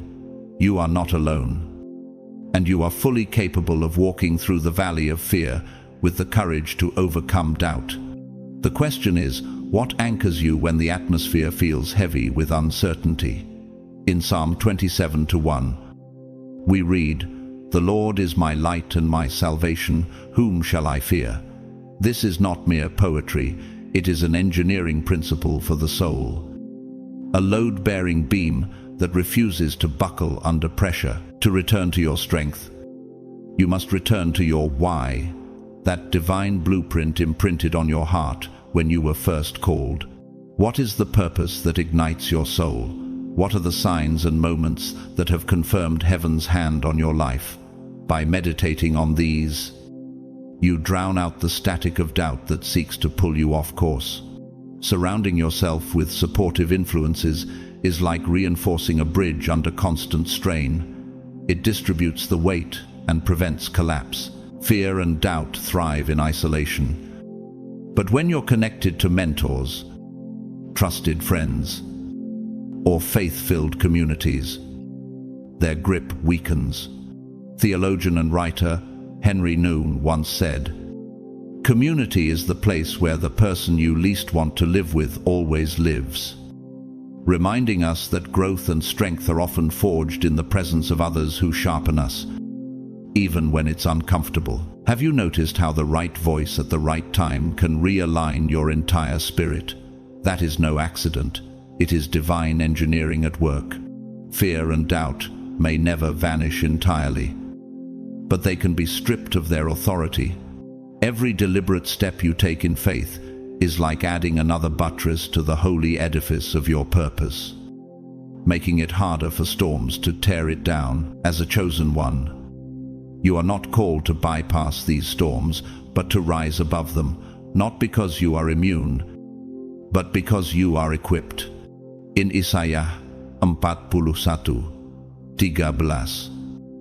God declares, "For I am the Lord your God who takes hold of your right hand and says to you, 'Do not fear, I will help you.'" This is not a suggestion, it's a covenant of reinforcement. And truly, if the architect of the universe is holding your hand, what structure could possibly collapse? And so we must speak of your spiritual gifts. These are not mere talents, they are sacred trusts. Divine instruments designed for transformation, healing, and guidance. Think of them as precision tools in the hands of an architect building something eternal. Yet with such power comes the sobering law of stewardship. Misuse them, and the entire project risks collapse. Misuse rarely begins with outright malice. It starts in subtle misalignment. In psychology, it mirrors mission drift. When an institution loses sight of its core purpose and begins to serve its own survival instead of its mission. Perhaps you've seen it, someone using their discernment not to protect but to manipulate, their healing gifts not to mend but to elevate their own status. It's like altering the blueprint of a bridge mid-construction for personal aesthetic preference. The structure may still stand, but its integrity is compromised. In 1 Peter 4:10, we are reminded, each of you should use whatever gift you have received to serve others, as faithful stewards of God's grace in its various forms. Ignore this, and your gifts become weapons rather than instruments of grace. And if your gift becomes a weapon, who will bear the wound? Others, or your own soul first? The painter Georges Rouault, whose art blended faith and raw human suffering, once said, "My only desire is to paint a Christ so moving that those who see him will be converted." His life's work illustrates the pure alignment between talent and purpose, art not for self-glory, but as a vessel for the divine. This is the standard for the chosen, that your gifts remain tethered to heaven's intent, unmoved by the gravitational pull of ego. Misuse of spiritual gifts is not just a personal failure, it distorts the resonance of the whole body of believers. In physics, this is like a single out-of-tune string disrupting the harmony of the entire orchestra. But the good news is this: realignment is always possible. The moment you return to humility, recalibrate your intention, and place your gifts back in the hands of the divine architect, the structure regains its form, the sound regains its clarity, and your mission regains its force. So rise. Protect the holy architecture within you. Guard the sacred frequency, heaven, entrusted to your soul. The same God who called you has also equipped you not to be a prisoner of fear and doubt, nor a careless custodian of sacred tools, but a master builder of the kingdom. The blueprint is in your hands. The time to build is now, rather than empowering you. These small choices, often disguised as harmless, shift your vibration little by little, pulling you further from the sacred architecture for which your gifts were entrusted. At its deepest level, the misuse of spiritual gifts is a breach of the sacred covenant you once made with the divine. These gifts were never given for personal amusement or to build your own kingdom. They were entrusted to you as instruments of heaven's will, to heal, to restore, to illuminate. When wielded for self-interest, they lose their resonance. Much like a finely tuned instrument left in the rain, its tone warped, its song silenced. The divine energy that once flowed like a living river begins to recede, leaving the soil of your spirit dry and cracked. The consequences of such misuse are not only external, where trust is lost and influence withers, they strike deeper, cutting into your inner alignment. Every time you twist a gift away from its sacred purpose, you create a fracture in your own foundation. This fracture breeds dissonance, clouding your discernment, dulling your spiritual vision, and blurring the clarity that once guided you. Proverbs 16:18 warns us plainly, "Pride goes before destruction, a haughty spirit before a fall." And indeed, pride often whispers the loudest when gifts are misused. If the fracture is forming, will you humble yourself to repair it, or let it widen until the whole structure falls? History offers sobering reminders. One such cautionary tale comes from the rise and fall of Girolamo Savonarola, a Dominican friar in Renaissance Florence. Gifted with piercing eloquence and a burning moral conviction, he once shook the conscience of a city. But as his influence grew, so did his rigidity and self-assurance. His gift for prophetic rebuke turned into a weapon of control, alienating allies and provoking powerful enemies. The same voice that could have steered a city toward revival instead led to his public execution in 1498. The tragedy was not the loss of his life, but the loss of what his gift could have continued to achieve had it remained humble. In contrast, we can look at William Wilberforce, the British politician who dedicated decades of his life to abolishing the transatlantic slave trade. He could have used his political influence for personal enrichment, but instead, he poured it into a cause that outlived him. His perseverance despite ridicule, political isolation, and ill health proved that gifts anchored in service can move the course of history. Would the chains of slavery in Britain have been broken as swiftly without a man willing to risk his career for righteousness? Always approach your gifts with the posture of a servant before every decision. Let the question echo in your spirit: does this honor the divine purpose for which I was chosen? When your gifts are poured out selflessly, the divine breath behind them intensifies. Your alignment deepens, and your impact becomes unshakable. 1 Peter 4:10 affirms this. Each of you should use whatever gift you have received to serve others. As faithful stewards of God's grace in its various forms, to serve is to strengthen, to exploit is to weaken. Misuse will inevitably cause gifts to fade, taking with them the sacred connection that makes you a chosen one. But the inverse is also true. Honor your calling, and your gifts will grow brighter with time. In leadership psychology, this is known as virtuous cycle reinforcement. The more you invest your abilities in others, the more your influence expands in healthy, sustainable ways. The spiritual life is no different. Heaven entrusts more to those who steward well. How much more could heaven trust you if every action you took was an act of pure stewardship? Staying aligned with your sacred path is not a straight, unbroken line. It is more like a pilgrimage through varied terrain, sunlit valleys, shadowed ravines, and narrow passes where you must walk slowly and deliberately. The path of a chosen one is both costly and exhilarating. It is a journey saturated with opportunities to grow, to serve, and to embody the divine blueprint entrusted to your soul. Along this journey, you will encounter distractions, temptations, and moments of deep fatigue. Alignment is not the absence of these trials. It is the discipline to return to your center every time you drift.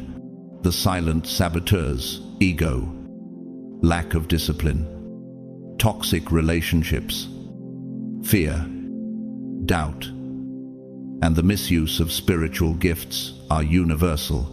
They creep in like ivy on the walls of a sacred temple, beautiful to the untrained eye.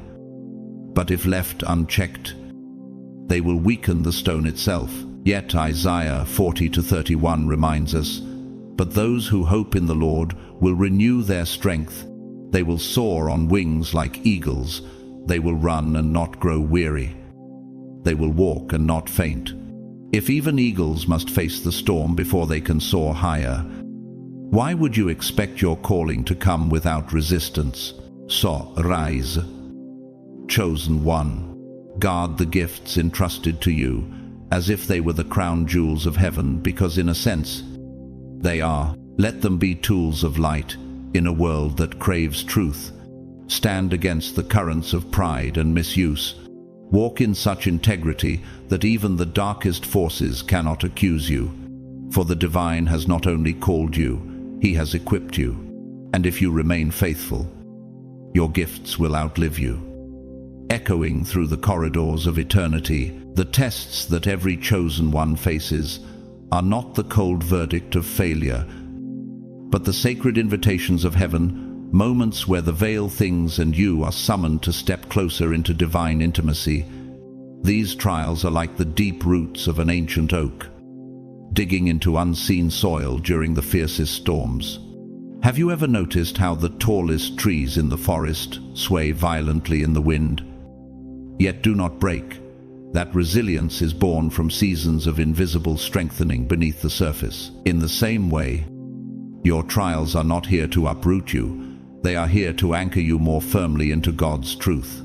As James 1:3 declares, the testing of your faith produces perseverance. And recognizing these pitfalls and addressing them with honesty and intention is not just a discipline, it is the lifeline that preserves your calling. Your mission as a chosen one is not a monument to your greatness, but a living river flowing to those whose thirst only the living water can quench. What if every act of obedience you make today becomes the seed for someone else's breakthrough tomorrow? This perspective shifts your focus from self-preservation to kingdom impact. It strips away the brittle bark of pride, revealing the living sap of service underneath.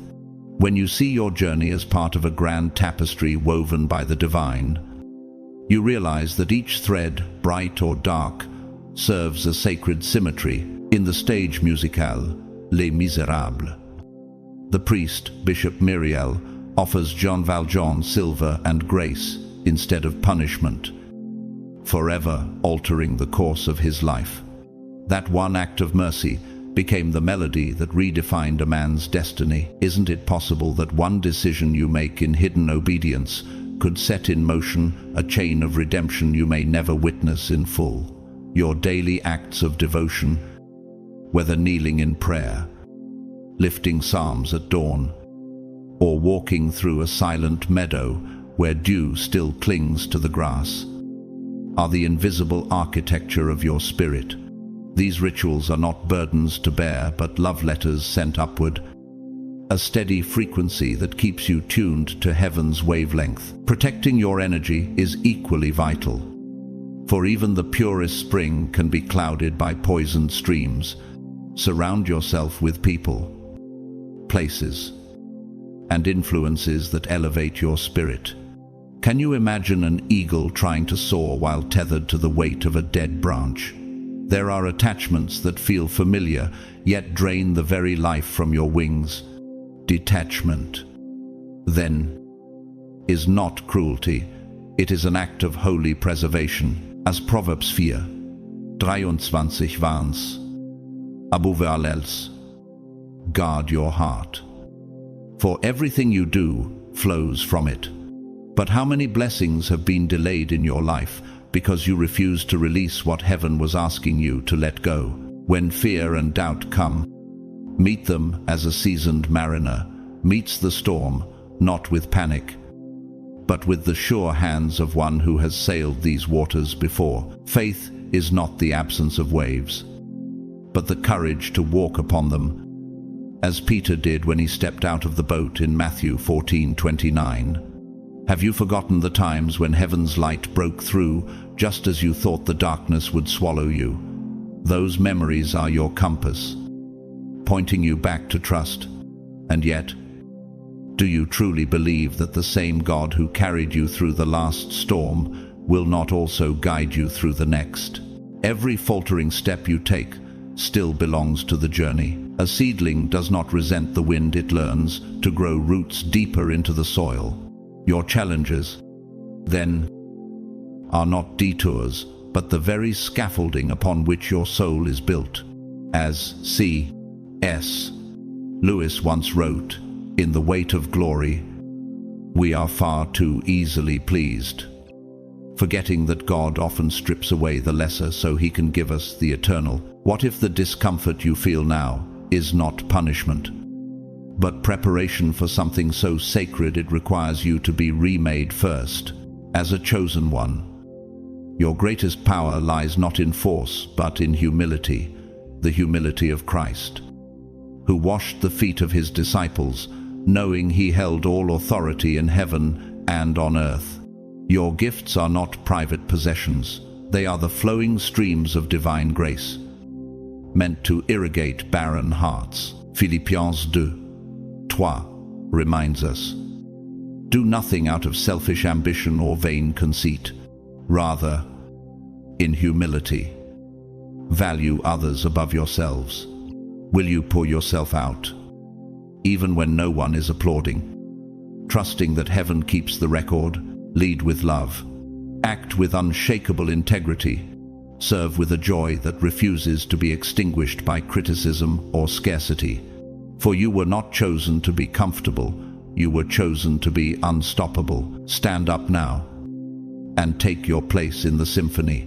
Heaven has been composing with your life. The time for hesitation is over. The journey of the chosen one is not a path of ease, but of eternal significance. Every step you take in humility, every decision you make in integrity, is a thread in the great tapestry. The divine is weaving through your life. You are here, not by accident, but by holy appointment. The gifts entrusted to you are not ornaments for display, but sacred tools for healing, building, and transforming lives. The world may try to dim your light, but darkness has never overcome the light that burns with heaven's fire. Arise, shine, for your light has come, and the glory of the Lord rises upon you. Isaiah 60:1. When the weight feels too heavy, remember the same God who called Moses from the wilderness, who anointed David in the pasture, and who sustained Esther in the palace, is the one who has called you. This mission is not given to the half-hearted. It is entrusted to those who dare to remain faithful when the cost is high. You are chosen because heaven sees in you what the world cannot measure, a resilience forged in the fires of trial, a compassion born of wounds healed, and a vision shaped by the very hand of God. So protect your energy like a sacred flame. Walk in alignment even when the road narrows. Let your courage be louder than fear, and your faith deeper than doubt. The divine will continue to guide you. But it asks you to keep saying yes when everything in you wants to turn back. This is your sacred contract. This is your inheritance. And this is your charge. If this message has stirred something deep in your spirit, take a moment to like this video, share it so that others may be strengthened, and comment 777 as a declaration that you choose to remain aligned with your calling. Whether you've supported this mission through super thanks or simply by showing up with an open heart, know that your presence here matters more than you realize. You are part of this spiritual family, and together, we are building a fortress of light in a world desperate for hope. May you walk in unwavering courage. May your heart remain pure before the Lord. And may your light pierce the darkness wherever you go. Stay blessed, stay faithful, and never forget you were chosen for such a time as this.